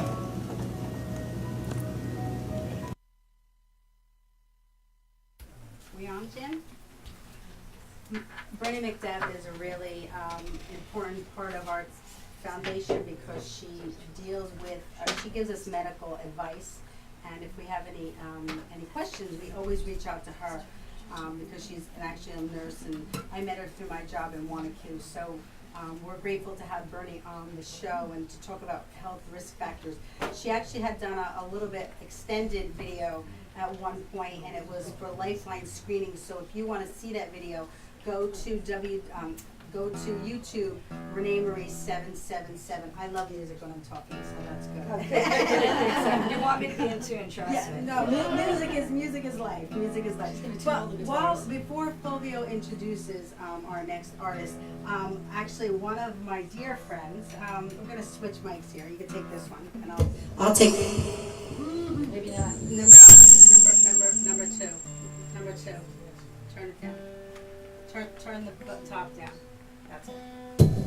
Testing. Somebody moved it. We can share. Yes, we'll share.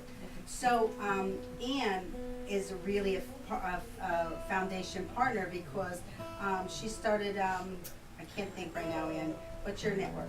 The Inspired Living Network. The Inspired Living Network. The Inspired Living Network. And Anne and I connected spiritually, I think. And actually, it was Judy that found Nancy. Judy, oh, that's Anne. You said Nancy. Anne. Oh, Anne. It's okay. Wait, what did I say? You said Nancy. Nancy. It's okay. I'm tired. You are totally forgiven. I'm you are tired. amazing. So Judy found Anne. One day when I said to Judy, you good guys to do the show when I go for my knee surgery by yourself, and Judy's like, yeah. You said it on the air. I know, I said it on the air. But the bottom line is that Anne really does wonderful caregiving work, and I believe that's her ministry. So tell us a little bit about the work that you do. Sure. So the work that I do is to work with family caregivers from the beginning, middle, and end of their journey to help them to decrease the stress and really create a lot of peace of mind throughout the journey. Because when you become a family caregiver, you have no idea.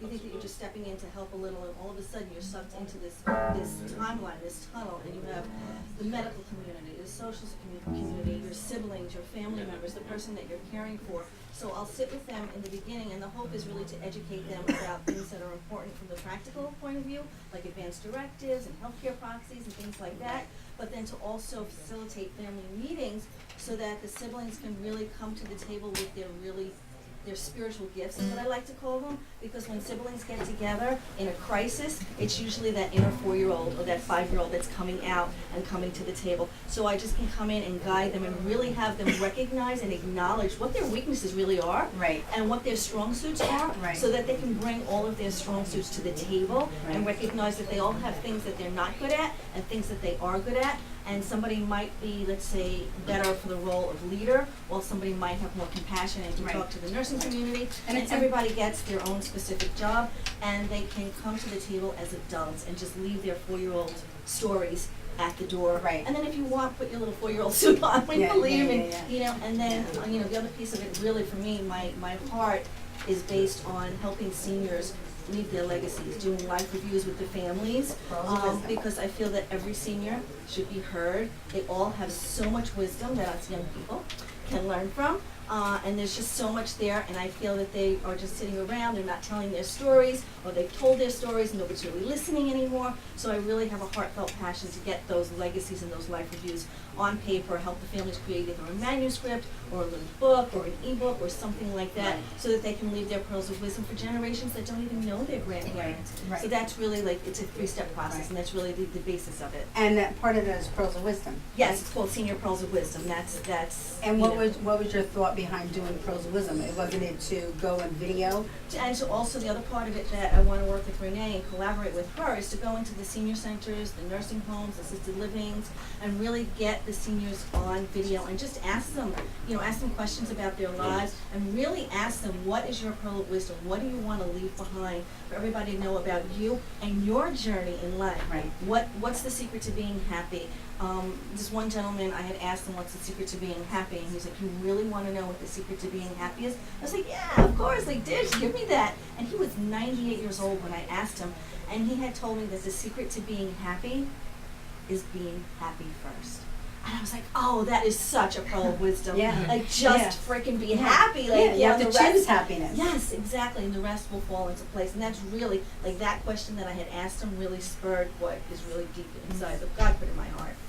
Well, God's in our hearts. Yes, yes. But we've always wanted to do a beauty show. We have to schedule a beauty show, yes, where we can bring beauty into the lives of those that they're not feeling so well. You know, someone that suffers a stroke or suffers from aphasia, they don't feel well. Right, you know, exactly. So to make them beautiful. And beauty is probably the last thing that's on their mind. Yeah. And and for the caregivers too, you're so tired, you're drained, you're emotionally, mentally, physically, spiritually, financially totally depleted. So I help them take on compassion and self-care and give them tools and practices to put in place every single day before they burn out. Right. To prevent that burnout. Right. So I mean, doing a show about like beauty for caregivers and their Yes, the elders. I caregivers mean, as well. how beautiful Think that would be. that's perfect. The Yeah, caregivers yeah, as well. yeah. So this it's- is definitely Renee and I are a God connection. Yeah, It yeah. was one of those things that was orchestrated from something completely out of our Orchestrated from our friend Judy over there. Yes, exactly. She's the Yeah, one that, yeah. you know, divine intervention with Judy. Exactly, yeah. Because I think she went to,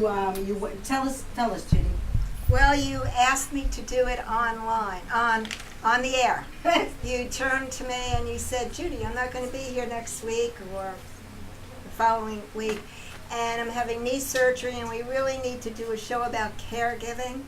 And why don't you work on that and get that and host that show? And Nancy was sitting next to me, and I said, we'll do it together. I drove home. I decided to relax after the show and open the newspaper. I opened the newspaper, and there it was, a whole story about Anna Gwilly, caregiver. And I said, this is it, but I had to wait until Monday to call the publisher and speak to the writer and call Anne. And Boy, did she track me down. Judy is very good at what she does. That's good.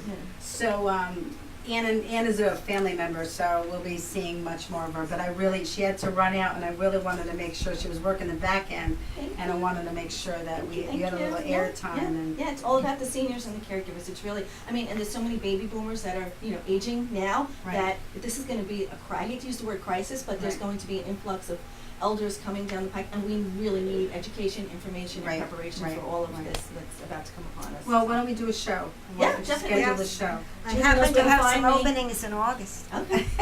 Yeah, she'll find me. So, thank you. Thank you so much. I love you. You're the best. Thank you so much. We're going to send it back to Judy and Fulvio. Is Leia around? Yeah? Thank you so much. I'll see you later. We're back on with Fulvio and Judy. Up next is Leia Kay, guitarist, artist, and here she is.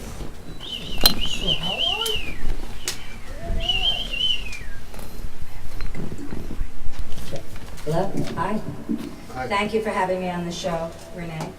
You're very welcome. You're very welcome. Let's see if we can get these logistics here. All right, so Renee, I'm going to do 3 songs for you guys. They're all in the under the auspice of love. These are love songs. These are very, very happy, upbeat. The first one is called Seasons. And I played this on my show. I don't know if you've heard it. I played this in the city in an off-Broadway show. And I wrote all the songs I'm going to be playing today.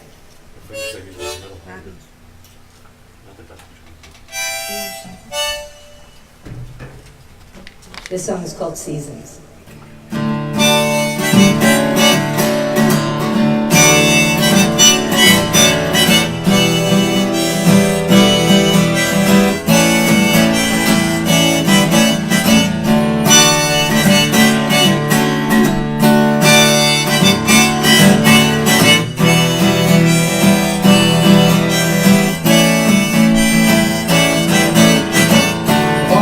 With you Monday, and all the days until Sunday, in the summertime. We're gonna try to find. I wanna be with you always.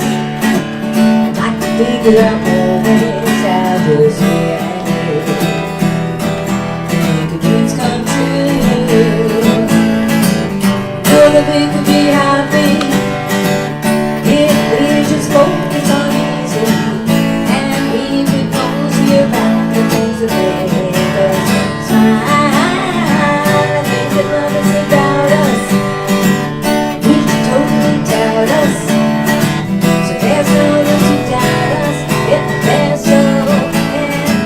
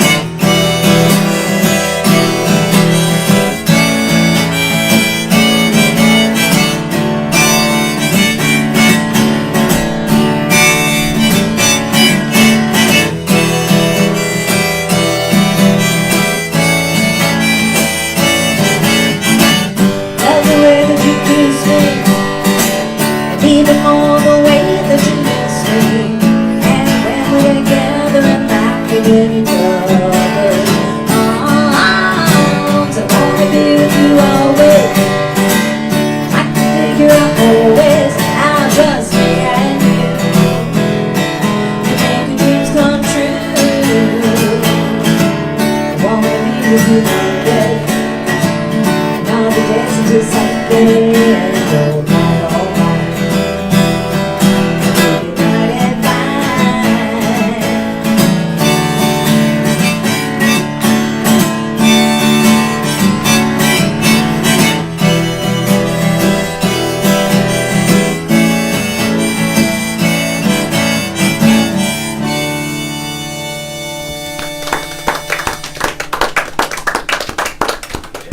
Thank you. So this is a big weekend for me. I played Friday night, Saturday night, and now I'm here for the most important performance. Okay, this next song, all right, so that was a love song. This song is called Two Separate Hearts.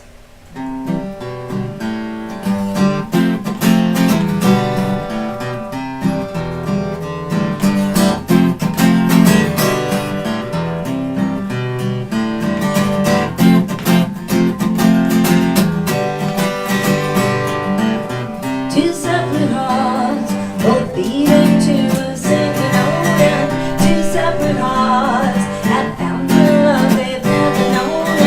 Two separate hearts will never have to be alone again.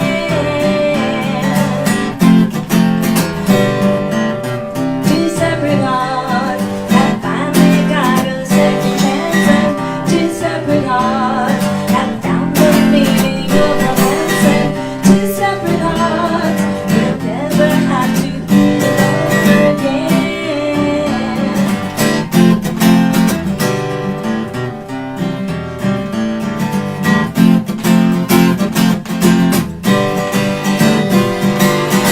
Two separate hearts have walked the path of loneliness, and too many times they've lived to regret.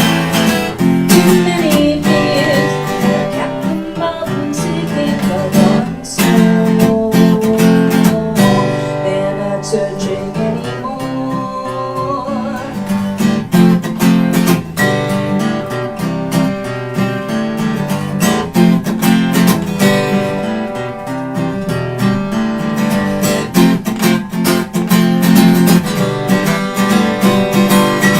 Two separate hearts have walked the path of loneliness, and too many times they've lived to regret. Too many fears have kept them both from seeking the one soul. They're not searching anymore. Two separate hearts, they're not searching anymore.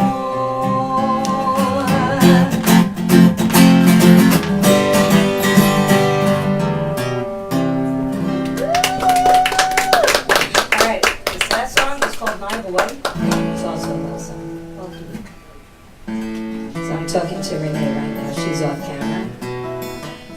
But she's working really hard today, and so is everyone else here. So kudos to you, lady.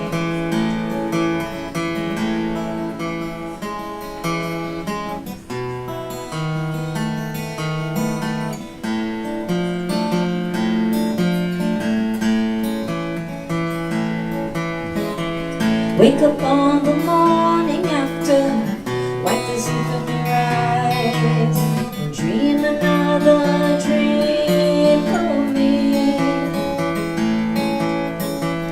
Find another two-lane highway, stand me up by your side, and show me what you want to be. My boy, love is what you put me through. My joy, I'm making with you. My love, there's nothing like this feeling. Our love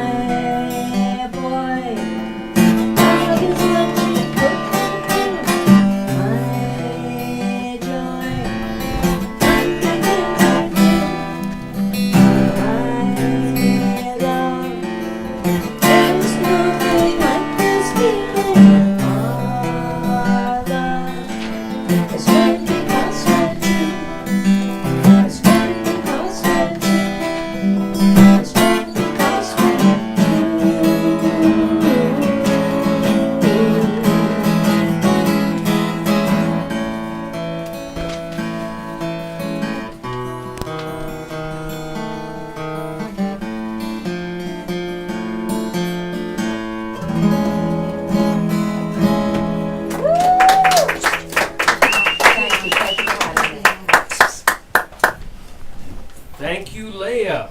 Big hand for Leia King.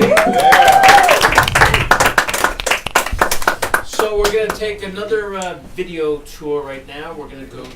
Leia, you have a photo. Oh, I'm going to take a photo while I'm talking While you're about. talking. Photo shoot. Photo shoot while Action, we're announcing a action. video. Hi, everyone. Throw your arms up in the air. Great. Okay, now we're going to cut to a video from Dolores Hoffman. And Thank Miss Dolores Hoffman is New York Senior America 2017. You hear that? Senior America 2017. All right. Make up your mind, sweet baby. Right here, right now is all we got. A little party never killed nobody. We gon' dance until we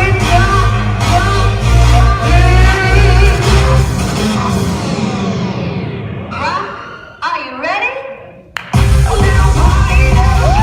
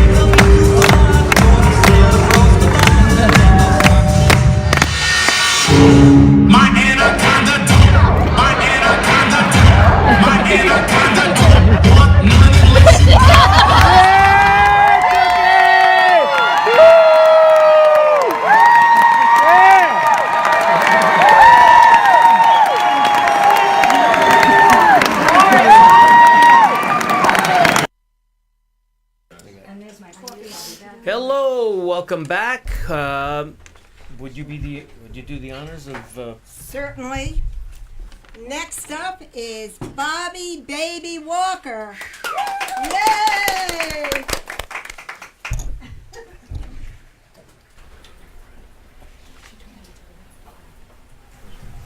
And don't forget. And don't forget to give. Don't forget to tip the waiters. Don't forget to tip the waiters. Take some reverb.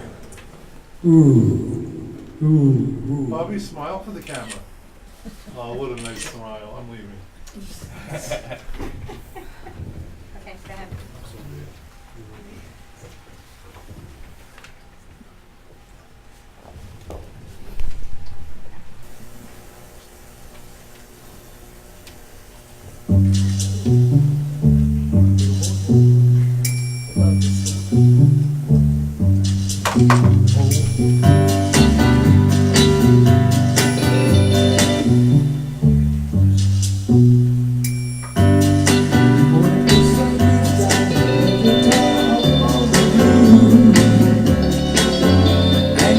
Get so hot, wish you're tired, keep on fire.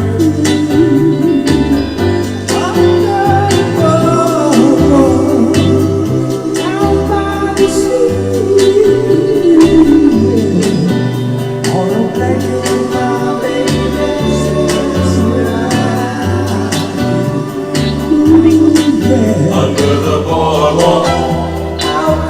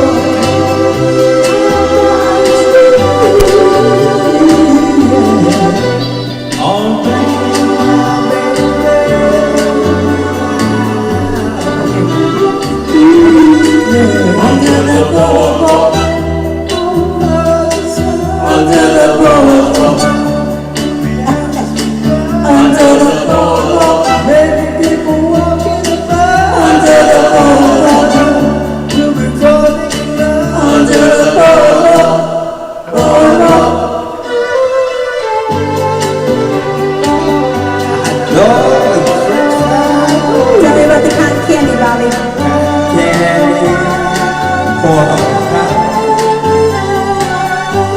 Let's go.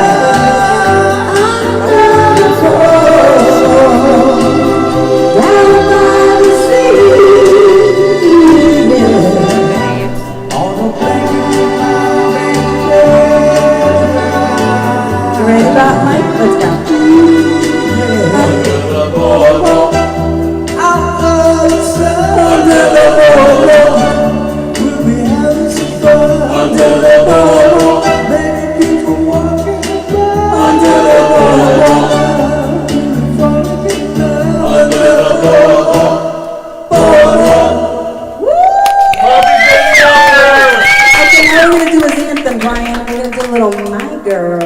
Bobby's anthem. So take it away, Mr. Bobby. This is your anthem. This is your song. This song, My Girl, is known with you, especially when we perform together. Kathy calls him my performing husband. Kathy's his husband. Kathy's his wife. You're my performing husband. I'm your performing wife. I gotta keep my mouth shut. I'm tired and it's not coming out today. Bobby, go ahead. Let's sing. That doesn't get us in any trouble. You want me to sing some background with you? We'll do our thing. I've got sunshine on the cloudy day. Ooh, when it's cold outside, I've got the mother. Here we go, everybody. Join us. Let's go. I guess you say, what can make me feel this way? My girl, my girl, my girl, talking about my girl, my girl. I've got so much love to please and to me. Oh yeah, baby, I've got a sweeter song than the bird in the tree. Let me get on my side, Bobby. You know I like this side, right? Well, I guess you say, what can make me feel this way? My girl, talking about my girl. Come on, everybody. Snap your fingers. Let's go. Come on. Come on. That's it. Let's go. Ready? Here we go. Hey, hey, hey, hey, hey.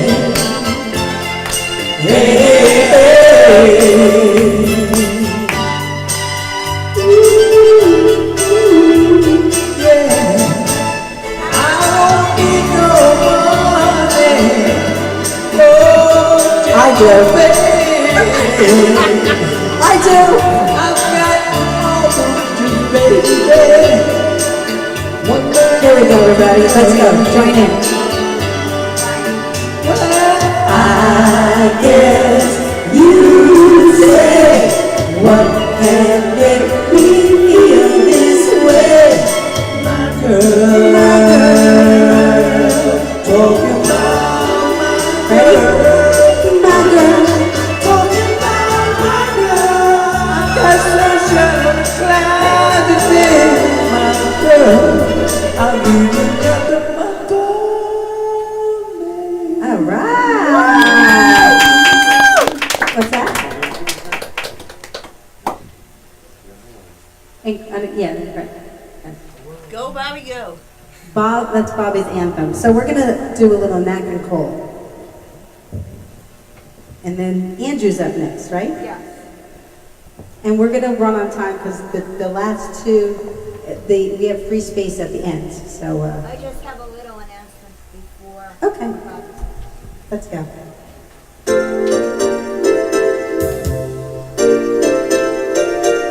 Take it away, BBW.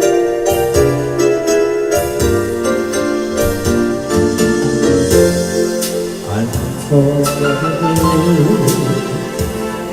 that's what you are. unforgettable. Don't be wrong.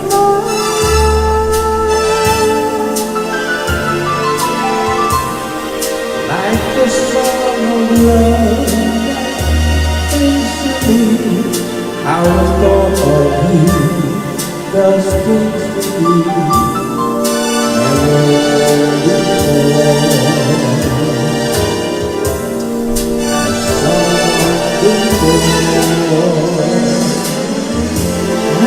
Unforgettable in every way.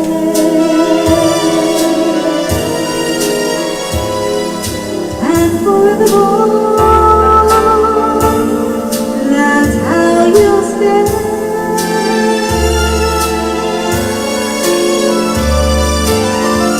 That's why, darling, you should know that someone so unforgettable is there.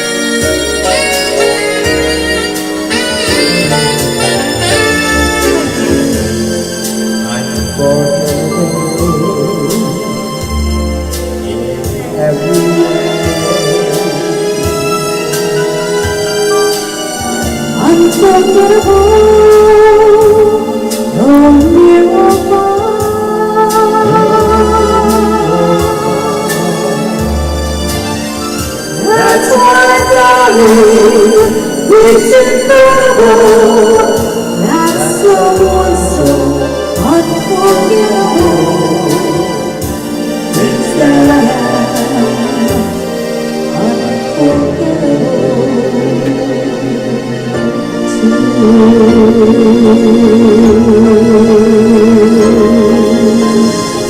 And that was the live BBW.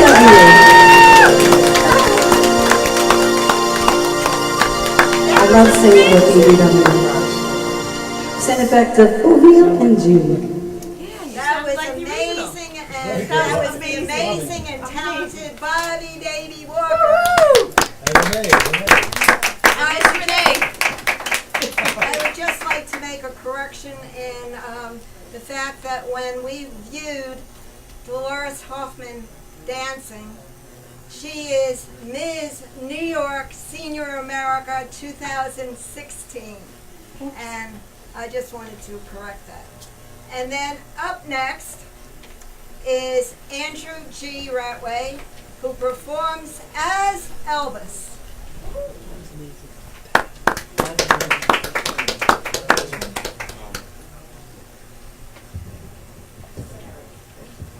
Ladies and gentlemen, yeah, we're all shook up today. I really am. Great to be here. Language of Love, Renee Marie's Language of Love for Stroke and Aphasia Awareness. Did this song way back in 1956. Good year. RCA Records, ladies and gentlemen. That don't sound like it. That does not sound like it. All shook up. All right, be patient. Don't worry, we'll get there. So I got in from Memphis this morning, flew in. Can't wait to get back. It was an MP3. But, all my Elvis fans, I hope you donate today to this great cause. You know what, let's, Andrew, let's let Leanne sing. Okay. And we're gonna pick. All right, there'll be a slight delay there. Leanne, come on up. Can you introduce Leanne for me? Sure. Next up is, we're going to come back to Elvis. Next up is Ms. Leanne Brill. Ms. New York Senior America 2017. Yeah.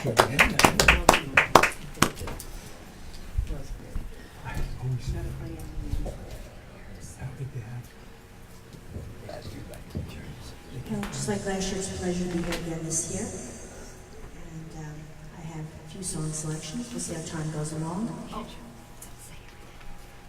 But I want to share something now that I'm thinking about it. This is really a tender subject. Leanne recently lost her husband. Oh. And we were honored that she still wanted to be a part of the telethon. And I think we have some photos. Do you have photos? Just look for the photos I sent to you. He's in a car. His name is Kenny. And maybe between her songs you can show them on actually through the songs you could show them. But this performance is dedicated to your husband. I thought I'd say it'd be easier for me to share it than for you. But our heart goes out to you. Our heart goes out to you. You're welcome. Okay, and I'm going to try to be professional and get through this.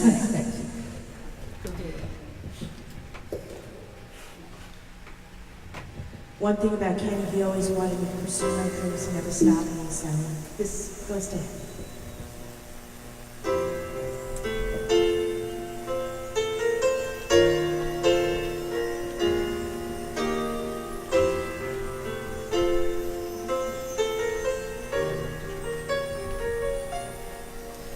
Well, hello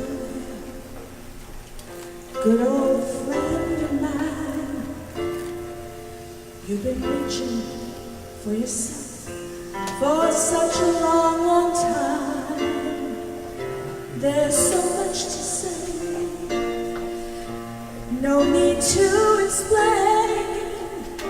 Just an open door for you to come in from the rain. It's a long road when you're on your own, and someone like you will always choose the long way home. There's no right or wrong. I'm not here to blame. I just want to be the one who keeps you from the rain, coming from the rain.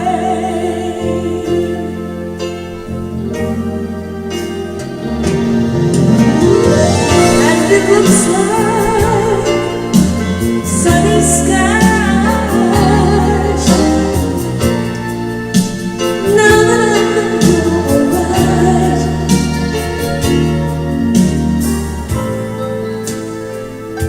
time has made us older and wiser. I know I am. It's a long road when you're on your own, but it's good to see my best friend has come home again. 'Cause I think of us like an old cliche, but it doesn't matter, 'cause I love you anyway.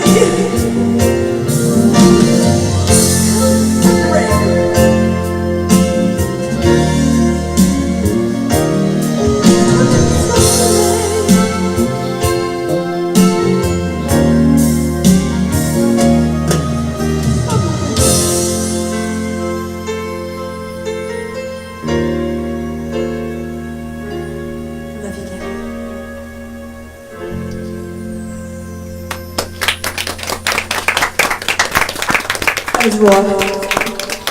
Take a deep breath, take a deep breath, take a deep breath.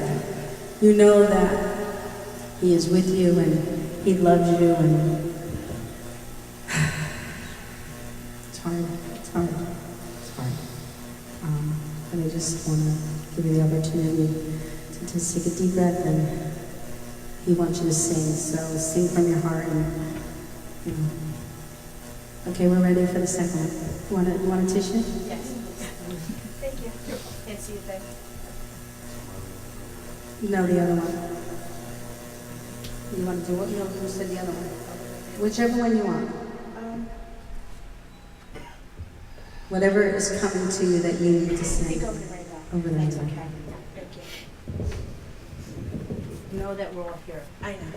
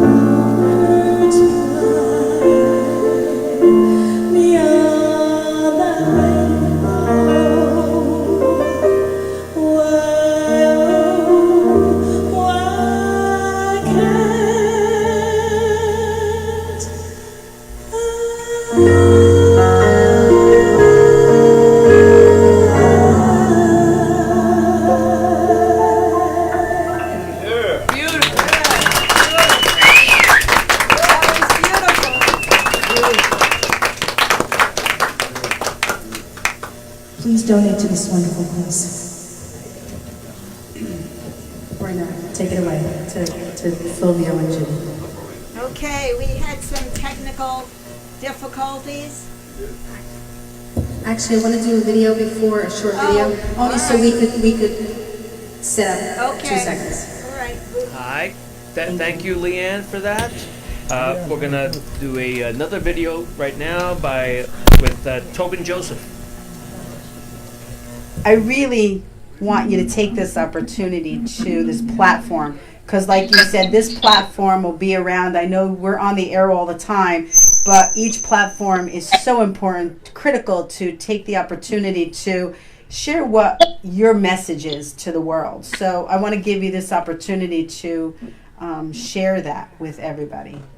Thank you. The first thing that's coming into mind is just love yourself so fully, no matter your situation, that whatever anybody else says to you doesn't matter. You just continue to live to your heart's happiness and to your purpose, and know that life is going to present the strongest souls with the strongest struggles. Okay? And that was not meant to defeat you. It was meant to create who you were meant to be. And that when you love yourself and you love all of the situations that life gives you, no matter how difficult that may seem to be, that's where you're going to find the most fulfillment and happiness. Because I can honestly say every dream I've ever had has come true, and I could never have imagined that for myself in that hospital bed after the accident. That was just something that my heart had to drive me, because I loved life and the opportunity to live again and that second chance so much that it has driven me to these places where it really seems like I'm inspiring thousands of people that I never thought I would inspire, and it makes me almost want to break down and cry out of gratitude. So just love yourself as much as you possibly can. Love the life you were given, because it's the one that is going to make you and create you into the being that you were destined to become. Yeah. Beautiful. It's beautiful. Well said. Thank you. And Damon.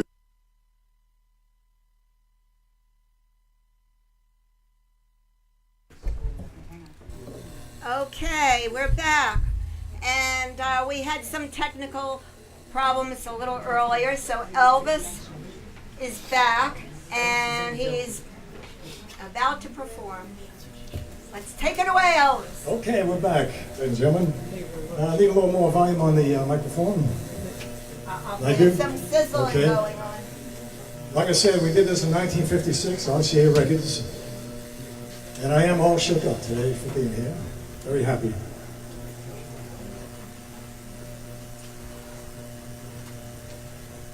A little louder, a little louder. Well, bless my soul, what's wrong with me? I'm itching like a man on a frozen tree. My friends say I'm acting wise as a bug, I'm in love. I'm all shook up. Ooh, yeah. Well, my knees are shaking and my legs are weak. I can't seem to stand on my own 2 feet. Who did you think, would you have such luck? I mean, love. I'm all shook up. Ooh, yeah. Well, please don't ask me what's upon my mind. I'm a little mixed up. I'm feeling fine. Well, I need a girl that I love best. My heart beats so it scares me to death as she touches my hand. And what a chill I got. Her lips so like a volcano top. I'm proud to say that she's my buttercup. I'm in love. I'm all shook up. Ooh, yeah. Well, my tongue gets tied when I try to speak. My inside shake like a leaf on a tree. There's only one cure for this body of mine. That's to have that girl that I love so fine. She touching my hand, and what a chill I got. Her lips are like a volcano at the top. I'm proud to say that she's my buttercup. I'm in love. I'm all shook up. Ooh, yeah. Ooh, yeah. I'm all shook up. Thank you, ladies and gentlemen. Thank you.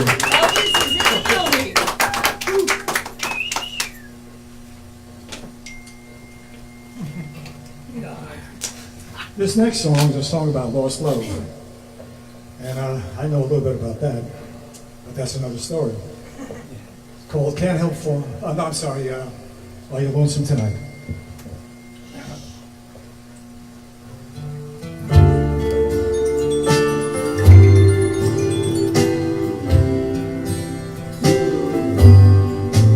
Are you lonesome tonight?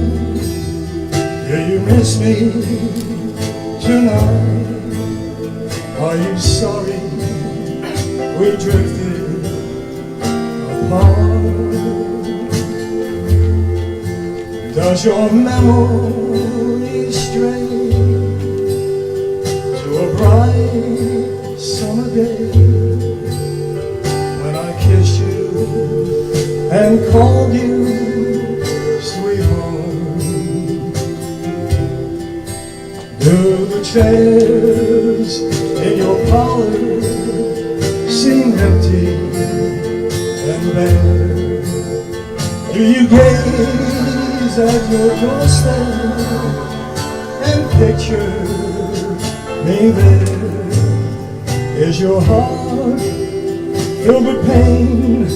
Shall I come back again? Tell me, dear, are you lonesome tonight? I wonder if you're lonesome tonight. You know, someone said the world's a stage and each must play a part. If they'd have me playing love with you as my sweetheart, Act 1 was when we met. You read your lines so cleverly and never missed a cue. And then came Act 2. You seemed to change. You acted strange. And why, I'll never know. Honey, you lied when you said you loved me. And I had no cause to doubt you. But I'd rather go on here in your lives than to go on living without you. Now the stage is bare, and I'm standing here with emptiness all around me. And if you won't come back to me, well, then they can bring the curtain down.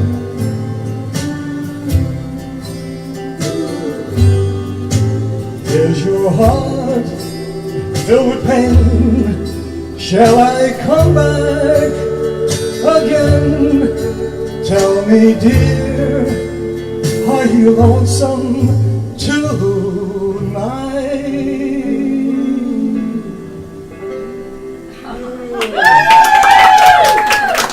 Thank you, ladies and gentlemen. Thank you. With a natural vibrato. This next song is a song from my movie Blue Hawaii, and it's called Can't Help Falling in Love with You. And ladies and gentlemen, I can't help falling in love with all of you today. And it's a really great cause. I'm happy to be here. Give the phone number, Andrew. Yeah. Give the And phone number. It's phone right number? there. 973. 973, ladies and gentlemen, 803-2172. I'm going to repeat it one more time. 973-803-2172. Please call in.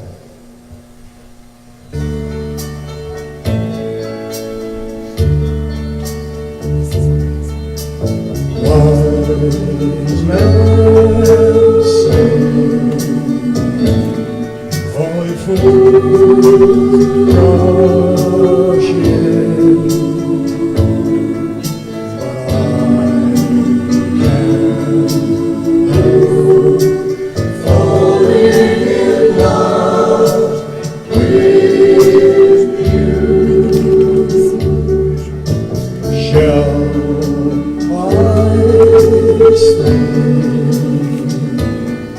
would it be a sin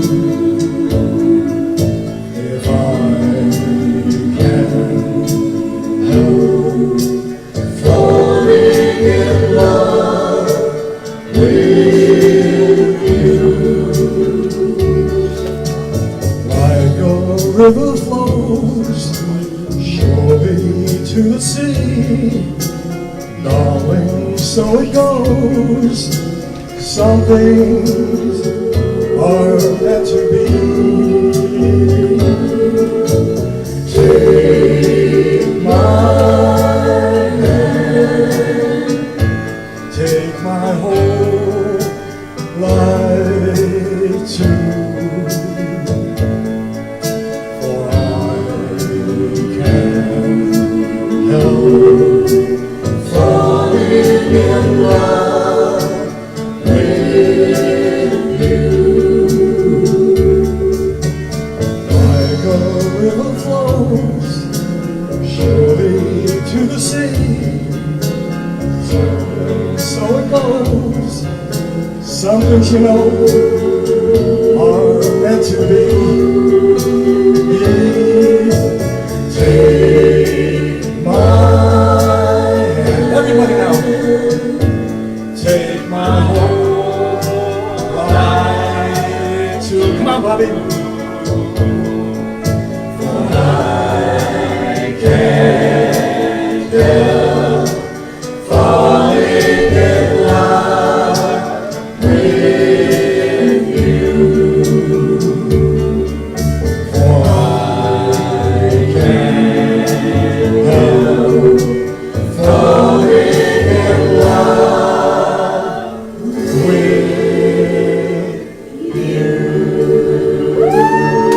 Thank you, everybody. Thank you. God bless you. Thank you. We'll see you all again. Thank you very much. That was Andrew G. Ratway performing as Elvis. Fantastic. Elvis, we love you, Elvis. Thank you very much. Thank you very much, Elvis. Thank you.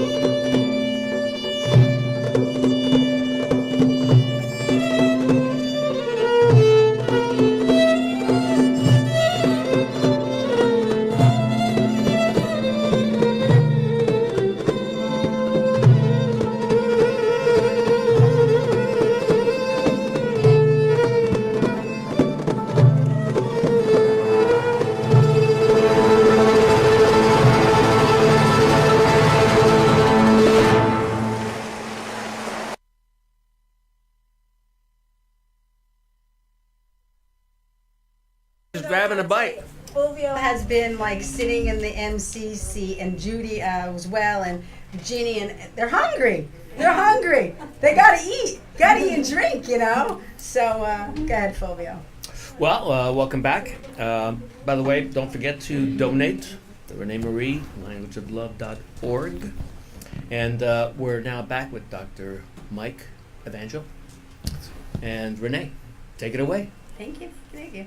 So this is a really, I think it's a spotlight segment for us, Dr. Mike, because I want to talk about your exciting new show.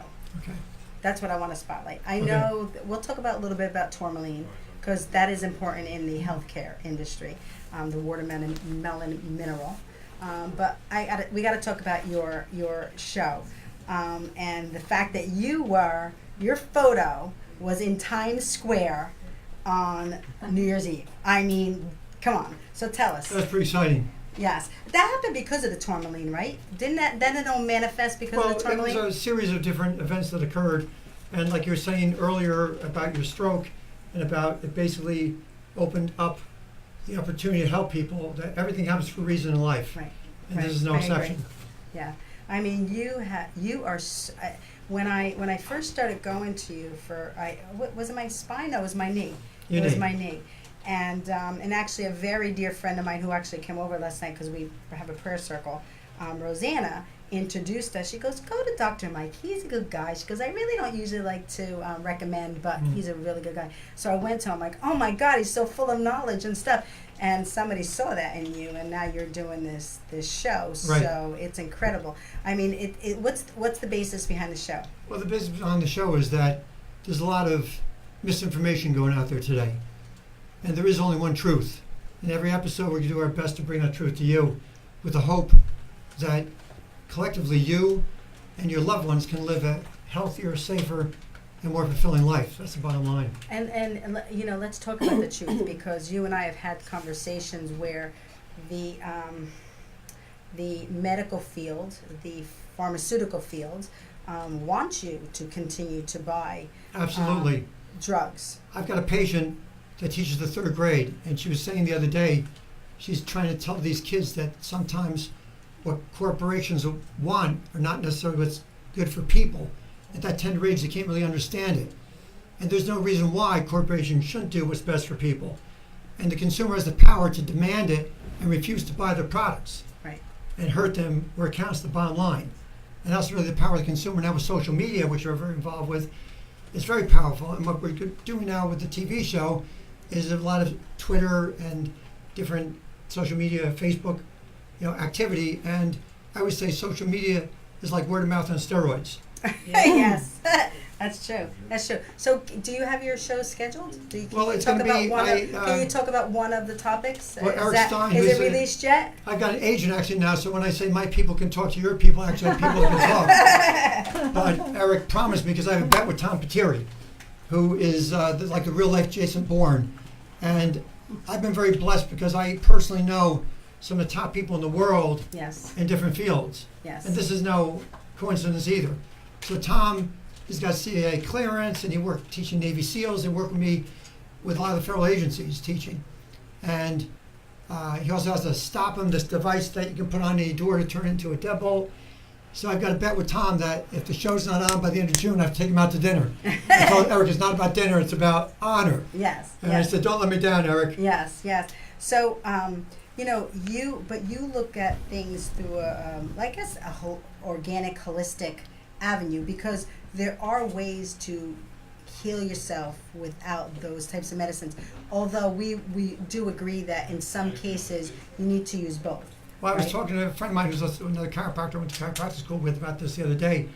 Whatever works. Right. So that's right. what basically martial arts and with healthcare. And that's what Bruce Lee, his real mission was to use whatever worked. So people say to me sometimes, do you believe in vaccines? I say, no, I don't believe or not believe in vaccines. I believe in whatever works best. If the vaccine works best or it doesn't work best, whatever the case may be, chiropractic is not belief. It's basically the study of all things that are natural and how to apply that to the human body, because nothing happens to the human body by accident. Everything has a purpose. Like I was saying before, the greatest gift God gave us really is the human body and our planet. Right. We have to take care of both of them. That's really the theme of my show, to be better stewards of the planet and ourselves, and to respect this gift that's been given to us. Right, right. But how, and Andrew Rea before was saying to me, Assemblyman Andrew Rea was saying to me, the loudest voices get heard. The loudest voices get heard. So I'm glad you're getting in that race to be one of the loudest voices. But, in society, we go to our doctors. We think we need to trust our doctors. Right. So how do we find a way to find answers? Well, actually, it's very good because also I've just been introduced to a doctor that's from my same town, Dr. Stanzik, and she teaches at Rutgers Medical School, and she teaches lifestyle medicine. It was very exciting for me. I went to the premiere of the movie Code Blue, which she's featured in, and she's up in Harvard. I invited her to possibly come today, but she couldn't come. Oh. But lifestyle medicine is teaching these young, doctors of the future to find a natural way of doing it. The pharmaceutical companies don't think too excited about this because they want to drug us from the womb to the tomb. That's They what want to do. drug us so that we can continue to use medicines. But what happened with her is that she got MS in 1995, and she basically helped her body cure itself, because the only thing a doctor ever cured is a ham, because the body cures itself. When only given the right set of circumstances. Right. Because there's excesses and deficiencies. In one sentence, that's what makes us not reach our full health potential, excesses and deficiencies. It's so simple but so profound at the same time. It is, and that's what we have to look at, the simplicity that it is. I mean, look at Dr. Corin. He healed Right. himself, am I correct? That's right. Another situation, Dr. Ted Corin was here last year. He might be listening right now. Hi, Dr. Ted. Hi, Ted, if you're listening or watching. And a big piece of furniture fell on his head. He was disabled for years, couldn't practice chiropractic, went to at least 50 doctors, and nobody could get him better. So he came up with a system called KST, Corin Specific Technique, which is a form of intuitive healing, to really cure himself. He was his first patient. And then his wife was his second. She suffered from migraines for years. Oh my gosh. I've been studying under him for several years, and he's like, I tell him, he's like Yoda. I'm only like Luke Skywalker. But you're getting there fast, because you're when I met with, when I meet with you, I mean, you talk about all your, you're training the SEALs. Didn't you train? No, not the SEALs. I work with the FBI, The FBI. U.S. Marshals, Right, a lot of federal agencies, but not the SEALs. Right. Tom trains the SEAls. Tom's like the real life Jason Bourne. Now, the show that he's going to be on, he'll be on many times on my show, but the show he's on is going to be actor-shooter situations. And if, God forbid, you're ever in an actor-shooter environment, what to do. And he's one of the world's foremost experts on that topic. And I'm very fortunate to be a friend of his. Wow. So your show, I know, I actually, can we mention the agency? Oh yeah, Oh, Apples okay. and Oranges. I didn't want to. Eric Stein and Amore Phillips, she's the owner of. Yes. Can't not mention Amore and Eric. Yes. But I actually met with them. Yes. So we're talking about bringing this. I didn't know if I could say anything. Sure, But we're you talking can say. about this, bringing the Stroke of Luck show. Will stay here too, Jim. But we're talking about bringing it to that platform. And it's going to be on Roku. Am I Right. correct? My show will be on Roku. Roku. Right. And they have a health channel. Yes. Well, actually, we're just starting it. It's going to premiere later on this month. It's called Streaming Health TV. Wow. SHTV for short. And it's going to be all I know, the format on health, fitness, longevity, environment, nutrition, Right. personal safety, all those things. Basically, it's like urban survival. It's not like Man vs. Wild in the wilderness. It's surviving in today's society. And it's a very exciting thing to be on the ground floor. Right. And I'm always trying to learn all the time. And I'll tell you one thing, is that I don't think anybody is going to be more passionate than I am about this topic. Right. I'm not saying more passionate, but there won't be. Right. There'll be more Right. passionate. So we've been talking for 10 minutes already, but I do want to give you the opportunity to talk about the tourmaline, and we'll welcome you back onto the show. Why don't you come back onto the show Sure. while you're doing your show, so that Sure. we could work off each other. But talk about the tourmaline really quickly, because tourmaline Right. is what 3 years ago? I think 2 years ago, 3 years ago, 2 years ago, you were on our telethon and you were on Right. our show and stuff about the tourmaline. Yes. It's really important. And tell them where they can get it. Okay, it's a semi-precious stone, and it really works on, I believe, mitochondrial dysfunction, because there are a lot of theories, as you well know. And the mitochondria really are the key for a lot of so-called modern diseases like Alzheimer's, dementia, cardiovascular disease, including stroke and heart attack, diabetes, cancer, autoimmune diseases, all the learning disabilities.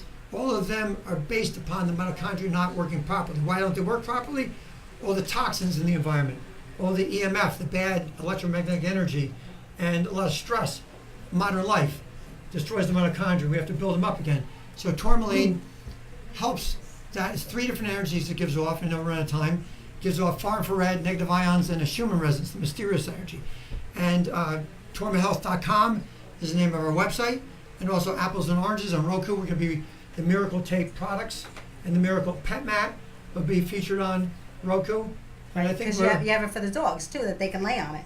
yes, absolutely. They pick up that energy like humans cannot, because they migrate using the Earth's electromagnetic field. Wow. And it was really hard. You put me under a lot of stress today, because I had to follow, I had to follow Elvis. And a belly dancer on top of that. So a little bit in there for everybody. So hopefully we did an okay job. Elvis, belly dancer, Dr. Mike. But what's your show called? The Super Mike Show. Okay. The Super Mike Show. Eric, if you're listening, Eric came up with this. Eric Stein and he was the mastermind behind the Ginzu knives, and also Benihana. Right. So it's called. Is that Eric was in? Eric is, yes. He's kind of a genius in his own right, but don't get to your head, Eric. It's called the Super Mike Show, America's Holistic Hero. I did not come up with that name. Right, right. Well, it's a good name. Thanks. Because super means you're so knowledgeable, and you really are. And I when the show comes on, we'll really blast it out. Thank you. To tap into it, because there's nobody, I shouldn't say that. There's, you're one of the best in providing information. And the best thing about you, Dr. Mike, is you do things in layman's terms. You don't do it in this medical doctor kind of terms. Even though Jan said this morning, but you can explain things in a more people-oriented terms. So you'll be a wonderful host. And also, Michelangelo, I want to thank him. We're not going steady, but he did put the pin on me today. So don't get Michelangelo mixed up with each other, although it could be part of the Mutant Ninja Turtles. Yes. But we need Raphael and the other ones too. Okay. So thank you so much, Thank Dr. you, Mike. too. It is a pleasure to know you and to be partnering with you and working with you, and the future, it looks wonderful ahead. It was a little fun before because I had no idea what we could talk about. I said, I'll talk about whatever you want to talk about. Oh, we're good. We can sit here and talk forever. Okay, but time's up. Time's up. Time's been up for 2 minutes. Okay, That's good. okay. So the Thanks. next one up. Stay for 1 second. Alicia, why don't you come on up? Absolutely. I'm sorry. Go ahead. I was going to talk about Alicia for a minute. Alicia is another one of our wonderful New York Senior America cameo sisters. You were in the pageant just this past year, correct, Alicia? That is correct. It's class of 2018. 18, and I didn't know that you were very proficient in Spanish, so you're going to sing in Spanish for us. I am. Alicia Moss. Ahora seguimos. Wait, why is that? You have to turn it on. It's a great song. It's called.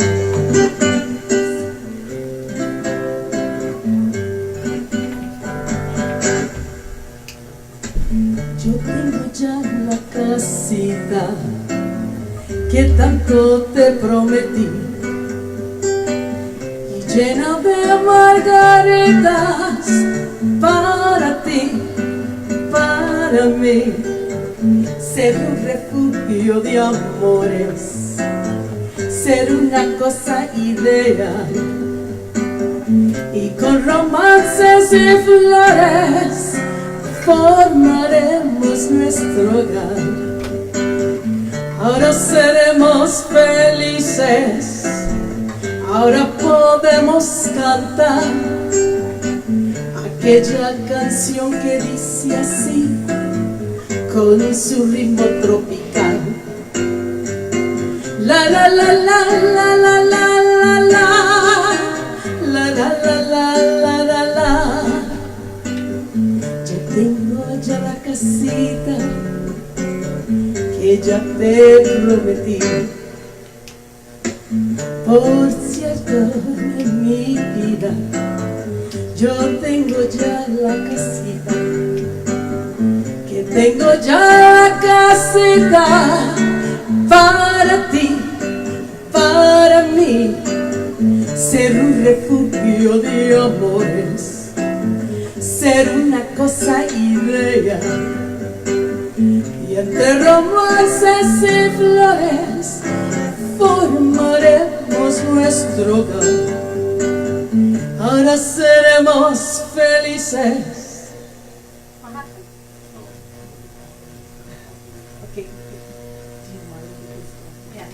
Yeah, we can start it all over again because I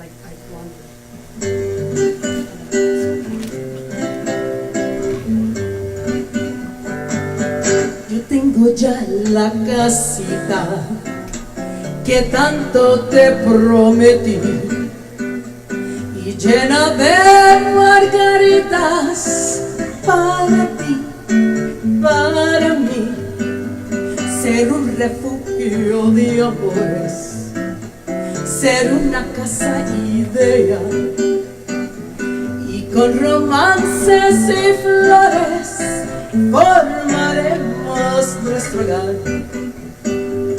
Ahora seremos felices, ahora podemos cantar aquella canción que dice así, con su ritmo tropical. La la la la la la la la la la la la la. Que Dios los dé mucha vida, negro, y mucha felicidad. Ahora para la dicha y nuestra felicidad, hace caso una cosita. ¿Qué será? ¿Qué será? Ser una cosa chiquita, por cierto muy singular.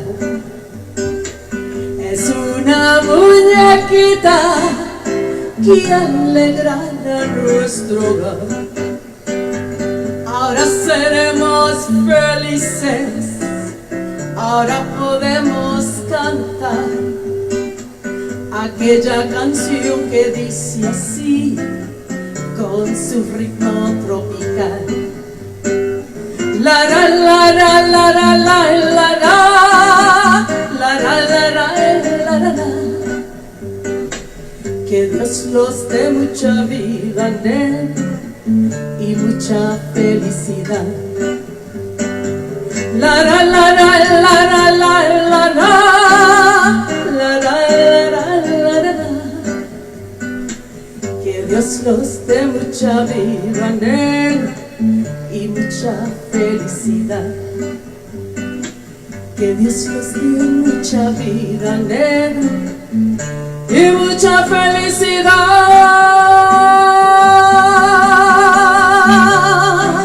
Oh sí, y mucha felicidad.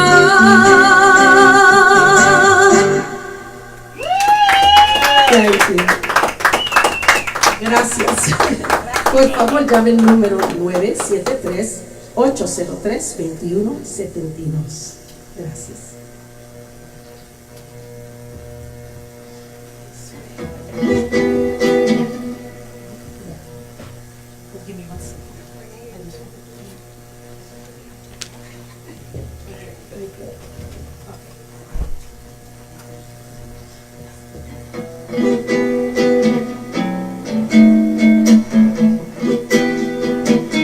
¿Quién será el que me quiere a mí? ¿Quién será? ¿Quién será? ¿Quién será el que me dé su amor? ¿Quién será? ¿Quién será? Yo no sé si lo podré querer. Yo no sé, yo no sé. Yo no sé si lo volveré a querer. Yo no sé, yo no sé.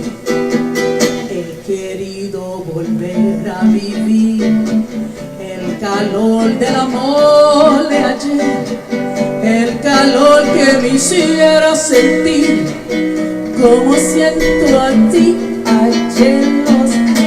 ¿Quién será el que me quiere a mí? ¿Quién será? ¿Quién será?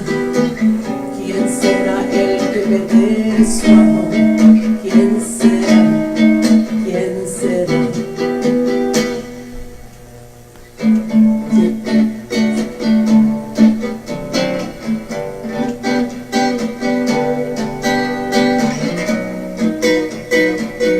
Que me hiciera feliz como ayer lo fui. ¿Quién será el que me quiere a mí? ¿Quién será? ¿Quién será? ¿Quién será el que me dé su amor? ¿Quién será? ¿Quién será? ¿Quién será el que me dé su amor? será? ¿Quién será? ¿Quién será el que me dé su amor? ¿Quién será? ¿Quién será? Olé. Gracias y por favor llame el número 973-803-2172. Gracias. Gracias.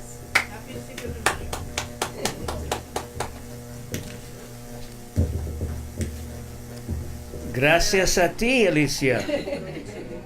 Pleasure. So, welcome back. We have a new guest for you. Something completely different for you. We have a mime. Please welcome Nate Moran.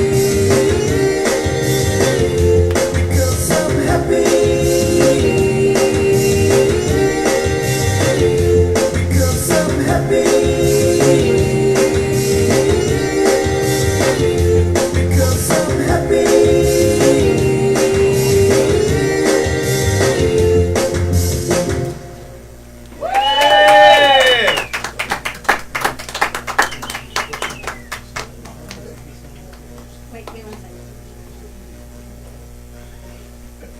You know, we talk about music being so universal, and to see you doing, expressing yourself without words to music is so empowering. Yeah, okay. Mine don't need to talk, but I'm breaking silence right now. Oh, he doesn't? Right. No, I'm Yes. just messing with you. No, I gotta get back, and I like to bring music to life without words. Yes, it's awesome. So thank you. Can you stick around for 15 minutes? Okay, because we're gonna send it back to Fulvio and Ginny. They're gonna announce our next performer, and I think we wrapped up. Gonna we wrap up the timeline, Fulvio? We're on After our Iris? last singer. Okay, then we'll have everybody come in. Look what time it is, guys. We're right here. We're right on target, and we're so happy. So go back to them, and then we'll come back. I'd like to introduce another cameo sister from New York Senior America, and I'd just like to thank everyone. They've been very, very giving and generous to us today to give us their time. This is Iris Astroff, who was in the pageant in 2012. She was there a year before me, and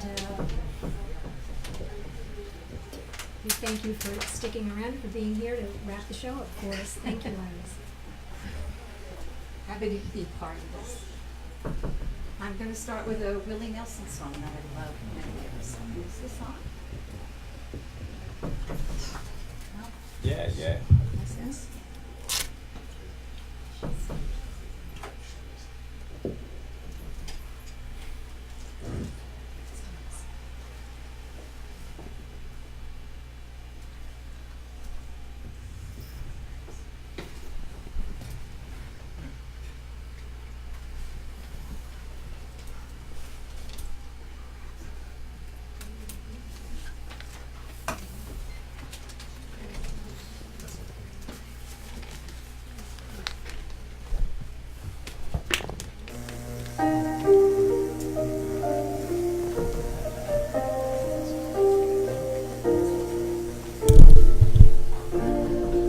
Maybe I didn't love you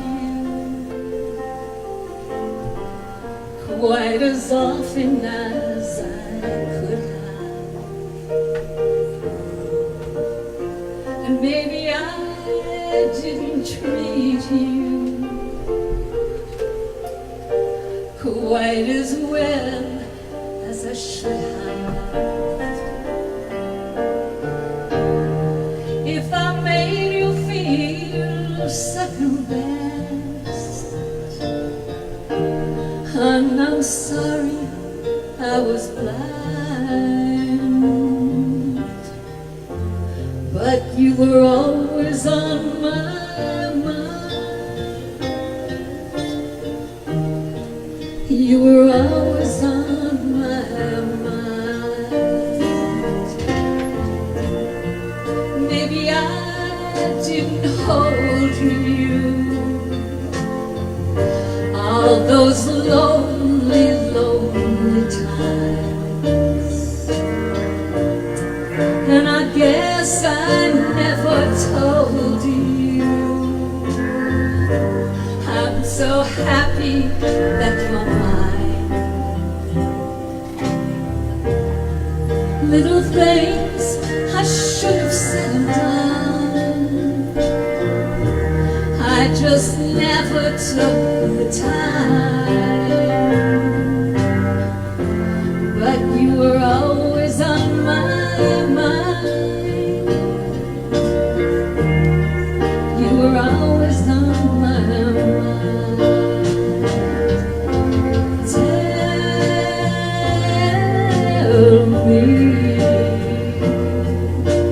Tell me that your sweet love hasn't died,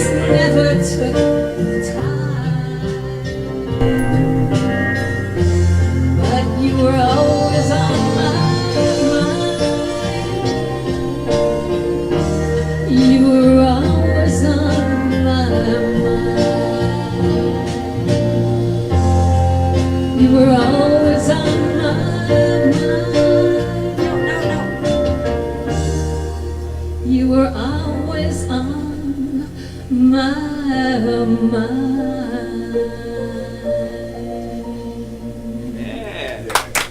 Thank you.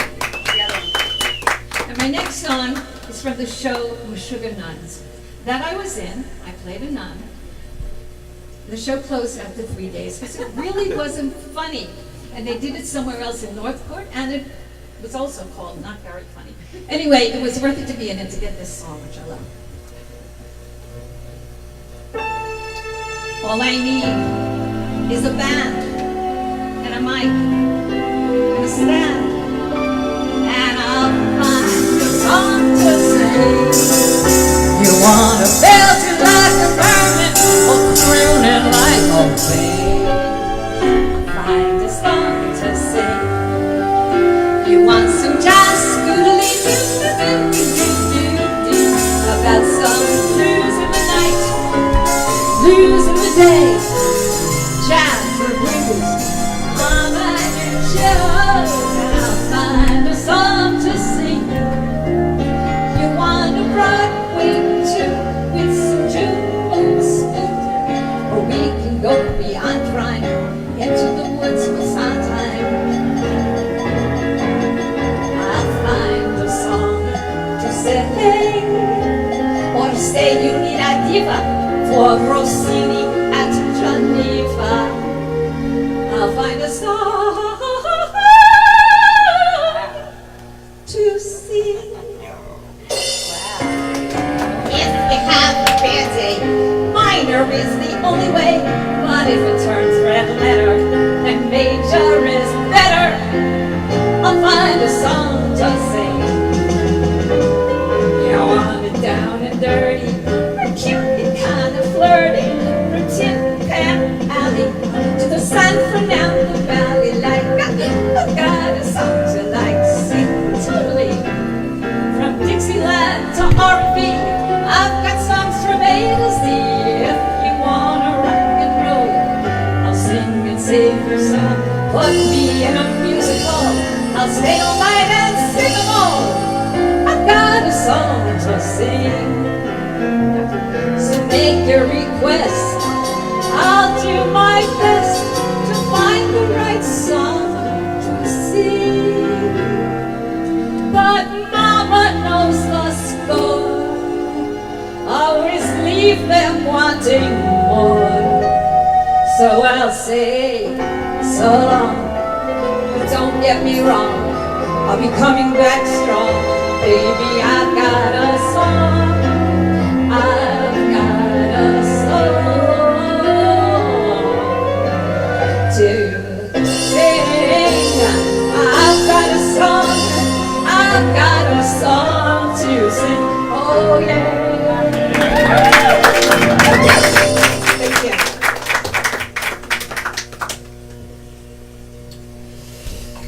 Thank you very much. Well, folks, I think that is a wrap for the 5th annual Language of Love Telethon. We're going to bring everybody up on stage right now. Would everybody start moving up to the stage, please? So I want to thank all the performers and doctors. I want to thank Jim for doing the behind the work stuff. I want to thank all the people that have donated. Please go to the Renee Marie languageoflove.org to keep donating. And we will see you next year, I hope. Okay, take it away, Jim. Come on up, Jim. Wait, Fobia. Hi. Oh, that's okay. Yeah, come on, Maureen. Come on. Testing, testing, testing. Fulvio, stay right here. Sorry. So what time is it? Yeah, sit here, Fulvio. Come on, Maureen. Come on. Elizabeth, come on, Elizabeth. Sorry. Pam, come on. Let me just see where Elvis went. So we have 3 minutes left. Jim, did we do a good job or what? Let's hear it. Woo! I can't believe it. I do want to give some heartfelt I can't even tell you how. The first one on the list is Jim. Yeah. Let's hear it for Jim. I wish, can I turn this camera on? No, just turn it on. There he is. That's Jim. And he's been sitting at that computer For 3 days, 3 days. 3 days. Yes, we came in yesterday, and he's been sitting at that computer all day today since 8 o'clock this morning.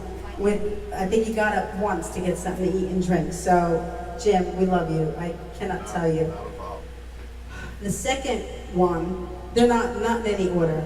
The second one is a lifesaver today, and that's Brian. Come here, Brian. No. Come here. Let me tell you a little story about what happened today. I was so busy, and I got up at 4 o'clock this morning, and I was printing and da-da-da-da-da-da. I forgot my laptop at home with all the music for all the performers. So we had to put our thinking caps on. Thank God that I always put whatever I can on the hard drive. And I put the hard drive in the bag. It's a big hard drive. It's not a little one, it's a big one. And thank God, Michael, I talked about, where's Michael? Michelangelo are there, you have a production which Brian's going to get. He, actually, we spoke the other day, said, bring your laptop, right? Who knew I was gonna need his laptop? But it's an Apple computer, and I don't know how to use Apple computers. So Brian was the one, so needless to say, thank you so much to Brian. Where's Brian? We already thanked Brian. I want to give heartfelt thanks to our VP right here, Fulvio, for taking time out of his busy day. Could we put the 350, do you have the 350 photo that I put on because that's a family thing, the 350. 350 documentary, Fulvio, really quick, talk about it. Documentary I directed about life on the road, pro wrestlers prior to the 1990s, and it's not just about wrestling. It's a real human interest story. And where is it on the list of top? Yesterday was number 12 on Amazon top selling documentaries. Wow, great. Yeah, very excited about it. Thank you. And we're very proud of having Fulvio. You know, we said before, Fulvio and I have been friends for years. But there's another piece to the puzzle here is Evan Ginsberg, who actually donated his time today for our telethon. He is a part of that world as well. He is the what producer he is? Associate producer. 350 days. So it's a family thing. So please go out and purchase it. You can purchase it on Amazon. You can purchase it on Netflix. No, Netflix. Amazon, iTunes, Walmart. It's available on Fios and Optimum, all over the place. And they can give the website because I think they can buy shirts and hats and stuff, right? 350daysthemovie.com. Okay, so we did our promo for our family members because we want to, but we're really happy that Fulvio was here and my board. I mean, what would I do without you? What would I do without you? Come on over here, Michael. And Judy and Ginny, we're welcome, Ginny. Nancy, Bobby, who always tags along and does everything we want. Kathy's on our board back there. Hi, Kathy. Bobby, baby Walker, Leah did a wonderful job today. Thank you so much. Lily. What's your name? Iris, sorry, I'm drawing a blank. Iris, Matt, I know. Andrew, everyone. Pam, who was supposed to do a little bit of comedy, she'll be on the show. We'll have her on the show. Judy, who's a gift. Leanne, we're praying for you. We'll keep you. Stacy, who's over there. I can't thank everyone enough, but we're going to go out with music because we're going to sing we sang it before, but we're going to go out with I Believe in Music. Where's Brian? Brian. We need Brian. So here we go. We're going to start. Thank you to everyone. Please, the window for donations is open for the next 2 weeks, just so you know. So it hasn't ended. You can always log on and donate to the telethon. So, come on, Jane. We need Jane in the photo. Is it on? You can put it on. Yes. And turn up the volume a little bit. The big one on the top. Testing. Turn it up a little more. Okay. Ready? Here we go. Ready, everyone? Here we go. Well, I can just sit around making music all day long.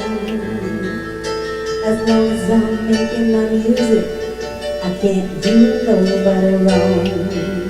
And who knows, maybe someday I'll come up with a song that makes people want to stop the fussing and fighting just long enough to sing along. Let's go, everybody, let's go.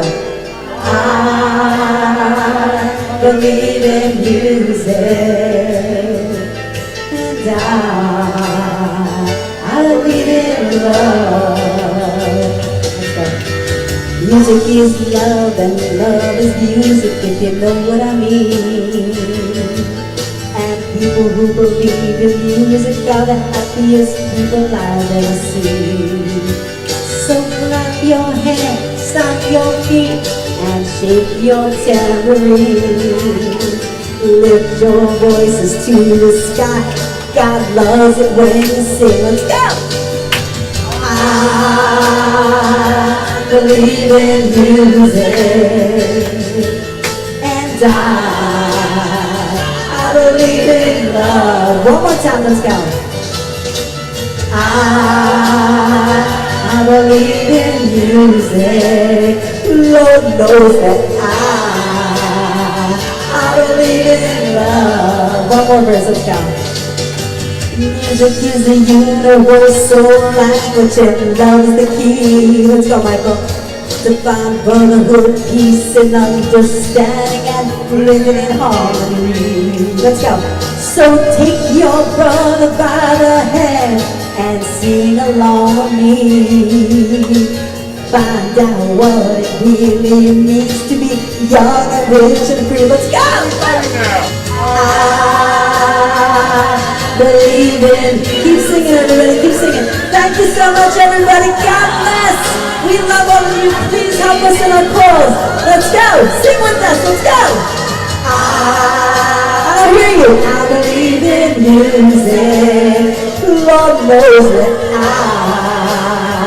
I believe in love. One more time. Two more times. Let's go. Let's go. I believe in music. Lord knows that I believe in love. Let's go. You got the closing video ready, Jim? I believe in music. Lord knows that. Okay, everybody, we're gonna blow our kisses on 3. Ready? 1, 2, 3. Let's go. I believe in music. Lord knows that I believe in love. I believe in music. Lord knows that I believe in love. We love all of you. Bye, everyone. See you next year. See you next week. Bye. Woo! Take it away, Jim.